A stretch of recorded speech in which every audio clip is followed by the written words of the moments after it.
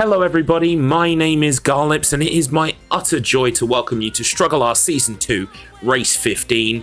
We are going to be playing a Super Metroid Zelda 3 randomizer today. First, I'd like to take the time to thank Hobbytan for raiding with their party of 17. You're all very hype. We love to see you. Hello, hello, hello. One of your own, DMAC, is going to be racing today alongside, well, don't let me jump the gun here, but we'll get onto our races in just a moment. Before that, let me introduce you to your commentators for today. First of all, it's me, Garlips, the guy who can't say basic words properly, and joining me is my good friend Love and Floofin. And I also cannot say basic words properly, but I'm going to do my best for this very special race that we have going. How you doing, Garlips? I was doing a lot better before I failed saying the basic words, but I'm sure we'll settle in and things will go okay in the end, won't they? We can only hope. Indeed. Thank you again, Hobbytan, for the raid. Feel free, absolutely, to head off. For the rest of you, though, you're going to want to pull up a chair and get comfy because this race is going to be really something. We're going to be here for the next, basically, 5 hours and change for a fantastic randomizer race. But before we get going with that, let me just take this opportunity to introduce you, if you don't know already, to the Wheel of Struggle. StruggleR is brought to you by the Wheel of Struggle. We're a gaming group that's kind of like a book club for games. Every season we have a list of games that have been kind of pre-selected, and then a wheel is spun every single week, and that wheel decides what the next game will be, and then everyone kind of, it's usually 5 hours, and there's usually a bunch of rules you have to follow, but don't worry, it'll be super easy and straightforward, and then everyone takes their score at the end of that week, and we add up the points, and there's a leaderboard, and people can win the seasons. In fact, we've got last season's winner here right now, Love and Floofin. How does it feel to win a season? Because I was so close. You were so close, but you made the mistake of introducing me to Peggle, which is my newest addiction, and I love it. But it feels great winning a season. It really does. It's nice to see the stars of victory going to more than just Markman. Indeed, and you really like that T-shirt that the council got you. You're saying winner, right? You and Marc have got. Oh those. yeah. No, I was very impressed. I was told there would be a T-shirt for winning, and then it actually showed up. And actually, the Wheel of Struggle logo and the word winner had all been hand embroidered. So the council had spent absolutely no expense on this T-shirt. It's such a shame that that one that was sent to Otto never got there. Yeah, well, you win some, you lose some. In Octo's case, you don't show up, so you lose even more.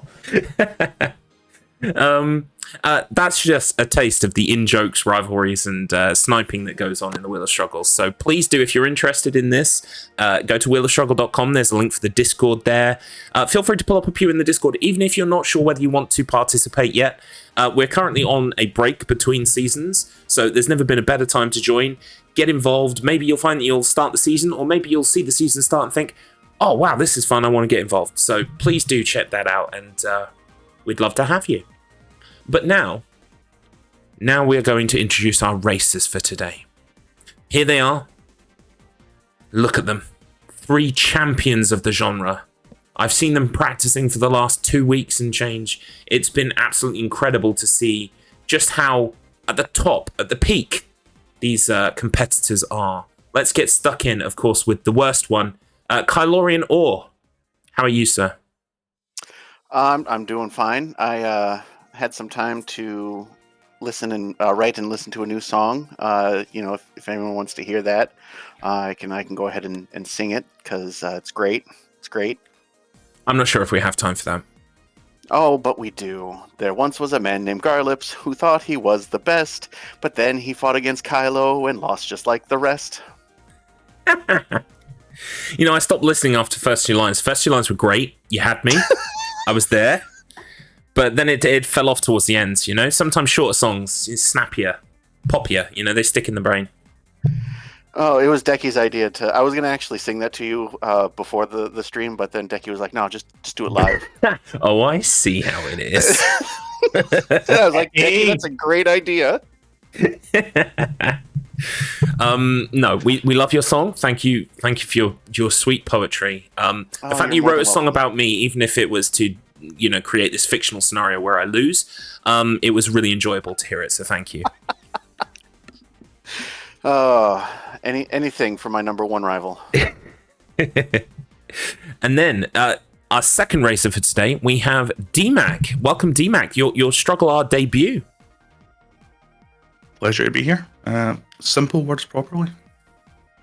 See, he's a legend. He can just nail it. I've not been practicing that silently for the last 5 minutes, I promise.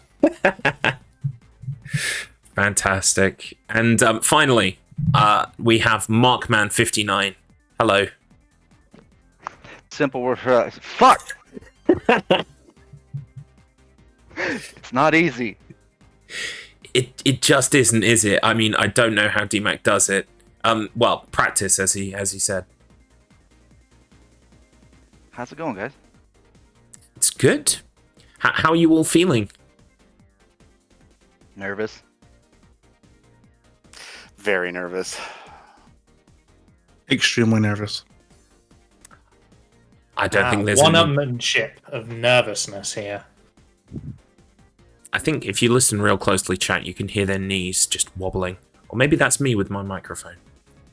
I know I'm nervous when my hands just get cold. Like my fingers just get ice cold for no reason. It's impossible to keep up with chat right now, but thank you all so much for the hype that we're seeing. We've got Ash in the chat, we've got Tater, we've got so many of you. Thank you so much for the hype. Right. Hi, Lily. Hi, Vivi. Yeah, there it is. Aw. Okay, right. Well, I'm sorry that I'm going to crush your dad. Oh, no. Wow. Andy's going to beat me at Super Mario. And I'm going to beat you. fantastic. Floof, would you like to take us away with our first player interview, Kylo or? Excellent. Right, let's dive into your history a little bit. It says here that you've never played Link to the Past in your life. I have never. This is like the first time I have ever played Link to the Past, and it's a randomizer. What does that mean? Are you sure you're being honest with us? No, I mean yes. Well, how would you actually say you feel about Link to the Past? I don't know what you're talking about. It might just be my favorite Zelda game ever. Or it could be the very first time I played it. I don't know. Let chat decide. Yeah, so considering that it is the very first time you played Link to the Past, but you are the best at Super Metroid. The best. I can do all of the tricks. I can do the hook shot glitch. I can do the iron boots in the water temple glitch. I can do everything. I can get all of the jiggies. Just boom. I mean, those all sound like very useful things in a game of Super Metroid. Yep. So here you've written Super Metroid Fusion is your favorite of the Metroids? It is. I played the heck out of that game when it came out, and it's in a box right now because I'm still in the process of moving. Long story. It's in a box. Favorite Metroid game, Fusion. Is in a box. Is in a box. So it's only your favorite when it's out of the box. Correct. Now that it's in the box, it's been completely forgotten about. What game? What were we talking about? This one might need a little bit of defending. Your favorite Zelda game is apparently Wand of Gamelon. Oh, you see, I was gonna say that, but then I couldn't even finish it. But yeah, it's Wand of Gamelon. No, it's not. Would you say that the game that you haven't played is probably your favorite Zelda game? Yes. This game I've never played before is probably my favorite Zelda game. Excellent. And I've got your fighting talk here, and it says, I admire... Oh, we've got something for the other commentator here. I admire you for sitting this one out, Garlips. It takes a big man to understand and admit when he doesn't stand a chance against me. Oh, he has to trash talk Marc and DMAC. Wow. You got any trash talk for Marc and DMAC? It doesn't seem like you do. Hey, there's something over there. I'll be back. Excellent. Your one word is actually a number of words. Sorry, you're getting more than one word from me. However, if Mr. Matt is in the chat, have him give us just one word. Haven't seen him talk yet, but I may shelve that for later, and when he pops his head in, I may have him spontaneously give us a word. That'll work. I think until he appears, we're just going to have to go with fail or failure. Well, don't because we have to say his name didn't 3 work, times, did it? right? There's 2 jokes going on at once here.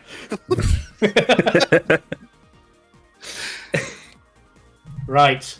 I'm going to hand on over to Garlips, who's going to take away the interview with the second of our racers. Lovely, thank you. So, DMAC, making your StruggleR debut. I believe, was this race not your suggestion? Unfortunately, it was, yeah. Don't say unfortunately, it's brought us so much joy already. See, I didn't realise there was already a link to the past race happening. I signed up for this one instead. Well, I don't want to sound like a dick, but I'm going to say it anyway. Who cares for all that vanilla boring shit, right? Randos are spicy. We're just gonna leave that there in the air. Okay, no worries. Yeah, absolutely. Yeah, doesn't deserve any more than that. So it says here in your history that you started playing a Link to the Past Rando last year after watching some of the Speed Gaming League and even less time in Super Metroid. But you're hoping for a strong start on the Zelda front and not a whole lot of Samus shenanigans. So you definitely think that you're stronger when it comes to the Zelda half of this this hybrid. Yes, absolutely. A week ago, I would have said that I basically need to ignore Super Metroid, but I think we might be pleasantly surprised with some of the shenanigans that I've uncovered in the last week. Fantastic. So you're already feeling a little bit more race fit than you were when you were writing these words. Oh yeah, I've been in the time chamber. I've done my work. As for your favourites, it says here that you're going to go a little left field, as we've discussed, and say Minish Cap. What is it about? Charming game. It is very charming, actually. The sprite work is absolutely tremendous. Yeah. Capcom doing a Zelda game. What more can you ask for, really? It has the least annoying of all the companions in a Zelda game, and you get to be small. Who doesn't love being small? As for the Prime series, it says here that Dread is currently your top spot for Metroid games. I haven't got round to Dread yet. What is it about Dread specifically? Have you played Super Metroid? Yes. Imagine Super Metroid, but the controls are functional, and you have Dread. Fantastic. Oh, I do need to get round to it then. 2D Metroid is where it's at for me. So, you know, I have dabbled in the in Prime 1, but it's just not for me. Also, oh, sorry, go ahead. I think Prime has a soft spot because it was my first Metroid. That's fair. You always remember your first. Yeah. Well, for me, it was Fusion, and that's my favorite Metroid, so I totally get that. SAX is still terrifying today. Exactly. With the eyes in the cutscene and off. Sends the shivers right down your spine. Shark. Anyway, it says here in your fighting talk, you'll look pretty silly right now from where I'm standing way back here. Yep. Everyone else is going to go speeding off, but I think the tortoise wins that race in the end. Wise words indeed. To go alongside your one word that you've chosen, which is copium. You're giving us mixed messages here, DMAC. You're saying, you know, that you're worried about everyone else racing up ahead, but also that, you know, since you wrote these, you're feeling a bit more confident. Is it going to lie somewhere in the middle, do you think? Or is this new confidence here to stay?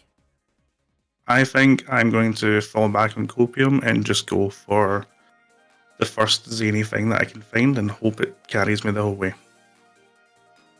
Fair enough. As a veteran of randos myself, I totally get that. Fleef, feel free to take it ahead with our third and final racer today.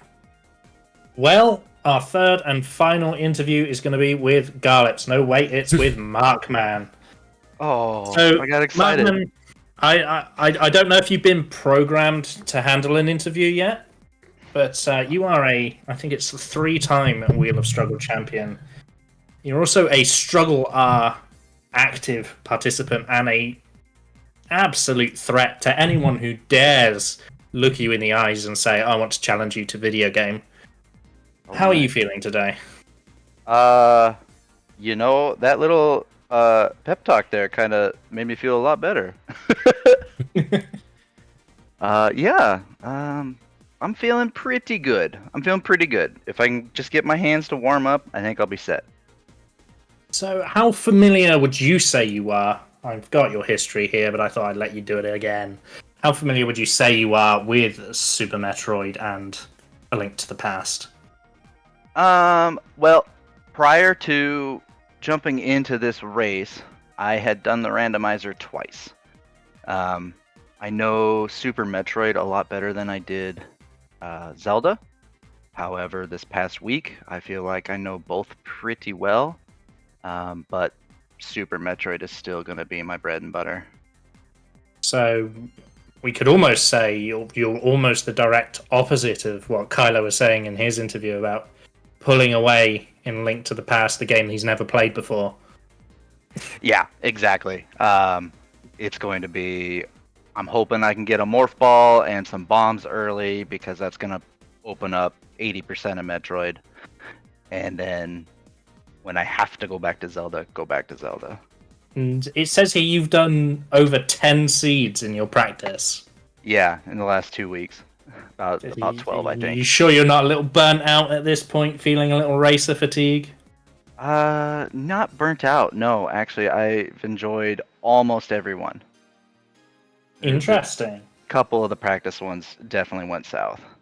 Interesting. Your favorites here just say... yes for Metroid, but you like Link's Awakening more.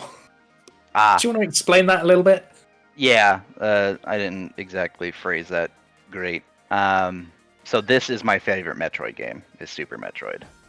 Okay. My first Metroid was the NES Metroid, but I definitely like Super better. And as far as the Zelda series goes, I like Link's Awakening better. Okay. But, I mean, Link it's to a the solid Past choice. Yeah, Link to the Past is a close second. Excellent. Your fighting talk, you keep it short and simple in your interviews. Your fighting talk just says, eat my space dust. Which is going to be great if we spend a lot of time in Super Metroid, but what if we don't? Yeah, if we don't, then there's not going to be a whole lot of space dust to eat, and I think there may be a space dust famine. Interesting. And your one word, and I am going to hold it against you that you are forcing me to say this, is Please hold it against me. Yes, please hold your clunge against me. I shall hold my clunge against you. Any particular reason that is your one word? Garlip said it one time, explained what it was, and I cannot let it go. It is the funniest word ever to me. I am American, so I had not heard it until this last year. Sadly, I think I know exactly what stream that came from as well. It's very hard to let go Over of to you, clunge. Garlips.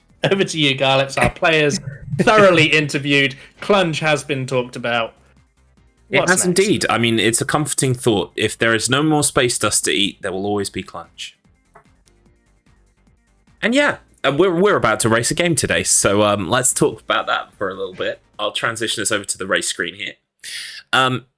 Someone had played Link to the Past. Hell, they'd randomized it. Someone else had played Super Metroid.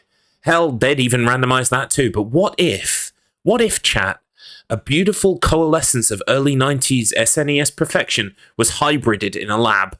What if we stuck these things together with industrial adhesive? And so, Super Metroid Zelda 3 was born. More checks, more tricks, more fucking stuff to remember. This is going to be essentially an any percent race. The way that Super Metroid Zelda 3 works, you have both games connected. There are a couple of rooms in each place that connect to the other game in certain places. Those places always remain fixed and stay the same, so our players will be moving between the two games using those rooms or passageways. Players will be aiming to complete both games if possible. The rando is configured to allow to continue playing in whatever game they beat first, so they can carry on and complete the second game. However, 5 hours may not be enough to see a 2 complete, so we will be counting some stats and things across the game progress that we'll go into detail once we've started the race on those, because really no need to go into it now. But essentially there is a scoring criteria for if we don't get a 2-game complete today. Also, glitches are allowed so long as they're not out of bounds wrong warp type stuff. So I believe that's everything that we're going to get into pre-race. Is there anything else I've forgotten, lads? Sounds good. Sounds good. Yeah. Okay. Well, I mean, no time like the present to get this thing kicked off. Almost an exact half hour of banter as well. So fantastic. We are now set up for the next 5 hours. Oh, by the way, we will be having a bathroom break at the 2-hour mark and the 4-hour mark. Sorry, I'm not talking to you specifically, Mark. I just mean like the word mark. Oh no, I get to go to the bathroom, but they don't. Yeah, it's a handicap actually, because the others can carry on while you're going. No, we will be pausing at 2-hour and 4-hour mark for a bathroom break. So I will be unmuting all 3 at the same time, saying please pause, and then we will. Well, I've actually prepared a surprise. We've got a special bathroom break screen today. Yes, look forward to that. So without any further ado, if all 3 of our racers are ready to begin, just move up and down a bit on your screen so I can see. What if we have to pee now? All right, I'm turning off Twitch. Bye, chat. If you need to pee right now, I mean, we can. No, it's fine. I can hold it. I thought it might have been just for the comedy. DMAC. Well, I mean, I do got to go. Can you move but up and down a bit on your menu just so I can see that you're all ready to go? Perfect. All right, we will begin very shortly then. If everyone's ready. Anything else? No? Good luck. Good luck, dudes. Good luck. Fantastic. Okay. I will get us ready then. In 5, 4, 3, 2, 1. Begin. Good luck, everybody.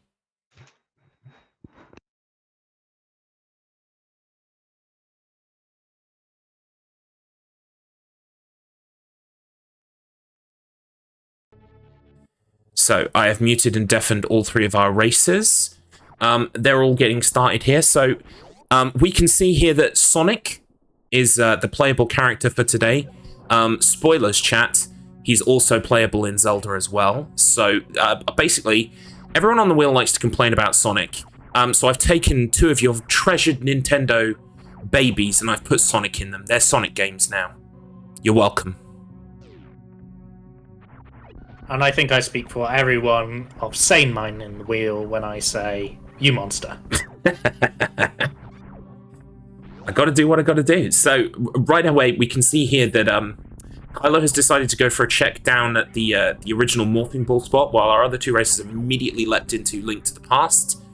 Looks like they're going to be carrying out the checks, because you can do quite a lot of checks in Link to the Past to begin with, while in Metroid you are quite gated in that there are only literally 2 or 3 that you can do before you need the morph ball. The morph ball, for anyone who doesn't know, in Super Metroid, and well, all the Metroids basically, is a technique that allows you to turn into a ball. So Kylo there has seen what that check is, and he's reset his game so that he doesn't have to go all the way back up that long tunnel that he fell down. Yeah, absolutely. So we've got slight deviance in the route that players are taking within A Link to the Past as well. Yeah, Marc is headed straight to the castle, while DMAC is still in the overworld, sort of walking towards Kakariko Village. There are a lot of checks in Kakariko Village. He's seen bombs already, which is a nice thing to see. Yeah, so a little bit about this seed. I did a whole bunch of testing. I basically kept churning out seeds until I found one that I wanted. I basically wanted a seed that wasn't too hard, wasn't too easy. What I've been calling the Goldilocks seed for obvious reasons. And this one, when I made this seed, I kind of said to an empty room of no one but me out loud, this is the one. Because basically, the morph ball, which I feel like is a key intrinsic part of this rando, because it opens so much of Super Metroid up. The morph ball is fairly early on. But they have to pay attention to the seed specifically and the rando's logic that will dictate. Basically, the only way to the morph ball is in the underneath Hyrule Castle and the Sanctuary, the sewer section between the two. Yep. And the only way to move around in there and get those chests is with the lamp. So quite early on, I believe it's the well in Kakariko Village, which DMAC is actually making his way right up towards now, will be the lamp. Now, if they know their seeds, they will think, I've got the lamp this early, I must go to places where the lamp is necessary. And that will then give them the morph ball and will open up quite a lot of Super Metroid for them today. So DMAC's about to make this discovery, hopefully. Well, he's actually just doing the extra check in here that you need bombs for. By the way... Oh, sorry. Go ahead. I was just going to say that we're going to be talking about the game mechanics a lot, but there is a general racer mechanic, wouldn't you say, to doing things like these randomizers, where you are adapting, and as you find easy checks, you're then thinking, well, if this was that easy to find, I've got to go and do something with this item. And that's a technique that applies itself, whether you're doing this randomizer, or Ocarina of Time, or anything else. Yeah, absolutely. Hang on. So... Where's the lamp? Oh, I was wrong about the lamp. The lamp is in Agana's cave, not in Kakariko. Because I saw him drop down the well. I was like, where's the lamp? And the answer is... Excellent. Because I got the location wrong. But not here! Agana's cave is in the bottom, I believe, the southwest of the map. It's accessible with bombs, and it's quite close to Kakariko Village. So hopefully... DMAC will make the decision to go down and get that one, but it is kind of out of the way, so it'll be interesting to see if he makes the decision to check it or not. I did feel absolutely flying through his checks so far. Yeah. You basically you want bombs when you're at Kakariko Village, or hopefully you get them while you're here, because so many checks need them, and if you don't have them, then you can buy them, I believe, but I think you have to have found some first before you can buy them. Maybe not. Again, I'm the expert today. And I think as we turn our attention to Kylo, I think that's something that he's going to run into here, is if he's not careful, he's here, but without bombs. We got sword picked up for DMAC at the same time. But Kylo's here without bombs, and he's going to be mindful of the fact that he's missing checks while he's here. Absolutely. Right, I'm just going to get the prediction started because chat has been asking. They need their gambling fix ASAP, so far be it from me to deprive them of it. Totally legitimate gambling with no currency involved. There we go. Your prediction has begun. You've got 5 minutes. Feel free to invest your channel points wisely. But yeah, as you can see on their screens, they have these little trackers. I appreciate it might be a little bit small, depending on what you're viewing this on, but basically it's a way of keeping track of what they've found. You can see here that DMAC is the first to make substantial progress on this tracker. He's got the bow, he's got a bottle. The other two haven't made those finds yet, but I'm sure they will soon, because all of these finds, like we said before, these checks are quite close together. It looks like Kylo has picked up bombs as well, so he can actually do a lot of the Kakariko Village checks.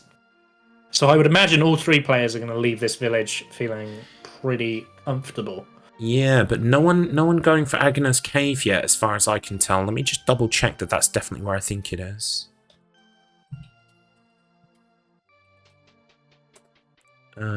Yeah, it's I believe it is in the southwest, near the Desert Palace. So no one going for that one yet.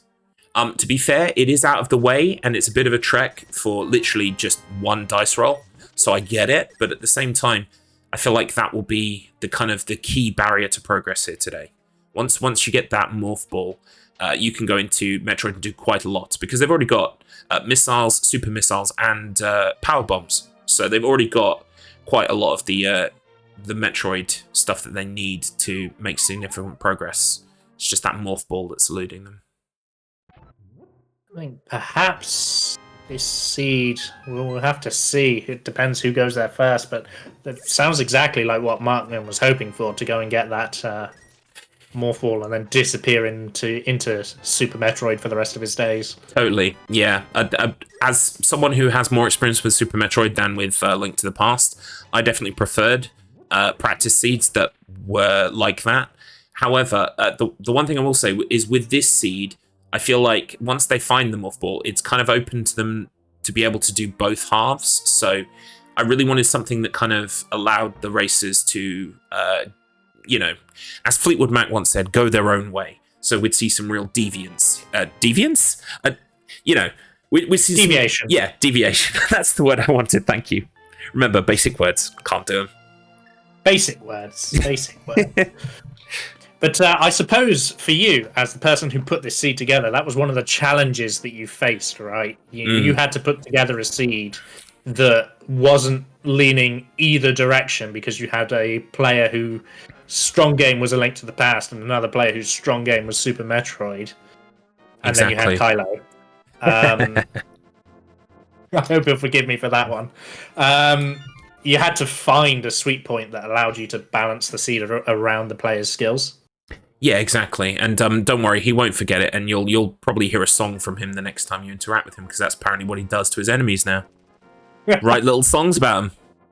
I look forward to the song. So this is actually Kylo Ren is coming up right now on a check that I used to like to do first in my practice. I would come in here because there's a chest and there's also a lever you can pull. I'm pretty sure both of these checks are nothing major today, but they were always my favourite in practice, so it's good to see someone making this check. And he might then wrap around to Agnes Cave because it's just west from here, and he's got bombs, so maybe he might be the first to find the lamp. And that would be good. His mind should be telling him sort of, okay, what have I got access to? Where am I? And what checks are closest to me to enable him to call out and go to the cave and pick up his Morph Ball. Exactly. But it really could go any way at this point. Absolutely. It would lead to a fairly early Kylo lead, though, I believe, because the other two, well, DMAC is in Hyrule Castle and Marc is in Kakariko Village. Marc might make the decision to go south from here. Oh no, he's safe quitting. So this is a cool mechanic that's part of the game. You can save quit at any point and reload from certain key areas in the game. Link's house. Oh, he's now going south to make these checks. So it's going to be very interesting here. I believe Kylo is about to find the lamp. Kylo's finding the lamp, and it looks like Markman's on his way to make those very same checks. Exactly. I think the two of them could start making some real headway with the lamp, and then hopefully the Morph Ball shortly thereafter.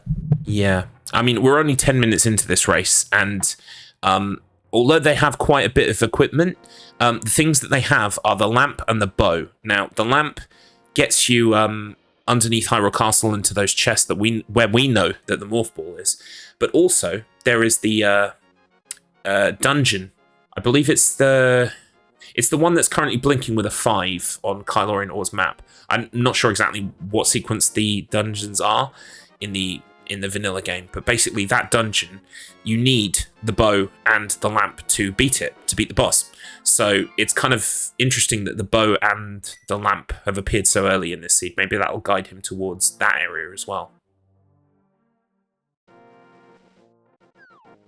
Yes, I think you're absolutely right. And I can't believe I'm about to say this, but I am going to say this Sonic sprite looks absolutely beautiful in Link to the Past. Doesn't it? There are so many options on that randomizer, and in the practice seeds, I've given them lots of weird ones. For instance, you can play both games as a sprite can. You can play both games as a Metroid, one of those little hovering buggy things. There are so many options in there, and I really played around. I think one was Charizard and Agretsuko from the Netflix show of the same name. At one point, I was thinking about making the race be Earthworm Jim. But in the end, I decided, no, the maximum trollage here would be to make Sonic the main character of these two beloved Nintendo childhood games. Absolutely. The Sega takeover. Thank you, Wugga, for answering the question in chat. Yeah, so the health doesn't carry over. It's very much separated. In fact, the games are largely, I mean, apart from the fact that you will pick up an item for one game in the other game, they are quite well gated away from each other.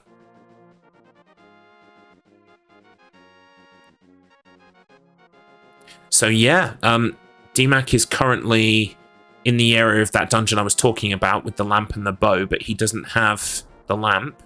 Kylo is making his way there, I believe. Interesting, he hasn't gone for the sewers because there are a few checks in the sewers. Oh no, he's working his way around the south east of the map,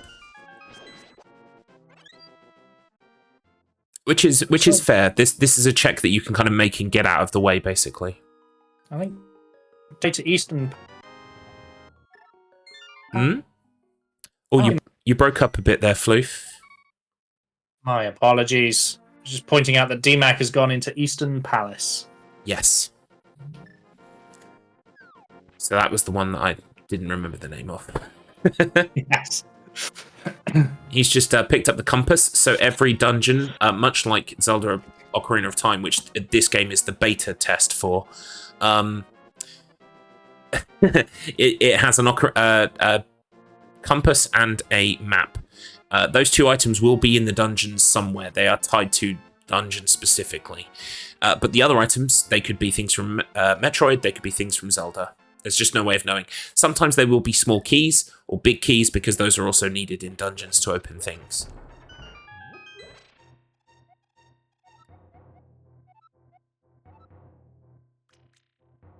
So yeah, all three of our players currently kind of in this section of the map now. Interesting. So the lamp has pointed them towards the palace, but not any of the other checks. Yeah, well, I mean, DMAC doesn't even have it, and he's here. But yeah, absolutely. I think they've decided that, well, because that's the way to the boss, maybe they're going to bash out a boss early, because obviously, if none of our races finish today, then they're going to have to rely on their scoring criteria. And maybe the fact that they've got the bow, they've got the lamp, they think maybe we could just bash this one out now? Get it done? Is it a good time to cover what the scoring criteria is for our chat? Yeah. Where the players might be if they don't finish? Yeah, that's absolutely fine. So the scoring method is going to be crystals and pendants. Now you can see on their trackers, sort of the bottom row of the Zelda section of their tracker and 3 above it, they are the crystals or pendants. They are gained for beating bosses in dungeons in Zelda. And then that's going to be, so that's out of 10. And then added to that score, we're going to have the 5 bosses that you can see on the right-hand side of the Zelda box, sort of like top right down the ways to the green tunic. That is Arganim. Arganim, the first time that you fight Arganim, Kraid, Phantoon, Dragon, and Ridley. So that's another 5 possible points in the scoring criteria, basically defeating bosses from Metroid, and also Arganim in the light world. And then we've got an additional 2 points for defeating either Mother Brain or Ganon. So that adds up to 17. So there's a possible 17 points on the table during this randomizer race. Unless someone beats both games. If someone beats both games first, then it doesn't matter how many bosses they killed, because some of those bosses could well turn out to be optional and not necessary. Okay. Yeah, and if for instance someone finishes but they beat the game with more points than the other, doesn't matter. It's literally it's a first come first served kind of deal. The scoring criteria will come into play if none of our races beat both games today. Excellent. Fantastic. Or indeed to delineate second and third place. So I feel like I have to get this off of my chest early, because otherwise I'm going to mention it later, potentially during an important part of the race. Arganim's sprite. Did you know that was a crown on top of his head? No. So, did you also see green hair and a goofy pair of pink lips? No, I can't say that I saw that either. I thought he was wearing like a... You know when you see your stereotypical Middle Eastern gentleman with a kind of like a fabric over his head and a kind of like a rope-style crown or tiara thing that he wears that keeps it in place? I thought it was that. I think that's a lot closer to what his sprite was always meant to be, but I always saw the shadow that's cast by the top of the headwear and the way it bends into the ground, I thought that was his hair. And his hair covered his eyes, and then the little jewel in the middle of the crown was his mouth. Well, it's absolutely fair that you should say that, because to be honest, the original sprites for Link in this game have him with kind of almost a purpley red tinge to his hair, which is very peculiar based on, you know, his appearance in the rest of the key art in the series is brown hair predominantly. Excellent. It looks like DMAC's gone, and it looks like he's going in the right way to get the lamp. He hasn't quite made it there yet, but he's going in the correct direction. He's heading east now. If it'd gone west now, yeah. It might be one of the later checks that he does, which would be unfortunate. However, I will say that the lead that the other two have in having the lamp currently is not playing out in any significant way, because they've both gone to a different dungeon. However, I do believe Marc is now in Hyrule Castle and is about to head into the sewers. So here we go. This is Marc's chance to pull ahead. Although, having said that, Kylo Ore has beaten the boss of the Desert Palace. So he's making progress in a scoring kind of sense, but Marc is making progress here now by heading towards the Morph Ball. Because we also know, as Marc said, once he gains access to the Morph Ball, he's more than likely... he might decide to grind out a few more checks in Link to the Past, but I think my hunch is he will leap into Super Metroid with open arms. I think so. I think Markman's already made it clear he wants to spend as little time in A Link to the Past as possible, and what we'll probably see from him is as much of Metroid as possible clear, and then he'll come back to A Link to the Past when the seed forces him to. Yeah, I think that's fair. Also, I'm not sure, so, you know, if I turn out to be wrong later, don't quote me on it. But I'm pretty sure that, so there's an upgrade in Zelda where you can lift blocks. There are 2 levels to this upgrade. You get the bomb, you get the glove, and then you get like a second, more powerful glove. So the base glove can pick up those little green rocks we've been seeing about the place, but the darker green rocks can only be lifted up with the second glove. Now, the access in this game to the kind of the mountains at the north requires a power glove. It requires one of those progressive glove upgrades. And I'm pretty sure, looking at the spoiler log now, those are, yes, they are in Metroid, and they are fairly further down the list in terms of the spheres of interest that we've got here. So basically, the only way to get to those mountains in the north is to go into Metroid and use either find the progressive glove, or go to one of the other entrances in Metroid that will take you to the mountains in the north, because there is more than one entrance and exit into each game. And sometimes, as I think will be the case with this seed, the only way to get to those mountains in the north will be to go through Metroid rather than go through Zelda, which is, you know, feels counterproductive, but it's the truth. So, we did have a bet. Gentlemen, you've got to be here on time to take place in the gambling. Let's take a look at what the predictions said. So we've got, this is very interesting. So we asked who would win. Kylo got 38% of the vote. Markman got 59% of the vote. DMAC only registering 4% of the vote. So this is... I put my points on DMAC. Interesting. So yeah, we've got a total of 3,000 points on DMAC. We've got about 32,000 approximately on Kylorian, and we've got about 50,000 on the Markman. So people seem to favour the Markman, which makes sense because he's an AI developed to complete games as quickly as possible. This makes total sense. But I was not expecting to see that lower number for DMAC. I think people are going to be surprised. I think maybe because, you know, DMAC appeared to be the one making the least progress to begin with. Maybe that's reflected in the prediction? Wow. I haven't watched a lot of practice, but what I have watched is a good chunk of DMAC's practice. And he's good. I think people are underestimating. People are underestimating DMAC. Chat have also made a very valid point, which is that the majority of people who've come in with Tan's Raid don't have a lot of channel points because they're not familiar with the Wheel of Struggle, so they don't really have much to bet with, which is a totally fair statement to make. That's a fairer statement than not having enough channel points because you bet all your channel points on the survival horror guy to win the survival horror race. Yeah, We don't really talk about that snafu, do we? We've all moved on from that. Moving swiftly onwards. I tell you what, I'm never going to let that happen again.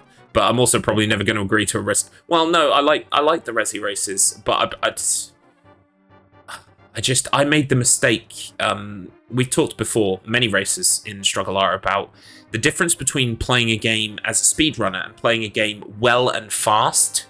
And the problem with Resident Evil 2 in this regard, with the race that I had with Quantum P1, is that I was playing it well and fast, and he was playing it with the speed run in mind, and that just on paper it just doesn't work. He trounced me. That was before I took a death to a dog, so yeah. We've all done it, and the pressure of racing always, we can have the best practices in the world, and then you go on stage and suddenly you just make a silly mistake. Yeah. Hobbytown at least reminded me that I'll always have Zoom beanies, which I raced Hobby at with our own particular category we'd invented for that race, actually, called Pizza Percent. But no video evidence survived because Mr. Matt Internet didn't have the videos backed up. So oh no. Yeah, it never happened. But at least Hobby admits that it happened.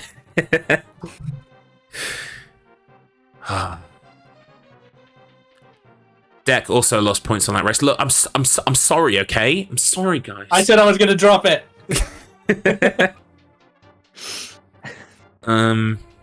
But yeah, we've had quite a few upsets this season as well. I mean, I won as Tater's saying, I won the Mean Bean Machine race. I don't think anyone was expecting that, including myself. So, there's room here today for an upset in regards to chat's prediction. We'll see how that shakes out. So far, still quite early on in the race. DMAC does not yet have that lamp, but I believe he is just about to find it. There it is.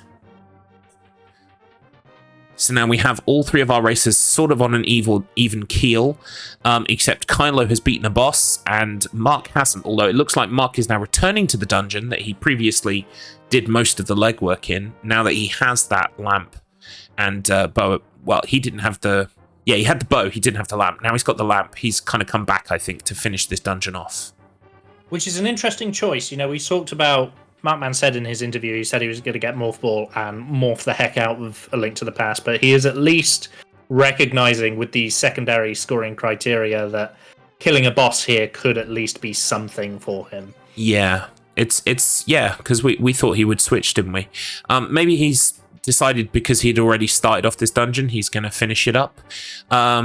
Meanwhile, Kylo is about to find the Morph Ball, so it'd be really interesting if we see Kylo, self-professed not lover of Metroid in regards to Zelda. Maybe he will make the first leap back into the Metroid game.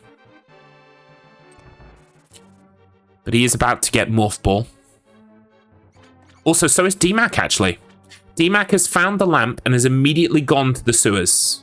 This is exactly what I wanted our racers to do, so yet again, DMAC wins. Kudos points there.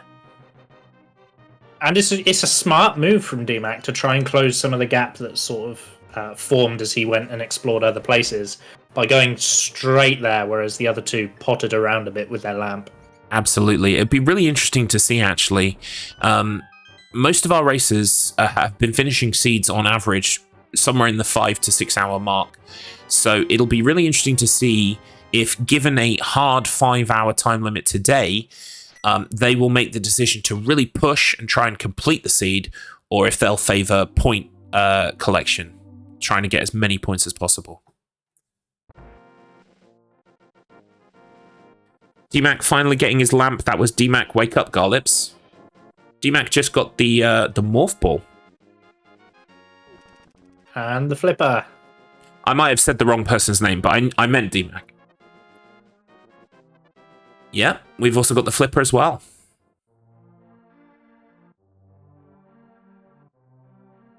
That sewer's got some good stuff in it. DMAC's now heading towards...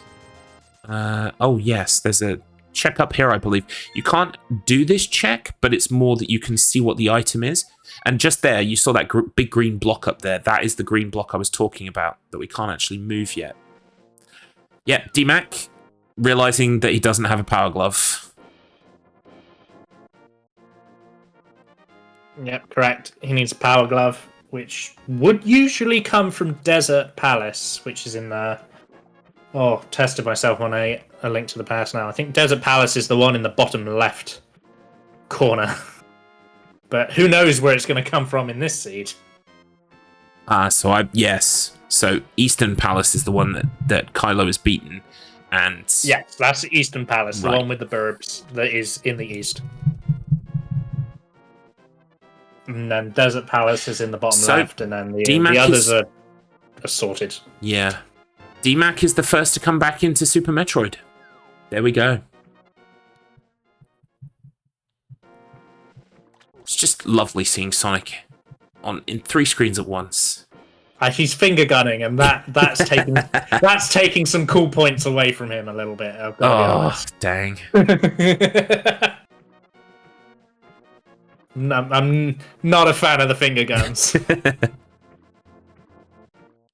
DMAC's getting some early checks in. Super Metroid now out of the way. Just found some rupees and decided to not even pick them up. They're too good for him.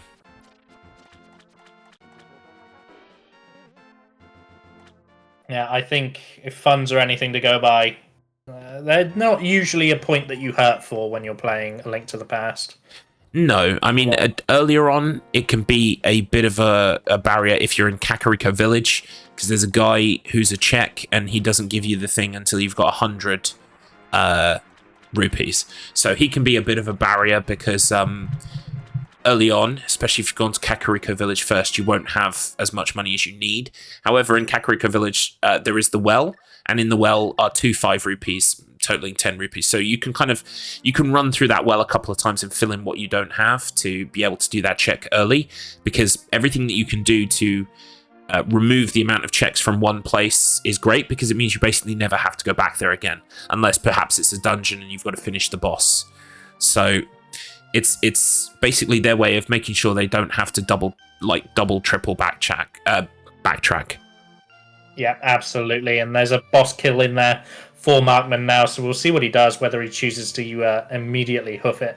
Yeah, so him and Kylo standing at similar kinds of progress level here. I think he is heading towards Metroid. He is. This is the Metroid room. Yeah, there is the slightly more expensive one too, so Tan brings up a good point. There's also a check behind King Zora, and King Zora needs 500 rupees. So that can be another kind of issue when it comes to money. But usually the trip to King Zora is kind of like not only an arduous one, but he's very out of the way.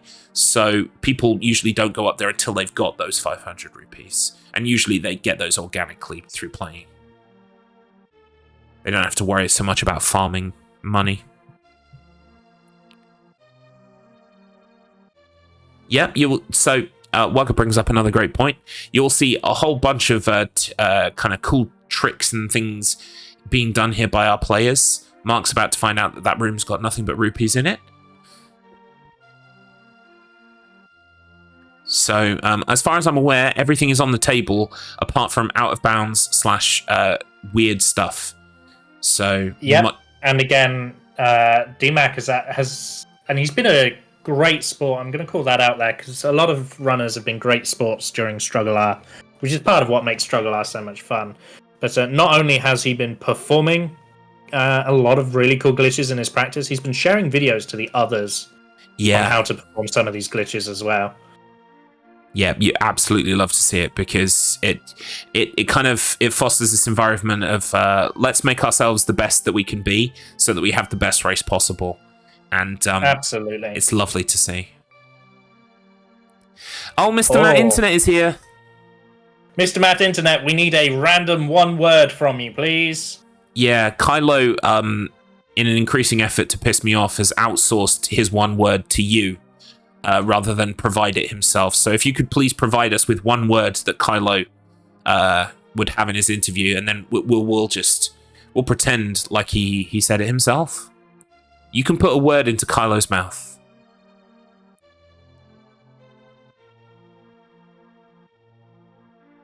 Okay. Let's see how long it takes him to cook something up, shall we? DMAC, meanwhile, trying to do this check up here. This check is very fiddly because you have to kind of morph ball into the hole in the wall, which can be a bit tricky.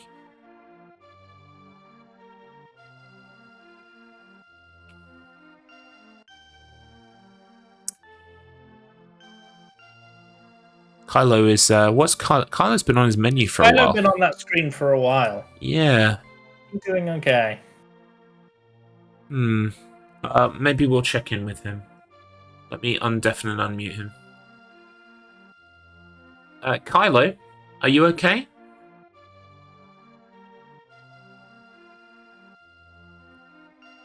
He's pooping, he couldn't hold it. Quite possibly. It's also possible that something's come up and he's had to step away briefly. I'm not sure if we should ask the other players to stop or not, to be honest with you. This is atypical. I know for those of you who have watched a lot of StruggleR and you're like, perhaps this is the PQ. We didn't do that for this race.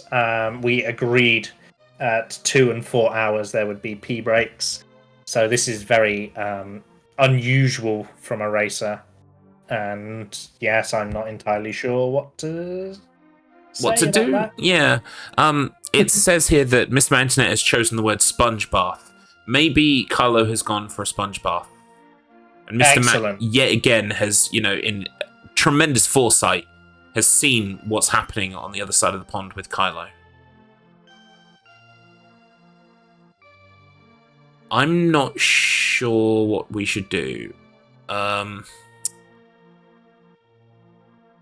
has not sent me. He's not sent me a message of any kind. I've got him unmuted and undeafened. He can hear us right now. So he must be away from his computer, and it must have been an emergency of some kind. Unfortunate. Yeah. Let me message Kylo first and see if I can get an answer. I doubt I'm going to get one because I think he's... If he was here, we'd hear him and talk to him. He would talk to us, yes. But it's still worth it. Try every avenue. Meanwhile, both of our other racers trundling along in Super Metroid here. Alright. I'm going to undeafen our other two players. 1 second.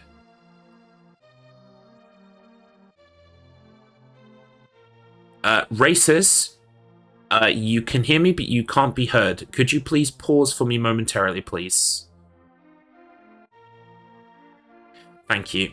We seem to have an issue where Kylorian has paused his screen and is gone from his computer, and we've unmuted and undeafened him, we've talked to him, we can't appear to get through to Kylo. We're hoping, of course, that this is not a dangerous or bad emergency.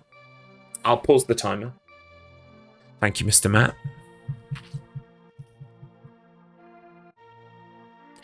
But we'll give it a few minutes here because we don't want you other two racers to leap ahead in terms of progress, as it were. I've also got you deafened so that you can't even accidentally let slip things to each other about progress or what have you. I trust you both wouldn't do that anyway, but it's just easier if you're muted. I guess we'll give it a few minutes to see if Kylo returns. It's unfortunate. We are of course 35 minutes into the race so far, so still all to play for. I can't possibly speak about progress made, but we felt it was only right that we paused momentarily to give Kylo a chance to appear and explain exactly what's happening. I mean, hopefully everything is okay. Bobby Tan in the chat with hashtag Kylo come home. Wugger with hashtag free Kylo. We haven't done anything to Kylo. Oh, there's Help! a Kylo. Help! Help! I'm being trapped by Garlips. He cast a spell of my tummy hurts on me.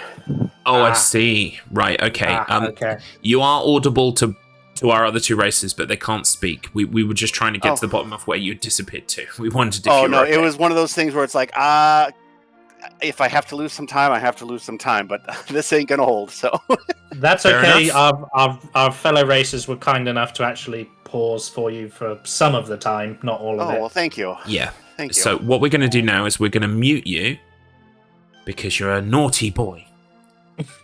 And I've muted him, so he can't even. He might be yelling right now, but we can't hear him, and it's bliss. It's blissful. He's writing you another song. Mate, the Great American Songbook Part 3. Right. Garlics. Should we count our players back in? Yeah, so what we will do is we will count you all in. If you are ready to unpause, we will continue the race in 5, 4, 3, 2, 1, go. And I will now deafen you all again.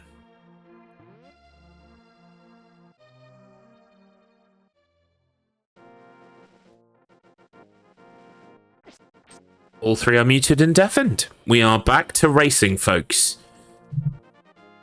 Lovely sportsmanship there shown by the racers. Absolutely. And fortunate that it was just a small health snafu and not an emergency for Kylo. Exactly. Well.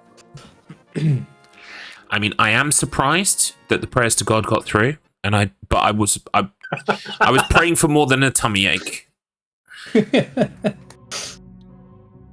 He is my nemesis. After all, I must keep up appearances. We think Kylo was actually downloading a TAS. Well, we shall see, won't we, if the gameplay remarkably improves from this point on. All three of our races now back in Super Metroid. Just taking a quick look at the progress here. There's not too much separating Marc and DMAC. Marc has got the, I believe that's the space jump, or it might be the Varia suit actually. This is the what? No, the Varia suit is the thing that looks like a little kind of nucleus with lines around it. I'm not very good at remembering what the icons are. I remember what they do, but I don't remember what they are. My multi-stream keeps falling significantly further back than yours, so you're a walking spoiler log for me. Oh, whoops. No, it's good. It's relevant to what's being shown on the stream. I don't know why mine is hanging back so much, and I'll give it a quick refresh. But yes, all three players in Super Metroid. There's an absolute veritable trinity of finger gunning going on right now. Absolutely. Kylo here is fighting a mini-boss. This one doesn't count, but in terms of our scoring progress, but it provides an item, or rather a refill of items, after you've picked up the item that it's got. Right, here we go. Samus's upgrades. Oh, show me the icons. Show me the icons. Right, so Isn't this technically supersonic? It was the space jump.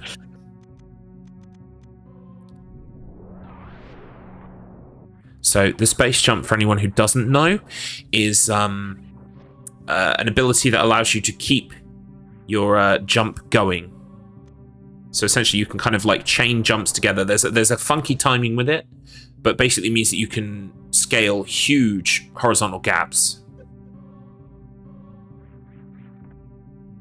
Really clean play coming out of DMAC there, dispatching the enemy and causing his drop within the same jump. Yeah.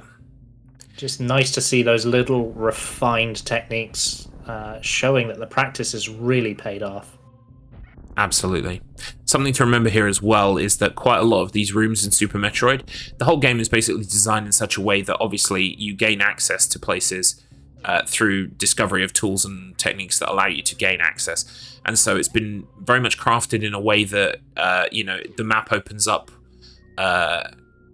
as you find those things. But when you find those things out of sequence, it can lead to soft locks. So definitely, I think there are a couple in Zelda, but certainly in Metroid, there are quite a few that can happen. So, and quite a few around this kind of area that Marc and DMAC are currently in. So they're probably also, as well as making the checks that they are, they're also probably keeping in the back of their minds that they don't want that to happen. Marc's getting the space jump again. I think maybe Marc might have had to reset or died. I missed that. But he was the one with the space jump, and now I think he's just found it, so... Again. Kylo does live, Bob. Yeah, we were worried there for a second. But it turns out he's fine. So, we're glad. Except Garlips. Garlips is only... For legal reasons, we're very glad.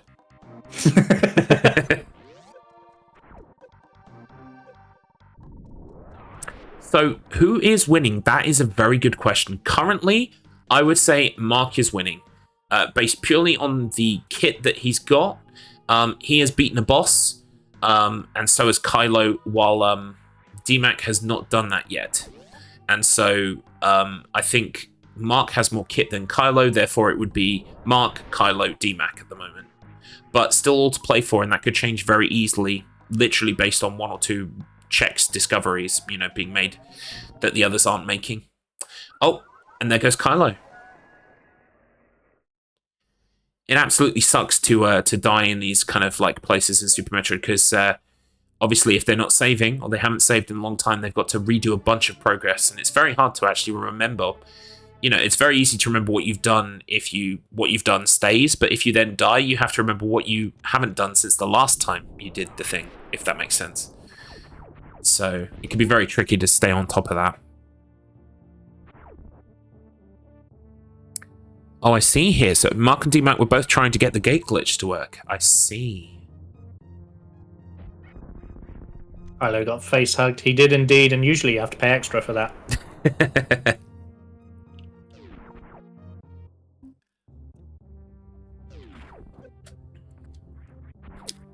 Isn't this technically supersonic? Why is he still blue? Well, because I believe when the players find the Varia suit, which is a suit that allows Samus to withstand heat, I believe the sprite changes, but they missed an opportunity because he doesn't go yellow. I was like, oh, you definitely should have made him yellow. But you'll see when they find this suit, which is, I believe, still fairly on in the game. Yeah, so the way that the randomizer works, it basically has these things called spheres. If you imagine a sphere, everything that you find within that sphere, or important things rather that you can find within that sphere, will then grant access to a sphere like beyond that one. So if you imagine like a series of spheres getting bigger and bigger as they go on. So the major items that helped them out of sphere 1 were the lamp, some power bombs, super missile, also progressive shield as well. Don't know if anyone actually got the progressive shield, but I don't think I'm not sure if you need a shield in this game. You might, to deflect certain things. I'm not sure. But anyway, the sick kid gave the bow. That's sphere 2. Sphere 3 included the morphing ball and the Zora's flippers, both of which were in the sewers, which you got through the lamp, which was in sphere 1. So both of our players, well, all 3 of our players now are pretty much in the sphere 4 phase, which is getting the moon pearl, which is with the hobo who lives under the bridge in what have you, Legend of Zelda: Link to the Past. We've also got space jump, and Varia suit as well is in sphere 4. So we will see who gets the Varia suit soon. You'll be able to tell Sonic will be a different color. But these spheres go on and on until they reach the end of the game. Sphere 11 is the final sphere in the kind of logic for this randomizer. And that's Spring Ball and Half Magic, both of which are in Ganon's tower. If anything isn't included in the spoiler log in a sphere, it basically means that it's not necessary or vital. It's not an item that is needed to progress enough to beat the game, basically.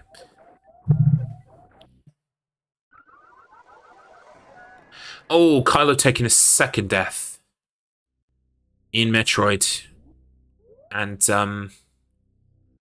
Has gotta hurt. He saved this time, though, which is nice.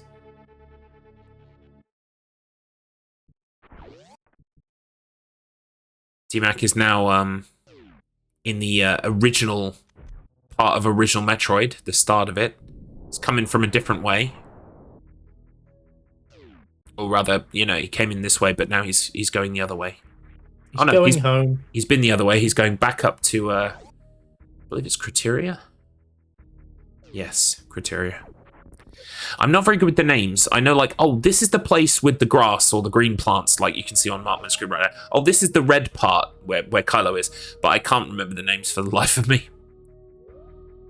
This is the place with the grass. Yeah, it's the grass place. I mean, like, if I said that to someone who plays Super Metroid, they'd go, "Oh, yeah, I know what you mean." No, absolutely. I'm all for names that describe what things actually are. Gali, did you say whether this was more heavy Metroid or Zelda? So we sort of covered that earlier. Basically, I decided on this as the race seed because it allowed a lot of scope to do both. I basically wanted our players, you know, wherever they felt the strongest, wherever they felt that they might make progress, that they kind of had a lot of options open to them. And so I picked a seed that basically gave the Morph Ball fairly early in a way that basically allowed them to either decide to continue to push on in Zelda or to come into Metroid. Although, as we said earlier, the ability to lift blocks as well as reach the kind of the mountains to the north in Zelda are both kind of gated behind Super Metroid. So they would have had to come back into Super Metroid eventually anyway. But yeah, we kind of gave them some freedom to really show their flair and kind of provide us with what they think is the best kind of checks or series of checks to make. Yep, so Deck bringing up an absolutely fantastic point here. In StruggleR Season 1, we had a race in Resident Evil 1 where all of the rooms were randomized. So basically, one room went into another room and it wasn't the way that it usually would be. All of the rooms were mixed up. And both Tater and Marc took a huge amount of time basically creating a seed that was almost impossible. Well, not almost impossible, it's certainly very trolly. And, fuck both of them for that. No, I didn't. To be fair to them, they were able to tweak the rando for that race because once it was generated, they could edit the text files and basically make changes manually that they wanted to. That's not really an option with this randomizer. So I just kind of like, once the randomizer provided me with a seed that I felt was just the right kind of difficulty, I thought this is the one we're going with. I mean, I'm just trying to imagine you revealing 5 save rooms after one another, and the reaction following. If it had been an option to put like 5 map rooms in a row, because map rooms are especially pointless in this rando because they don't actually do anything. The map is already there. It would have been great. Yeah, I would have loved to have done that, but it's not really an option. Yeah, Tater, of course, claiming that the randomizer itself provided those save rooms together. I'm pretty sure that's revisionist history, Tates. I'm pretty sure I remember you gleefully gloating during the race commentary that you decided to do that on purpose. Or rather, the game had... Oh, yep, we've just taken a death, have we? Yeah, death for DMAC, unfortunately. So this is a great example of Marc. He's using the space jump here. Usually, the intended method with this room, as you can see above, the panels at the top are for the grapple beam. And that's how you're supposed to do this room. But with the space jump, you can get across just as well. Even taking a hit there from an enemy, you managed to get through it just fine.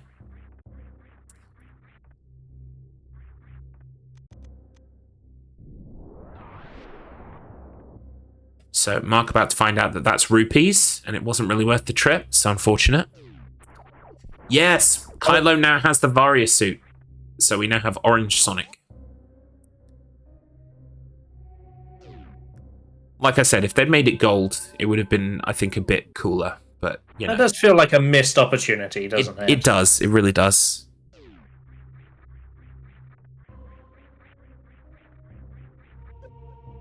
Where was Varia? I missed it. So Varia's suit was the high jump boots pickup.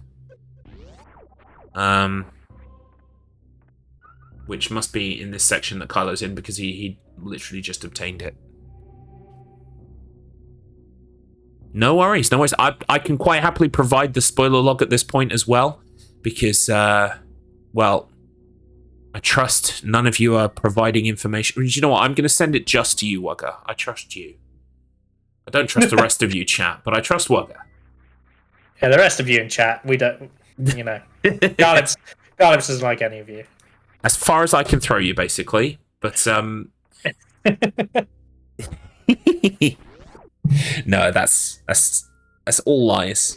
But, you know, the nefarious elements that might try to interfere with the sanctity of a StruggleR race, we must avoid them. So... You're not checking unless you miss it. That's absolutely fair. You've got the option now. Peter's not sure how much to drink. Is there a drinking game going on that I'm not aware of or invited to? Oh, could you just imagine? Every item on the tracker has got a shot glass, and when you get it, you... Oh, no. Yeah. You're just praying that like, maybe there's a room with, like, 6 checks. You're like, oh, please don't let it be this room, and they're all good items. I mean, there's an idea. I could see doing that for Ocarina of Time and making Mido's house all good items. Just begin the race. Yeah, kick off the race with... Yeah, absolutely.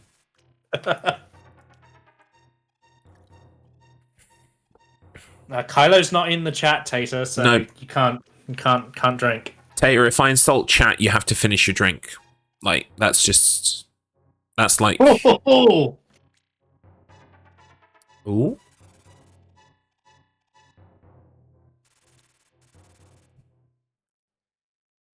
We've got Kylo back in Zelda now. He has used the room in Zelda to get to the mountaintop, and he's now guiding the old man, which is another check for the energy tank.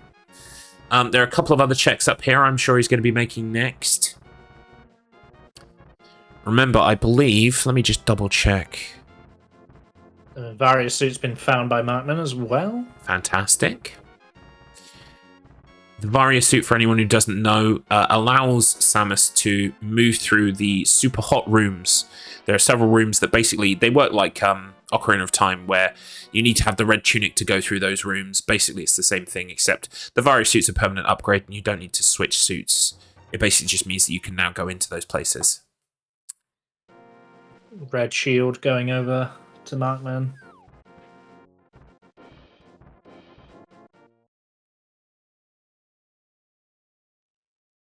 So, I mean, we're focused here very much, I believe all 3 races essentially are focused on making checks and obtaining equipment right now. We do have Kylo and Marc heading off early to beat that one boss, which is giving them the edge currently in terms of pointing. So it'll be interesting to see. Maybe it's the case that if DMAC gets into Zelda later with a lot of items, he can just mow through bosses and make up progress that way. But yeah, their decision to go and defeat the Eastern Palace early currently puts them ahead.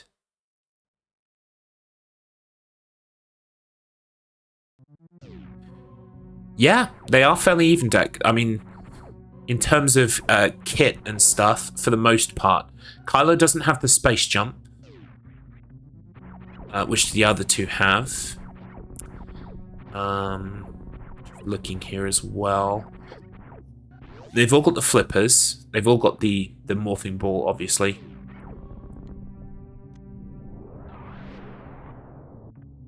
Just check the log. You were right, so don't worry about being corrected.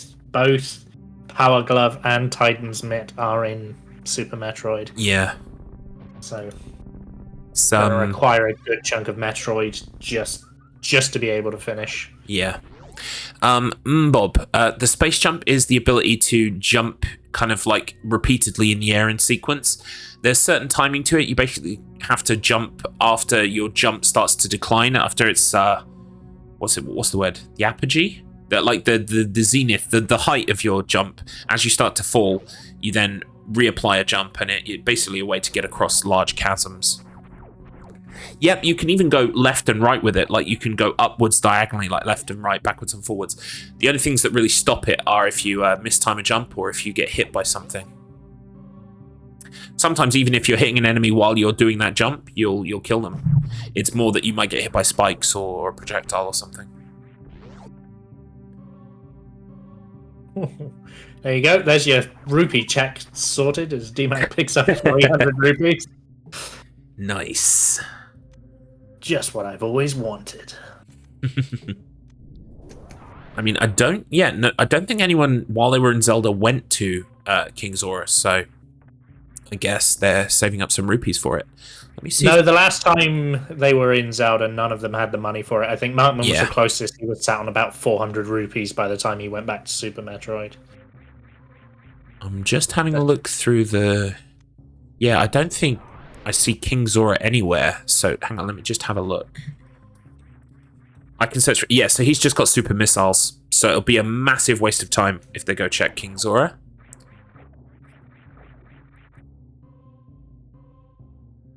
I'm just saying, Mark has a little bit of an edge on the other racers. He's been talking to him while he races to distract him and help him practice getting unmuted. So racing while being interviewed. Markman has even practiced that. There is our trusty AI doing exactly what he was designed to do. Fantastic. All right, we'll give this a few more minutes and then we will check in with our racers as it's the hour mark, and that seems like a good time to do it. Absolutely. It's really, yeah, I mean, other than the fact that they've, you know, 2 have defeated a boss while 1 hasn't, there's not an awful lot to delineate between them at the moment in terms of progress. They're very much in the hunter-gatherer stage of the rando, where you're just doing as many checks as you can possibly think of to obtain as much equipment as possible. The more equipment you have, the more checks that are open to you, and the more you can kind of cross off whole areas when you arrive to them. You don't want to be arriving to a place and then you have to come back later just for a tiny piece of it, because there's not a lot of fast travel when it comes to Super Metroid. You kind of have to manually go through the areas.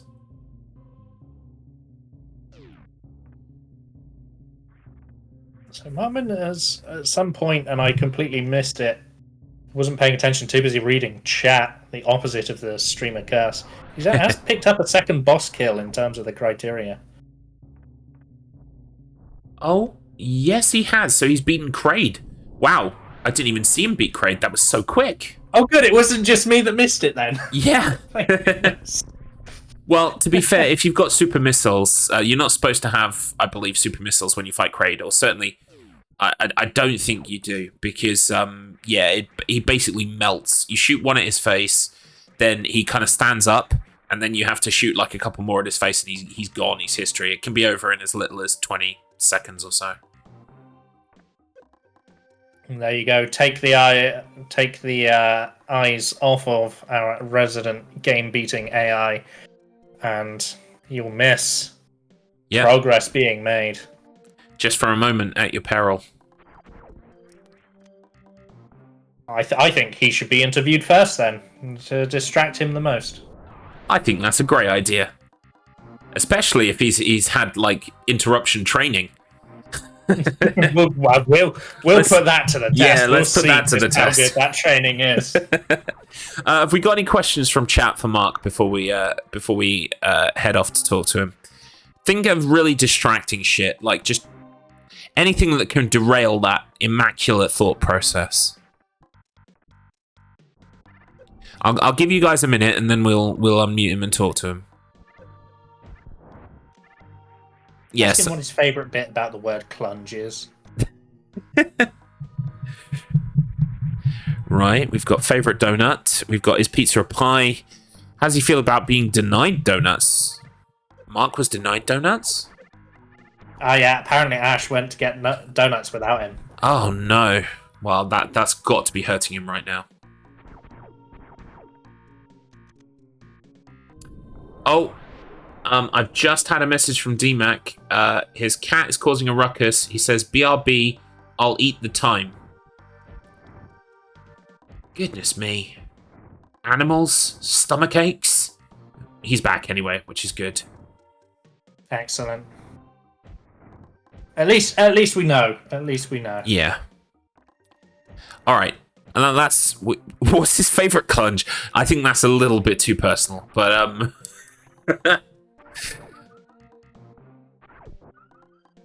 Indeed, Bob. Right, okay, I'm going to unmute Markman, especially as DMAC is fighting a boss right now. I think this is Fantoon, so we're gonna go to Mark first. Beep boop. Good afternoon, Markman59. Beep boop. Hello, Garlips. How are you we? today? How are we doing? How are you feeling? I'm feeling great, dude. Excellent. Found. Oh my gosh. All the good shit is like right at the beginning. Yeah. You feel like it opens up a lot of opportunities to you. Yes. I just noticed you're in a lava pit, Benign. Yeah, it happens. We do have some questions from chat if you're game. Okay. Fleef, do you want to kick us off? Oh, which of these amazing questions should I read out first? Markman, how do you feel about being denied donuts? Denied a donuts, huh? Apparently, someone has gone to get donuts and not included you in the process. Oh no. Are we the ones to break it to him? I love donuts. Oh, now I'm gonna cry. Try and keep it together.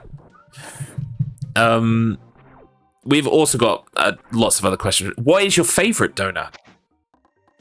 A maple bar. Those are my favorite. Easy. Okay, pretend we live in a country where there's like sugar sprinkled and glazed and maybe chocolate on top. What's a maple bar?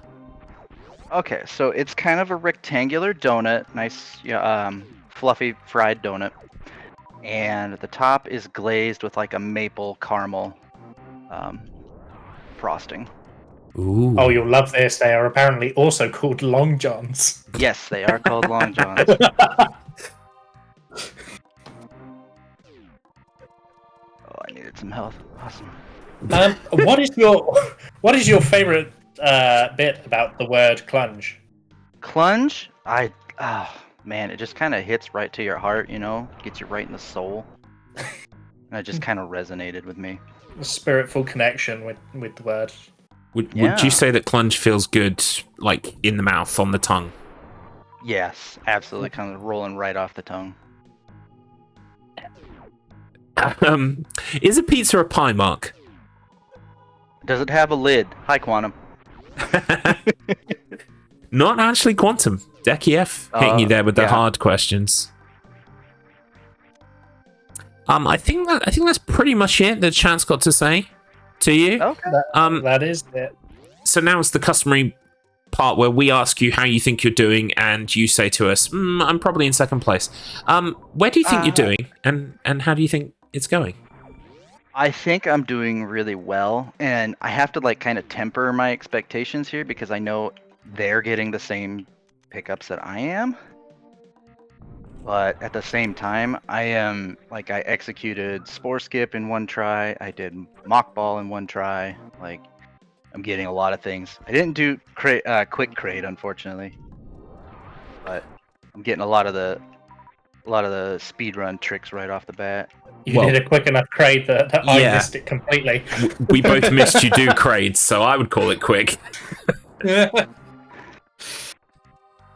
Okay, well, I'm glad that it's kicked off in such a way that you're happy with. Hopefully you continue to enjoy the seed.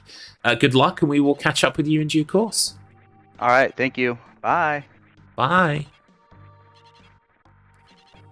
There you go. You heard it there from the horse's mouth. He loves not only clunge, but also having long johns in his mouth. Isn't that what he said? He loves the way that clunge feels on his tongue, and his favourite donut is a Long John, straight to the mouth. Fantastic. We're learning so much today. Chat, I've already asked you for your questions for Kylo. If you could make sure you've got those in there ready, we'll check in with him very shortly. How does Kylo feel about Mark getting donuts? But Mark didn't get donuts. That's the point. That's the heartbreaking narrative that's emerging today. How much better would this random be on MAME? I'm assuming that's randomizer. I hope so. I really do. Are we just trying to...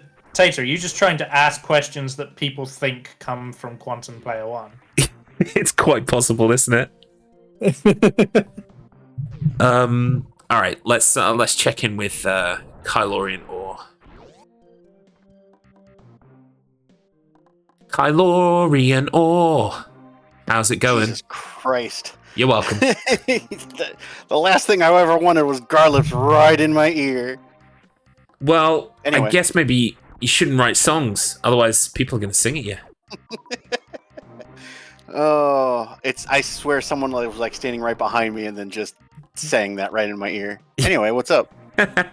Oh, nothing much. We just wanted to ask, how do you feel it's going? How's it? Are you enjoying the seed so far? I'm enjoying the seed. I'm probably not doing well. I'm doing what I always do. It's like kind of second guessing myself.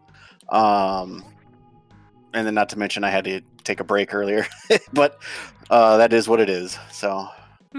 Well, I think you'll be pleasantly surprised when you watch the VOD back. We have some questions for you from chat. Alrighty. Floof's going to kick us off. Okay, how much better would this randomizer be if it was on MAME? I'm guessing that's from Tater. It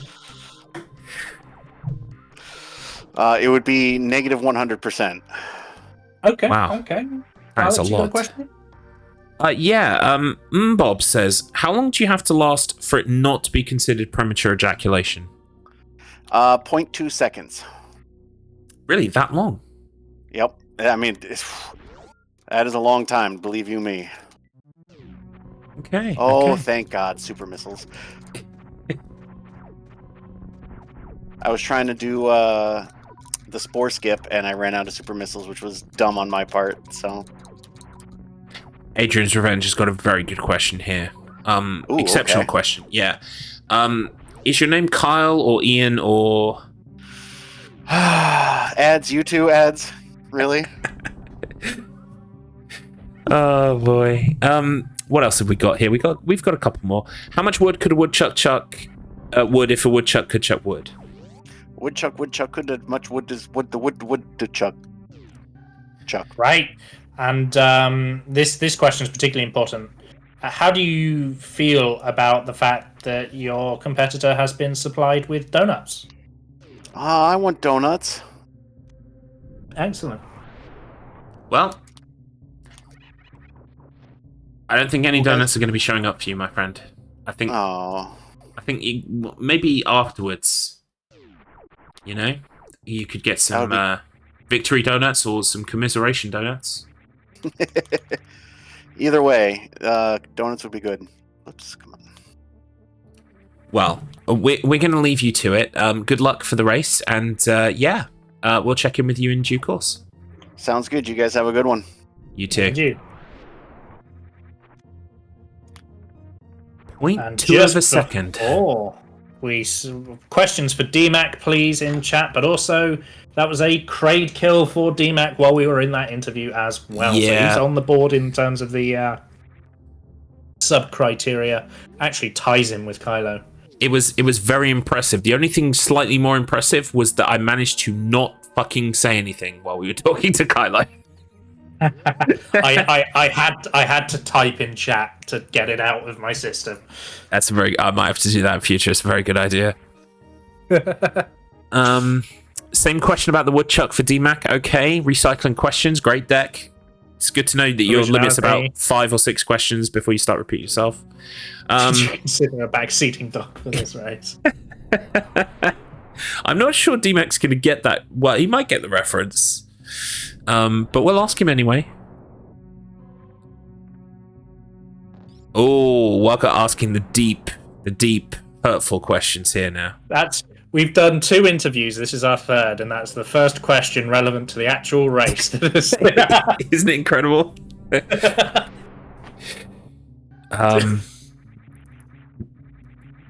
Oh, no one's cheating here. I mean, apart from the whole donuts thing. I mean, I feel like those are performance-enhancing drugs. But as we've said before on StruggleR races, all performance-enhancing drugs are allowed. Take as many as you can within, reason. Make sure you're looking after yourself. But yeah. We've got a cheese question as well. Perfect. All right, I think we've got enough questions for DMAC. Let's check in with him. Good evening, Mr. DMAC. You are live. How are you? Good evening. It's hard to race when you're fighting a cat, but Yes, we heard. All that aside, could be worse. Well, I'm glad you rectified that situation fairly quickly. Actually, we would have stopped if you'd been for a while, but I think it was over and done before any real time had taken place. So congratulations on that as well, fielding your cat and racing. Yeah, I really should have done it before the cat caused me so many deaths, but where's the fun in that? Well, we wanted to ask you actually, how do you feel about the seed so far? You enjoying it? I am, yeah. I kind of wish I trusted my gut a bit and not dipped back into the Metroid so early. Okay, yeah. I'd felt the absolute fear when I was finding nothing, that maybe there was something on Morph Ball check. Interesting. Yeah, I think watching this race back, it's going to be very interesting to see just how things have shaken out so far. But if you had to place yourself, how do you think you're doing? Solid third place, I think.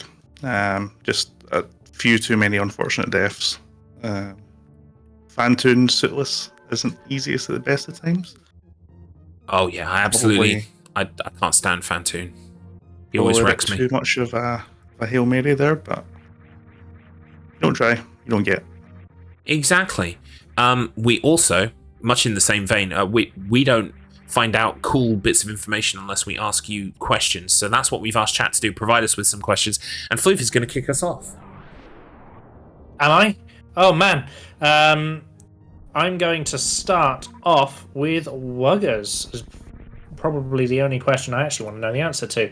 How did you feel about that death in the Eastern Palace Dark Room when it happened? That was a pretty miserable death. I will not lie.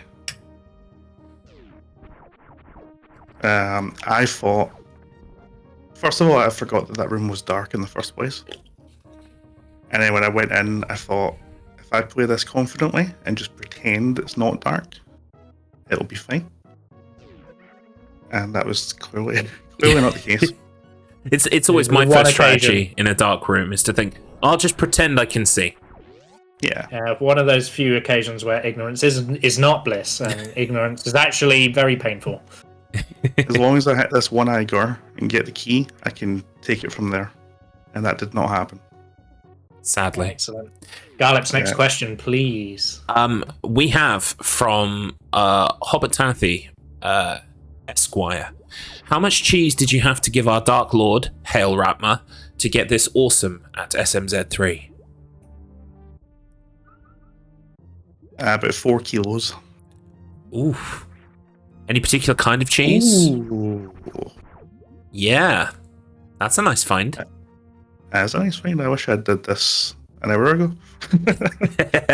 When I was like, I don't have enough money to make it worthwhile to fake Flipper. But enough about checks and, randomizer and racing and stuff. What kind of cheese? Camembert, of course. Yes, that makes perfect sense. Floof? With some toasted bread. What have we got? What have we got left over? I really don't want to ask Decky's. Question 84. Do you consider a backseating dog for this race? It may be a lot more helpful than a front-seating cat, so possibly. Interesting. Yes. Well, Bob is also asking which of these two games you prefer. I think we already kind of covered this earlier, but are you still feeling like it's Zelda? Oh yeah, Zelda by a long shot. Okay. Sorry, Metroid. Fix your wall jumps. All right, well, we will wish you the best of luck. We will let you get on with it and stop bothering you for a while. Take care, and we'll catch up with you down the road. Have a good one. There we go. So yeah, and neither of us wanted to ask Decky's question, so it just didn't get asked. Oh, the woodchuck one. Come on, mate, get some new material. And not wood, eh?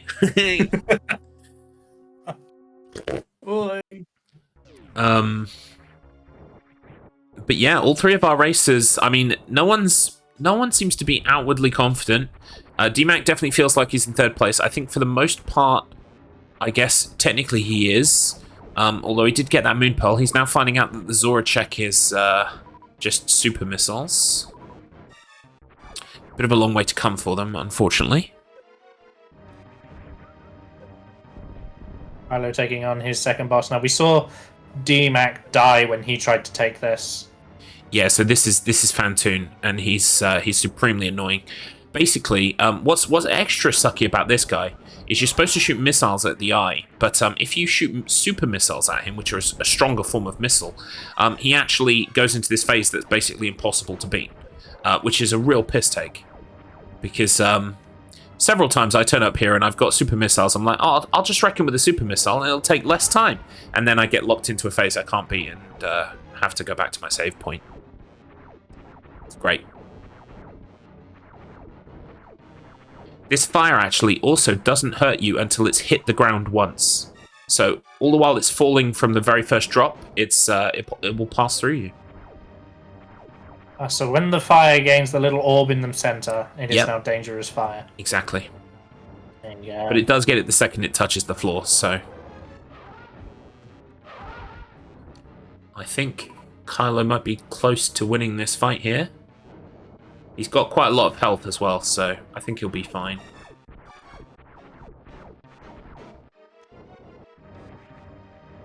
DMAC still in Zelda. I believe he's now going to the Eastern Palace, maybe to beat the boss.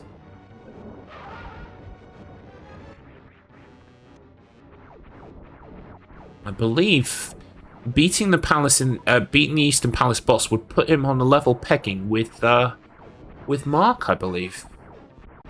Currently, they've both beaten Kraid, while Kylorian Or hasn't beaten Kraid yet. But he is about to beat Fantoon, so... It's not nice. Easily, we've seen Kraid go down, having that easy boss in your back pocket, while Yeah. you do something much harder, like... No, absolutely. Kylo here really, like, taxing my use of the word definitely going to beat here. You did say has a lot of health. That a lot of health is looking less lot. Yes, it's certainly less lot than it was before. Oh, I think he's done It it, is though. less lot than previously. Yeah. Yeah, that looks like a boss kill. Fantastic. I mean, that would then put Kylo on equal pegging with Marc, I believe. Which is great, just to think about those two in pegging.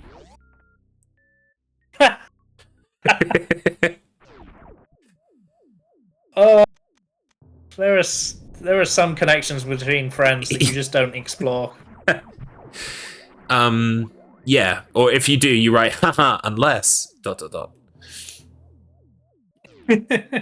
that now provides power within the crashed ship, so Kylo is now able to access areas in here that he wasn't before because the power's now on. Excellent. The stuff is turned on. Looks like Kylo's going to take full advantage of that and go exploring and find himself some bombs. Yeah. Meanwhile, DMAC is definitely headed for the boss of the Eastern Palace at this point. Which is good. It will put all three players onto 2 boss kills.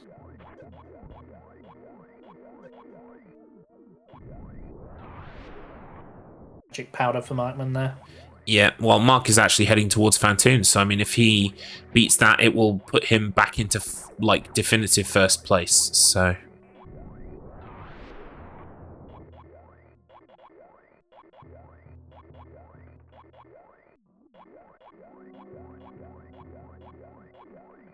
I mean, we've seen Kylorian Or with this boss and almost completely die. Let's see how well Marc does.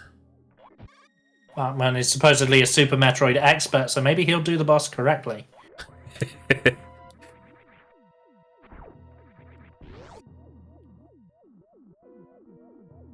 We've already got a question for the next check-in. Great. Let me guess, is it about pegging? It definitely is. Excellent. Oh, Marc missing a couple of shots here, but I think he'll be alright.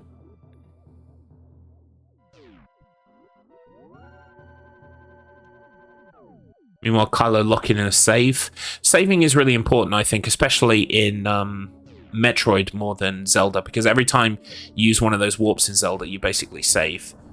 But when it comes to Zelda, it's quite a clever, Metroid. quite a clever, cruel fusion if you think about it. You know, Zelda's quite forgiving in terms of the progress that you don't lose whenever you die.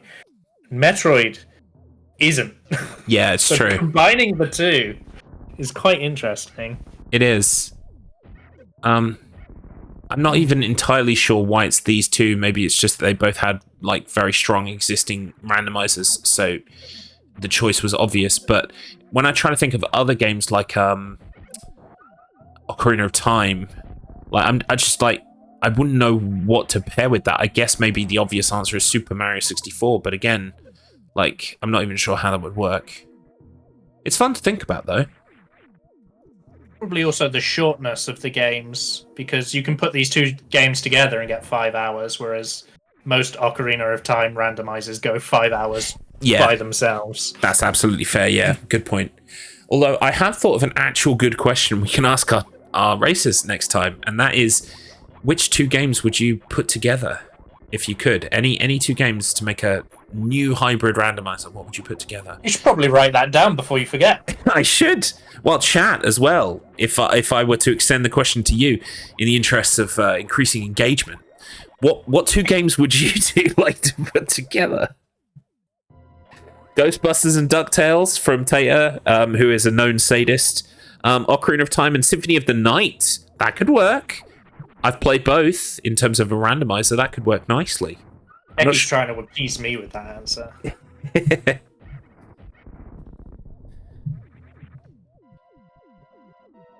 But we've already had some talk about potential Season 3 races and a Banjo-Kazooie randomizer, which I didn't even know existed until a few days ago. So that might well be on the cards. Oh, don't ask the AI. Don't ask the bot. Super Metro and how original Acolyte of Struggle. One half of the race that we're literally watching. You could have picked anything. He can't even hear me. He's a robot. I know which two games I would fuse just for you, Gallops. What's that? It's got to be Cry of the Infected and The Police Mystery. That seems so like engineered for the perfect Venn diagram of my interests. Well, you know, maybe if it's too short, we can throw some super waifu ball in there as well. Oh god. Well, yeah, that would extend the playtime by a significant amount of hours. But if you're a fan of weird Steam games, such as the previously aforementioned games, you're definitely not going to want to miss the Bad Run Club race that's coming up in March. That's going to be between myself and Handsome Strife, the founders of Bad Run Club. We're going to be spinning a wheel to decide all of the games that we play, and pretty much nearly everything that's been included in Bad Run Club to date will be on the roster there. So we'll be spinning literally as we go. We'll be starting with the first game that gets spun like in front of both of us, and then whoever beats that first, they then get to spin the wheel for the next game, and so on and so forth until we fill about 3 or 4 hours. It's going to be an absolute shit show. All of the tech's going to break. You're not going to want to miss it. That's a nice segue into a little plug. What is the Bad Run Club, Garlic? Oh, the Bad Run Club. Basically, last year, myself and Handsome Strife, we kind of remarked on the fact that we were enjoying these kind of janky, broken games, and my in real life brother, Escape Route British, who some of you may know from StruggleR, he put me onto a game called Amber. Amber was $24.99 at the time, had come out literally a month before, and was like very unique, very original, very strange action platformer, 3D platformer game. And myself and Handsome Strife basically fell in love with Amber. We played an awful lot of it. We routed it. We found skips and things. And we loved that process so much, I think we kind of wanted to extend it beyond the life of Amber. So we started looking for the next fix, like most people do when they find something they love. They become hopelessly addicted to it. So we decided to draw up kind of rules and a club to basically make this an ongoing thing. And so every month, a game gets chosen by the Bad Run Club. The only prerequisites is that it doesn't have a speedrun.com page, because we don't want to show up and play something that people have already discovered all of the tech and the secrets in. We want to play something like, basically, the analogy I use is crisp, virginal snow that we can draw penises into our heart's content, basically. So, and we that's been going well. I mean, a few more months and it'll have been a year, which is absolutely mental, but that's the way that linear time works. So, but yeah, we'd love to have you as part of Bad Run Club. No prerequisites needed. You can just join. You can start playing the game of the month, which is Cry of the Infected, as previously mentioned. If you complete a run in the game that's set for that month, you then get to nominate games for the next month. And so currently, I believe we're looking at the nominations for March. And by the way, the March game will be included in our race, so we will have to learn it and get good at it. Handsome Strife, I can't even remember what he's proposed. Who cares? I proposed a game called Teddy Roller, which is a ball game. Fire Thief has suggested a game called Lost Egg, which is a ball game. And Lindblom has suggested a game called NCIS for PC. It's basically a game of the TV show where you have to solve crimes and talk to people and find evidence. I've unfortunately watched a YouTuber that I quite enjoy play that, and it is diabolical. Oh, fantastic. That's such good news. We've also missed or glazed over, because we saw him going into it. Markman was successful. He did kill Rando. He did, which, again, if I'm just doing a quick eyeball of the progress, but I believe that puts Marc in the lead. Marc is now comfortably in first place until one of the other two kills a boss, basically. Yeah, absolutely. He'll be sitting pretty. I mean, I think he assessed his position the fairest of the three. Both others were like, oh, I'm in last place because of my cat or because of the body break. Power Glove going the way of Markman, that's a progress item, so that's good, fine for him. But Markman said, oh, I feel like I'm doing well. I'm just being mindful of the items that the others have found. So Markman does know that he is making a lot of progress in this seed. He's now, I believe... No, he's dipping back into the crashed ship. No, he's not. He's changed his mind. DMAC trying to swim in lava. Ill-advised.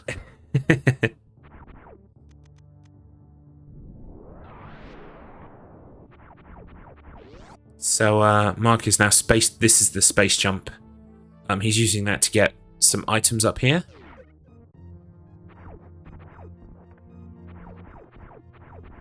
He's just doing more checks kind of around the crash ship, but not entirely within the crash ship. And there's the charge beam, which I believe isn't necessary for progress, but it's just another nice to have. In these randos, sometimes there are things that are not progressive items, but they are helpful. The more of them you have, say for instance, capacity on these items like bombs and stuff, just makes things easier. It means you have to stop less for, what's the word? Repleting. Resupply. Yeah, resupply or repleting those items. You don't have to stop so often, and it also gives, it's kind of a comfort or a safety net. It's a nice to have. And so now he's got the charge beam, as he's showing. Chat, meanwhile, discussing drinking games and the game Alt F4. Alt F4 is a fantastic game. Who wants an Alt F4 race? I'd race you in Alt F4. Hell yeah. I'm regretting it already. Me too. Let's just delete the VOD and pretend this never happened. It's a fantastic game, but I am not good at it. But I feel like, especially with StruggleR with these races, it's very fun to just kind of put a line in the sand and say, oh, you know what? Let's do it, and then I'll worry about it later. So future me has got a whole lot of gaming to do. I've never played it, only watched it in Infamy, so I agreed to that race completely for the enjoyment of it. Literally, the only level I would be confident in is level 2, which takes about 20 seconds. I don't think I even beat level 3, or I might have gotten to level 4. Honestly, I can't remember. But it was a fever dream of swearing and losing progress, that game. It's great. As those games often are. Yeah.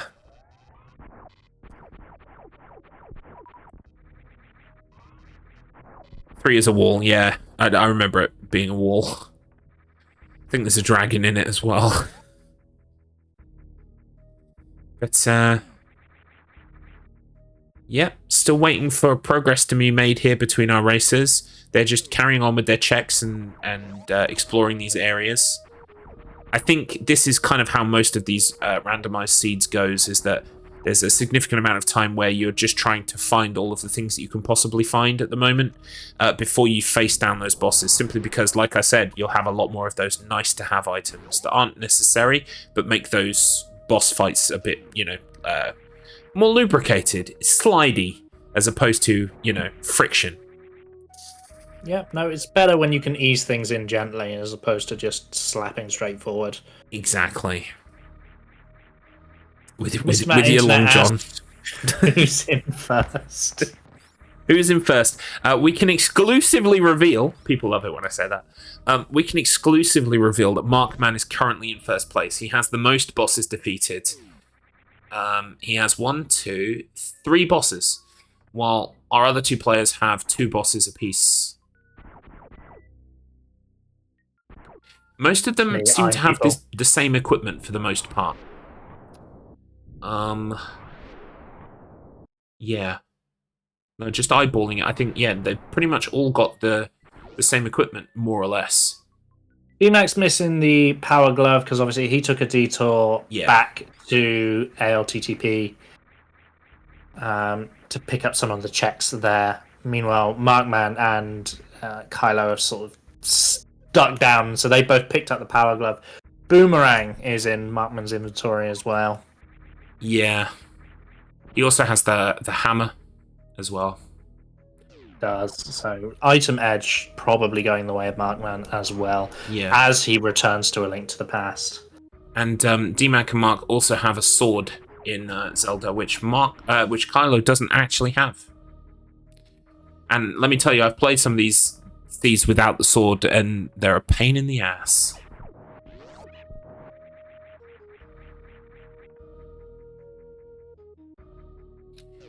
Marc is doing some more checks here. Bombing a hole in the wall. He also got another upgrade there. I believe that's not the charge beam. What is that? It's another one of the beams. It might be the ice beam, actually. I'll just double check. The box says I, so I think you might be right.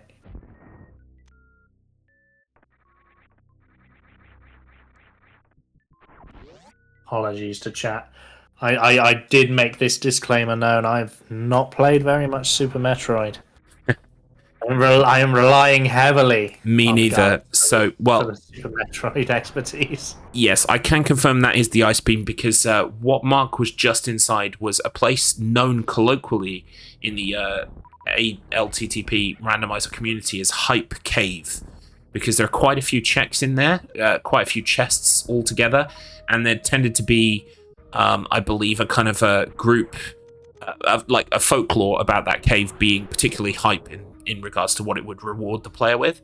So I gather nowadays Hype Cave is not as hype as it used to be because something to do with the logic of the randomizer makes the items a bit more freely or widely distributed now. But I believe in the early days when the community was first kind of like getting to grips with the randomizer, it would usually provide good items or items needed for progression, so that's why it's called Hype Cave. Another item pickup for Markman while he was swimming around. I have no idea what it is. Another Super Metroid item. Do you want to load that one up as well, Garlips, unless you know what it is? Oh, yeah, I see it. Right, hang on 1 second. The right of Morph Ball. I know what Morph Ball looks like. I believe it looks like the gravity Wugger suit. comes in with the bomb upgrade, he says. Oh, okay. It also looks like he's got the gravity suit. Oh no, he doesn't have the gravity suit. It's the bomb upgrade. Yep, my bad. Excellent. Oh, we've got some potion purchasing from Markman there, being very strategic, actually putting his bottles to use. I like to see that. Yeah, so Marc has now unlocked morph bombs, which is basically you can do bombs when you're in the morph ball that essentially you get it very early on in Super Metroid, and it basically allows you to be able to use bombs while you're rolling about the place. Everything that you've seen up to now, where they've been using bombs while rolling, they've been using super bombs because that's what's been been unlocked. I can't tell you the amount of seeds I've played in practice and preparation for this race, where regular morph bombs have been woefully missing, and so I've had to very much ration and meter out my super bombs to make sure I could get through places. And yeah, it's just another one of those very nice to haves. Because you're not constantly looking at a number and going, oh, I need to refill that.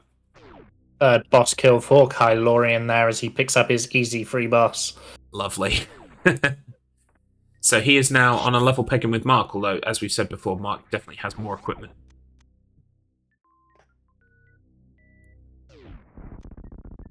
It'd be interesting to see what Kylo chooses to do here. Does he go back to LTTP now that he knows he has the Power Glove? Or does he stick around in Super Metroid for a bit longer?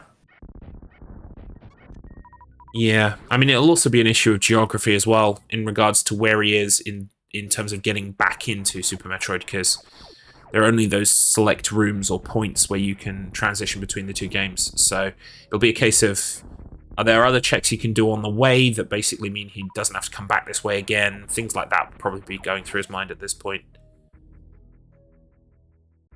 And pointing out on what I said about Markman buying a potion, that Marc has apparently said he likes his potions.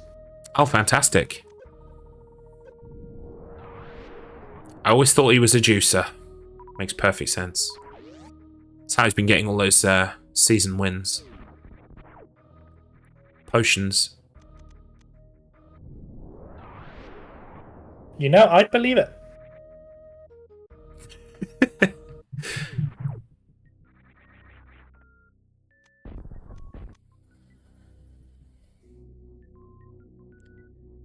Yeah, I think Kylo probably is trying to make his way back to Zelda at this point. I mean, this is the thing that I think was definitely missing from Super Metroid, and I'm glad that it kind of evolved as a formula later, because the whole fast travel is really quite a quality of life upgrade. The first time I can remember playing it, a sort of game was Symphony of the Night, where that had warp rooms.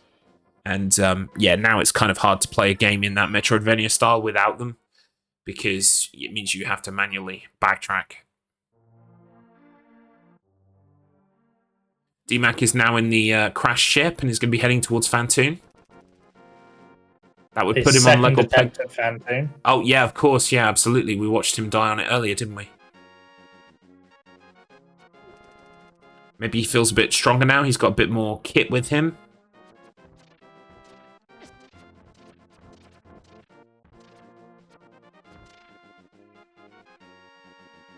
By the way, everything so far that you've been hearing in terms of game audio has been coming from Kylo Or. I feel like we should switch. We're going to switch to DMAC.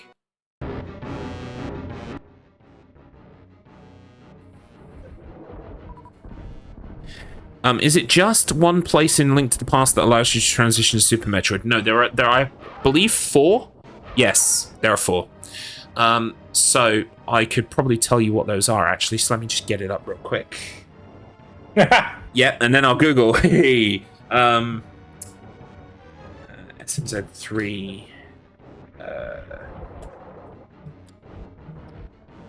Hey, they didn't tell me I had to be mature. In fact, we strongly urge our hosts and our competitors to, well, get as filthy as they want, basically. As long as we don't get taken off of Twitch, it's fine. Yeah, there are 4 cross-game portals in the game, so I can exclusively reveal that Lake Hylia Fortune Teller enters Criteria Map Room. That is the first, usually always the first transition between the two games. Then there is the Back of Old Man Cave into Norfair Map Room. So basically, it's really interesting, actually. You come through the cave with the old man. You can actually exit that cave through the door and it's absolutely fine. But if you go back into the door, that's when you'll transition to Super Metroid. I guess they kind of figure that no one would ever need to go back into that doorway, so that's kind of a clever way of utilizing a door in a different place. We also have the Dark World Ice Rod right that goes into the Meridia missile refill, and we have the Misery Maya right shed, which accesses Golden Chorizo energy refill. So those are the 4 points that coincide with each other to allow moving between the two games.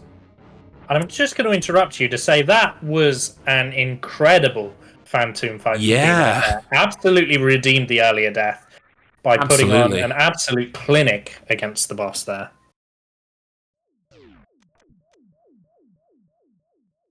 And now, of course, his ship will have power and he can make more checks in the crashed ship.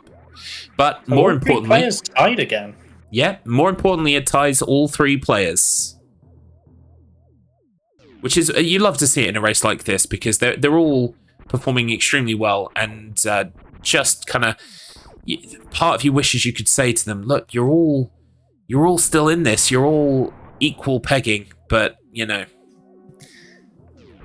it also sucks for us to have to work out who's in first place. So actually, you just don't want to mention the words pegging to Kylo. No, I mean he's already far too excited. That song thing, like, I can't believe I got blindsided by my best friend and known associate Declan F. How dare you, sir, spring a secret Kylo song on me today? I thought we were friends. You can't encourage him. Would like you to stop asking the racers to peg each other. That's, yeah, you know what, fair. I really should stop. But, well, we're only 20 minutes out from our next toilet break. The first one was unscheduled. The second one is going to be a sight to behold. You're going to love it, trust me. Can't imagine why. Can't imagine what you've possibly been up to that's going to make a toilet break so special. You know, 20 minutes before the race when I said, I'm just doing a thing? That's this is the thing. Yes. And now, and since then, you've talked about pegging non-stop. Should I be worried? Oh, those completely unrelated things. Yeah, absolutely. Completely unrelated things. Yeah. Good to know. Good to know. Sigh of relief. No, you know what? Full kayfabe taken away, Deck. I'm so glad you convinced him to do it on stream because, like, I'm a slave to content, baby. Like, his song, although admittedly quite shit and short, it makes for good TV. So, say how you really feel about his song. By the way, take a drink.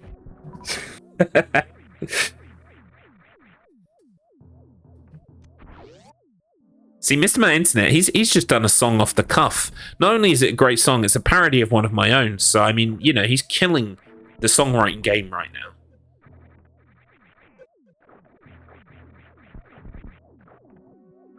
Much like he killed Quantum Player 1 at Hercules this week. Oh. An incredible win, but a very, very close race. Probably the closest race we've had in StruggleR history. Well, those that didn't tune in to see it live, where could they watch that race? Oh, Garrett? What a great question. Thank you, Floof. They can go to youtube.com/Wheel of Struggle. That's where you'll find all of the VODs of, you know, not just the races for StruggleR, but also all of the VODs for Wheel of Struggle, including previous wheel spins and all other kind of bits and bobs should be going up there. So please do subscribe and keep a watchful eye in your subscription queue for things that we post. We'd love if you watched them. It's kind of the whole point. DMAC now getting the blue boomerang. The bloomerang? Oh, he's reset, so he doesn't consider that worth it at all. He's not bothered. This is an interesting strategy when it comes to randomizers, and it's something that unfortunately Marc fell befoul of in Season 1.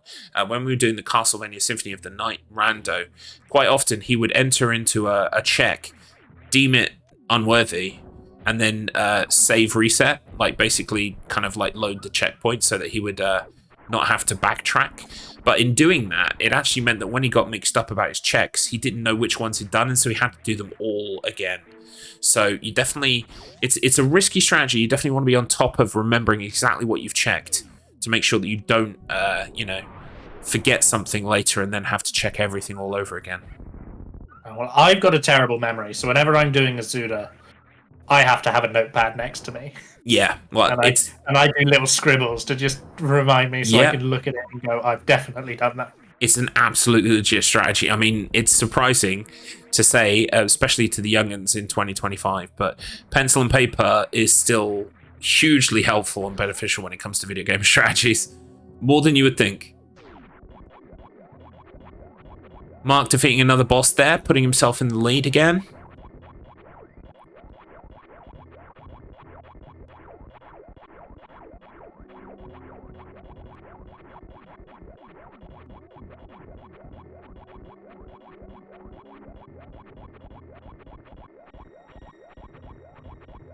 Here's DMAC getting the power glove. Yeah, very important item. He's going to want that.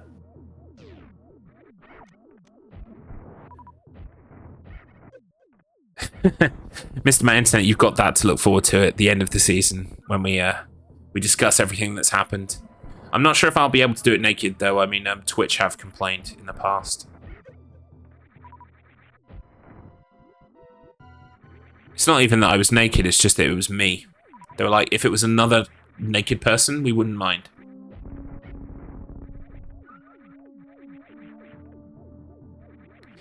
Marc is indeed finger blasting his enemies. It's kind of, it's very funny to see because, well, it invokes to me as well Michael Jackson's Moonwalker, which of course is also on the Genesis or the Mega Drive, as it should be called. A surprisingly fun game. Yeah.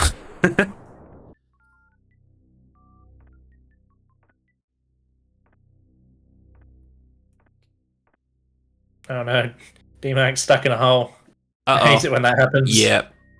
There he goes. He's got it. There we go. He's about to find out that this check is rupees. Yep.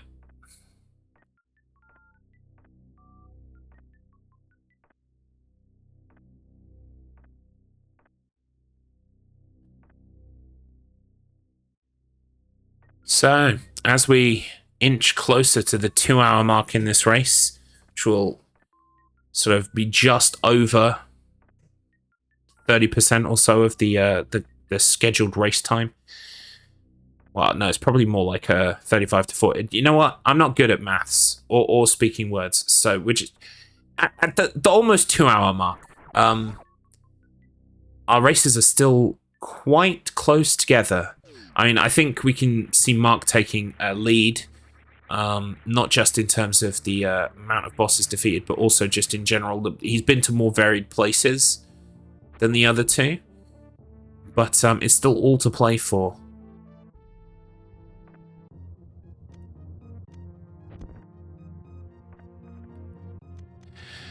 Deck, I'm not sure you should be telling chat about the fact that you pick your fanny. Maybe keep that for your live journal or something. I don't know. It's his fanny. He's allowed to do with it whatever he wants. Absolutely. You know what? I'll be the first one to champion fanny picking. It's just, you know, you don't need to tell the whole world about it. That's all. Although Pixar, it didn't happen. Ha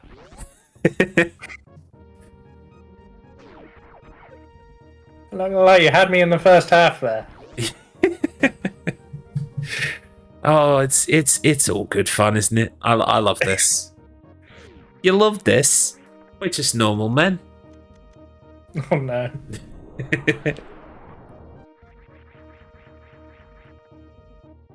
Kylo clocking in another safety save. Honestly, I don't blame him. Every time I go past the save room in Super Metroid, I dip in quick.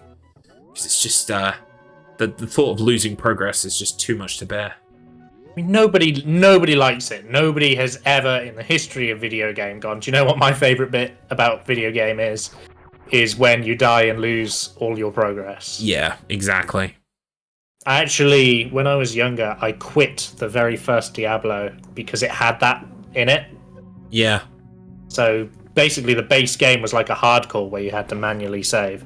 And I'd been playing it all day for about 6 hours, and then I died and hadn't saved once the entire time.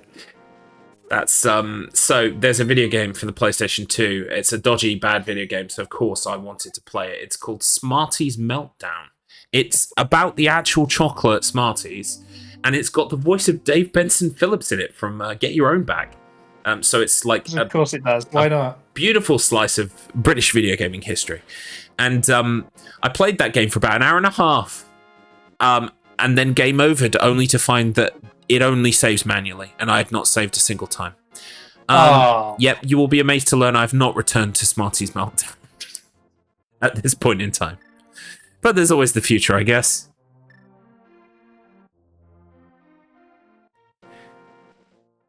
True story. It's on the list, as Garlips would say. Yeah. True story. I know someone in America. I sent a copy of Smarties Meltdown 2 because over there it cost them like, I don't know, $10, $15 to buy it and have it shipped. And I basically went into CX and bought it for £1, stuck it in a jiffy for like £4.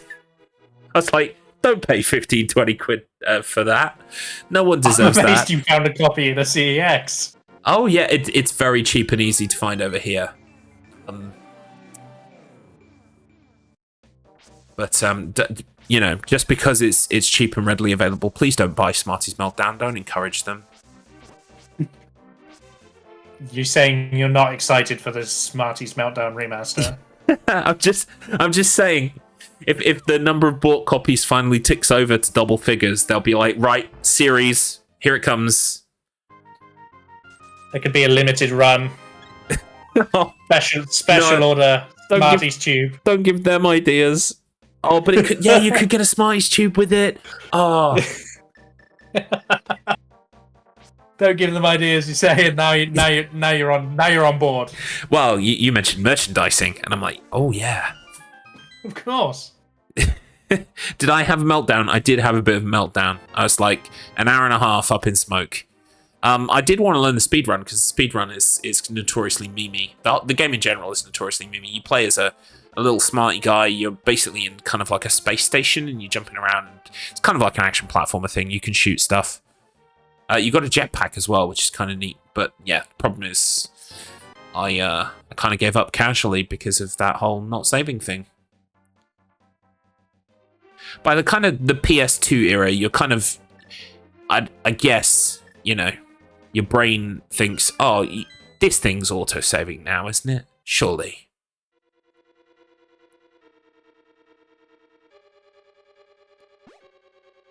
DMAC is about to get the big key. There it is. Kylo finally found the hammer. He did indeed. Still hasn't got a sword, though. Meanwhile, Markman has got both swords.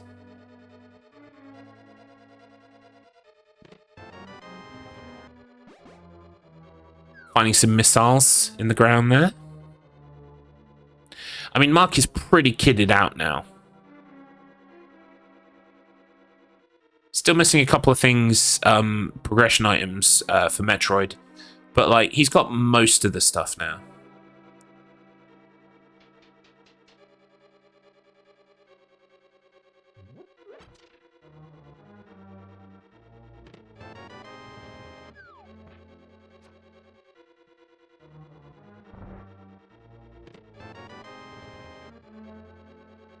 Grabbing some more missiles. I mean, it never hurts to have too many missiles, but it does reach a point where it's diminishing returns and you've got like 60, 70, 80 of them. What's the difference between a rocket and a missile? That is a very good question. If only Quantum Player 1 was here to tell us. I guess because they are super missiles, so the regular ones must be missiles too, but I've always thought of them as rockets, so... Yeah, it brings up an interesting question. Google, what's the difference between a missile and a rocket?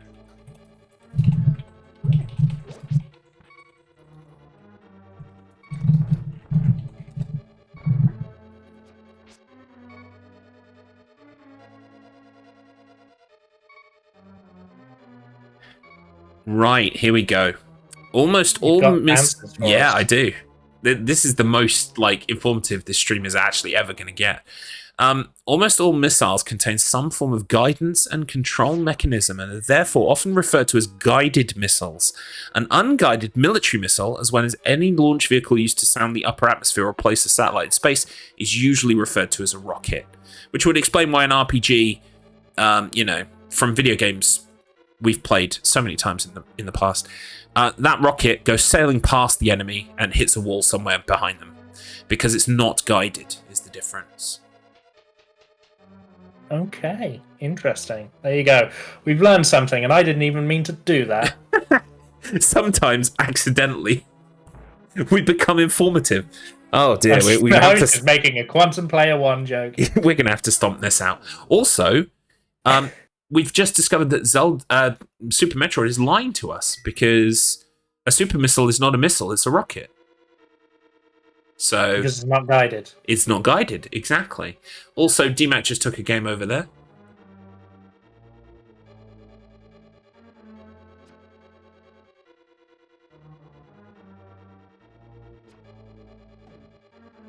Marc's storming ahead with progress here now. He's beaten 2 bosses that the other 2 haven't.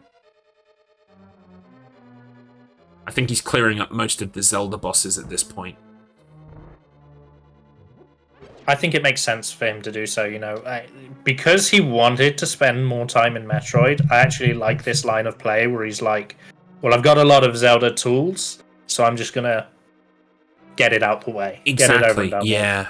I found this with the Ocarina of Time randomizer as well, is that it's very easy to attribute emotion and thought process to a randomizer when in reality it's literally just an algorithm. But sometimes it does feel like when you've got a bunch of stuff, the randomizer is pushing you in a certain direction.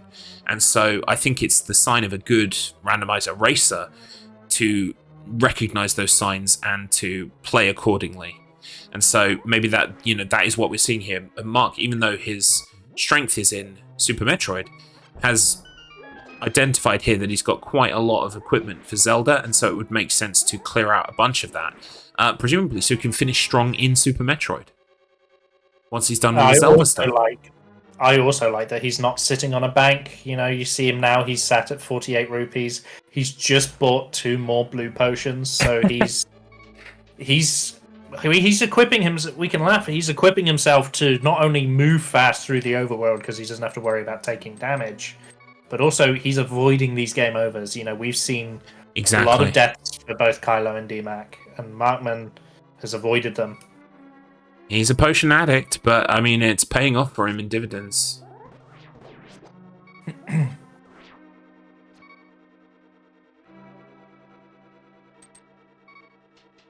DMAC pinned in a corner here by some bad enemies. Finds his way out.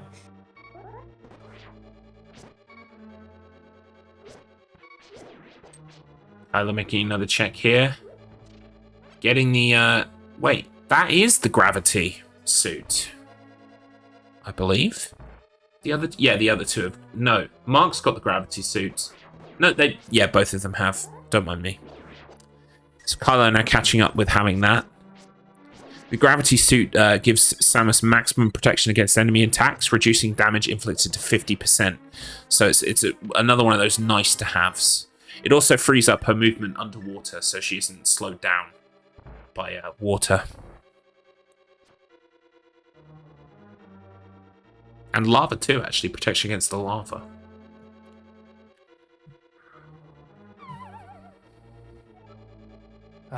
The digging minigame.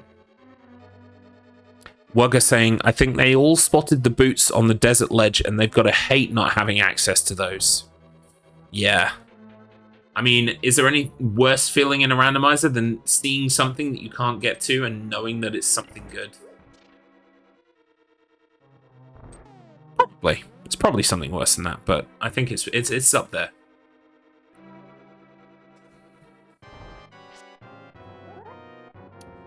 Right, here we go. DMAC against the boss. This would put him back on level... No, it would not, actually. He still needs another boss before he'd be on level pegging with Marc. He would go ahead of Kylo, though. He would.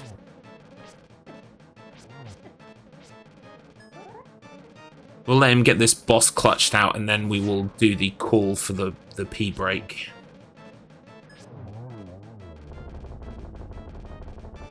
Is Kylo thinking, or is Kylo sat on the map waiting for the P break?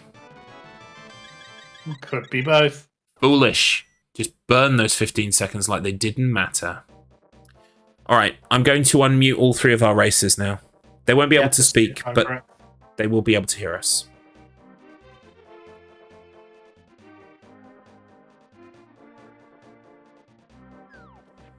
Gentlemen, if you could all please pause. We have now reached our designated piss break. If you could please go for your piss, I will unmute you now. Your mic will be live. Once you are all back, we will have our bathroom break. We will continue with the race, I mean. I'm so good at this. And, of course, gang, here's that thing I promised you. I've got to go to the stream now and see what is happening. It's, they need to piss. The time has come. They're dribbling urine. They are dribbling urine. How could they have been so dumb? I still don't understand that line. I'm just call it. Dare I take a look at this? Oh my god, what is this? So I went to Giphy, and I wrote. Spent 20 minutes on this. I spent 20 minutes on this before the race. What in the...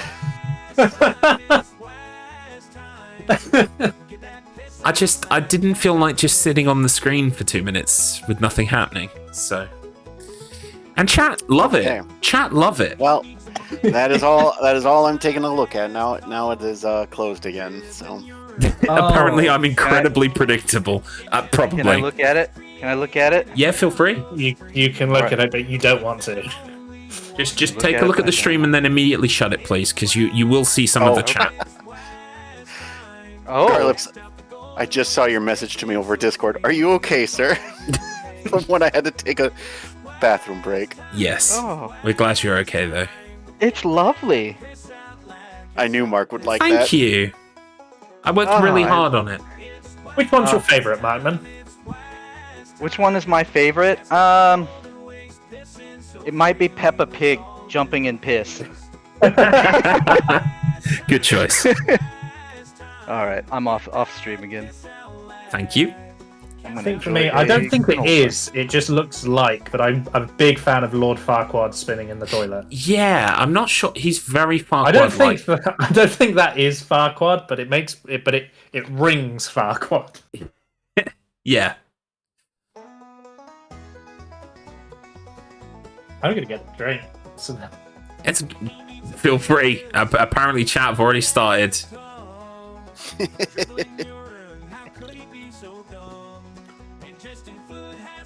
Yeah, the puppy's a good boy.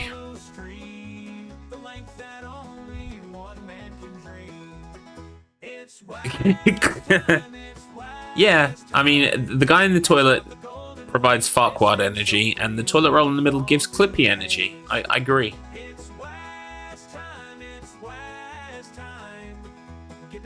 Hope at home as well, chat, that you've taken the time to have a bio break, and you've gained new fluids with which to continue the endless circle of piss.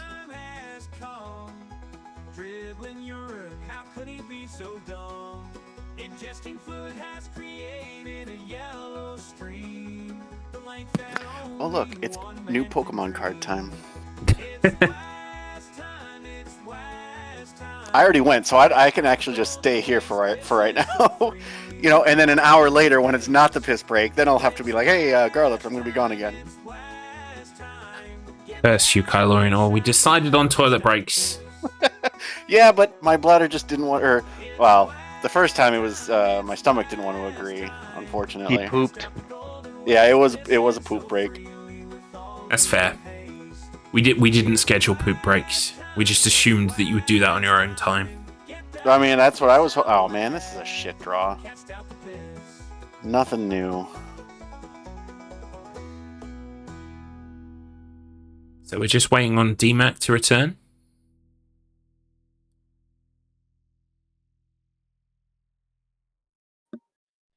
That's how long the piss break is, Wooker. Until DMAC returns, then we'll be ready to go again. In the meantime, I'm going to enjoy some Adventurefuls.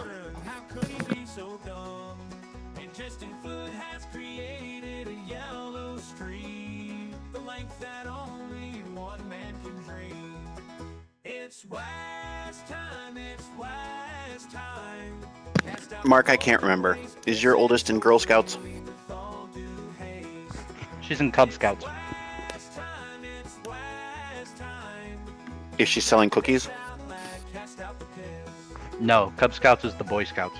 That's what I was like. That's what I thought. I was like, okay, so she's selling popcorn? Okay. They can, but we're not right now. Oh, okay.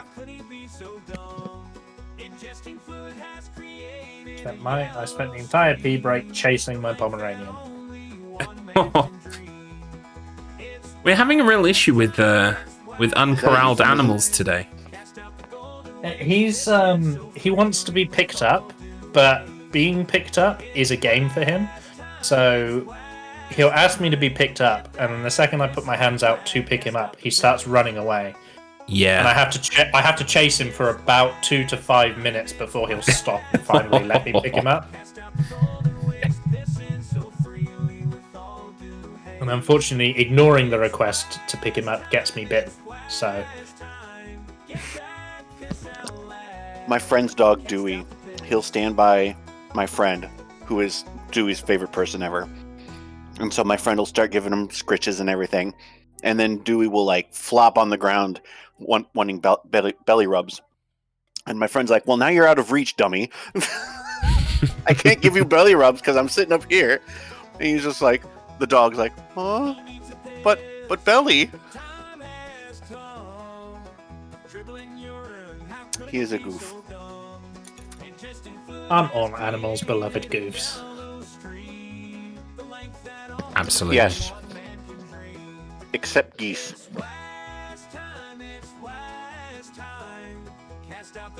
Maybe geese get an unfair rap. I'm going to be the one to say it. Yeah. And you'll be the one that's wrong. Controversial opinion. I mean, I eat goose at Christmas. It's delicious. DMAC, welcome back. You are allowed to very briefly check stream if you want to see what we've been watching on the piss break screen, if you like. If not, don't worry. Oh, yes, please. All right, you are permitted to briefly open it and take a look. And then he's going to say, oh God, no, please. There's no actual spoilers in the chat at this point, so... I have an ad break, but from what I can see in the small window, that is truly something spectacular. Thank you. I worked so hard on it. Gold star. Thank you. I'm going to close the stream. Okie dokie. Right, all three of our races. Say goodbye to the WoS screen, everybody. Don't worry, you'll see it later. Bye, Waz. Bye. Bye, WoS screen. But we are now transitioning back to our race screen. If all three races are ready to begin, are you? I am ready, Yes. motherfucker. Yep. Well, there was no need for the motherfucker, but okay, I'm glad. Right. 3, 2, 1, continue. Good luck, everybody.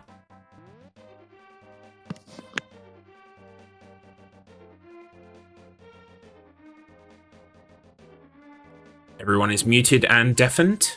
We are back to racing.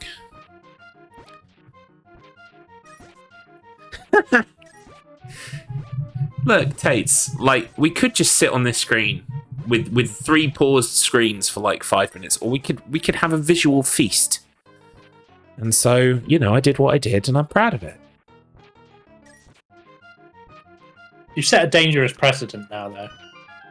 Yeah, I'm wondering, there are other races coming up that might need piss screens, and if so, am I going to need more elaborate piss screens each time? It's going to become a sort of an arms race of piss screens, and before I know it, you know, I'm going to be investing millions of dollars in the next one. And You're going to be doing game-relevant piss screens. Yeah. I've got a sneaky suspicion that might happen at some point. It's a slippery slope, ironically, because someone's pissed on it. Oh my god.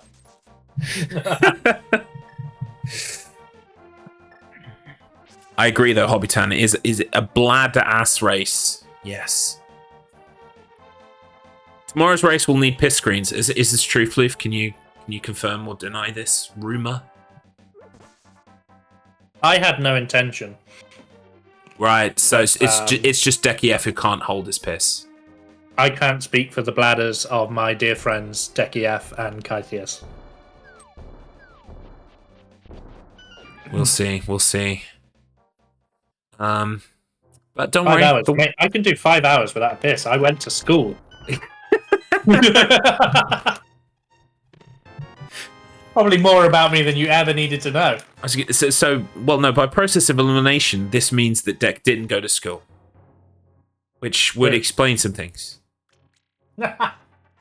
Poor Deck. But not really. But really. 3 people left, ironically, after we got back to the race. Thank you, Wugger, for that information. It's good to know that the WAS screen really does retain viewership. Some would argue they want it more than the race itself. It's true. And they're going to want it even more than this fun, not fun fact about myself.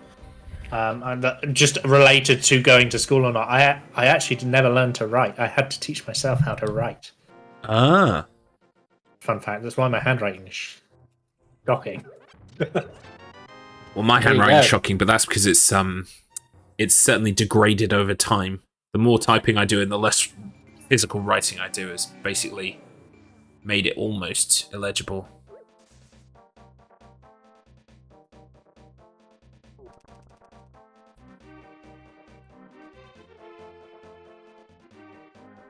So this is Marc and Kylo are both now in the Tower of Hera, I believe it's called. Yep. This has got a fun boss. It's basically a giant version of those worms you might have seen earlier on, the kind of spherical ones that have got spheres leading after them. And the boss is no different. He's a big one of those, and he can knock you down a hole that basically means you've got to go back to fight him again. And if he knocks you down that hole, his health resets. And yours does. Yeah, the whole fight does, yeah. So it's great fun, it's very annoying, and it's often a speedrun killer. Yeah. There is a kind of a... Once you get a system going, though, it's not too bad. Basically, and it sounds really stupid to say it out loud because it's very dumb and obvious strategy, but basically the thing to do is his tail will always be where his head just was, so you can use that information to kind of like make sure that you don't miss. But it's not easy. There we go, Marc securing his lead thus far, although Kylo is hot on his heels in being able to get another boss. The same boss, in fact. But Marc is definitely in the lead. Kylo, of course, will be then restoring, making himself even with DMAC again when he kills this boss. Unless I've counted wrong. No, I think I'm right.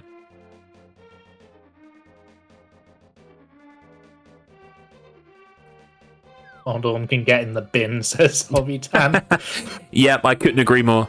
And also, apparently, Worker says the hammer gives them an easy 3-hit kill, so the hammer is really useful in this fight. Just checking. Yep, Kylo's got the hammer.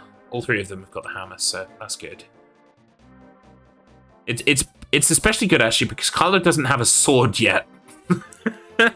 So thank goodness. Does. Oh, wait. Oh, so why does it not show up?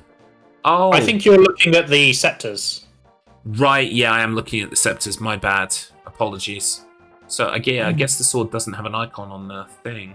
Okay. It does. It's next to shield with a little number, because there's 4 sword upgrades. Oh. Yeah, it's a little bit too small for me. I think, anyway. I could be wrong. I could be just... To be honest, it sounds right, and you could probably safely regard half the things I've been saying in this race in terms of progress. But I can see the boss ones, so that does now put Kylo on level with DMAC again. different bosses as well that they've tackled. Well, some of them different, but yeah, it's kind of interesting who's gone where and why. DMAC is now. Where are you, DMAC? Ooh, nice little find from Markman there. Quite a few checks in here as well. Red boomerang.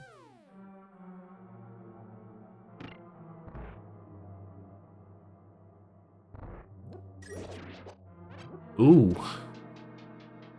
What was that? Was that the hook shot? Or am I... Yes.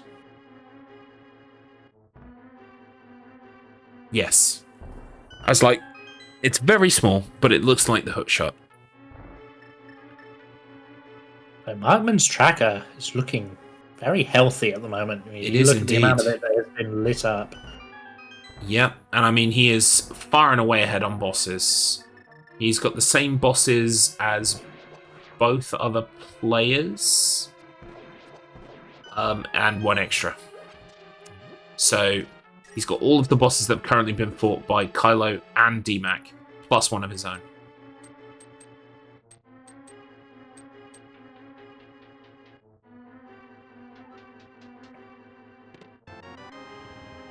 It's like DMAC taking on another dungeon for himself to try and get himself back ahead. Kylo again. Meanwhile, Kylo's about to find the hook shot. We can take a good look at it this time to make sure it's definitely the hook shot, but I think it is. I'm pretty sure There it was. Yeah.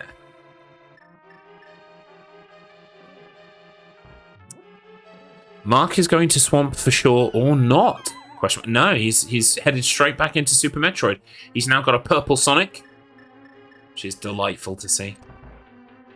Purple is my favourite colour, so whilst It's very good. it's not a normal colour for Sonic, I am happy to see it.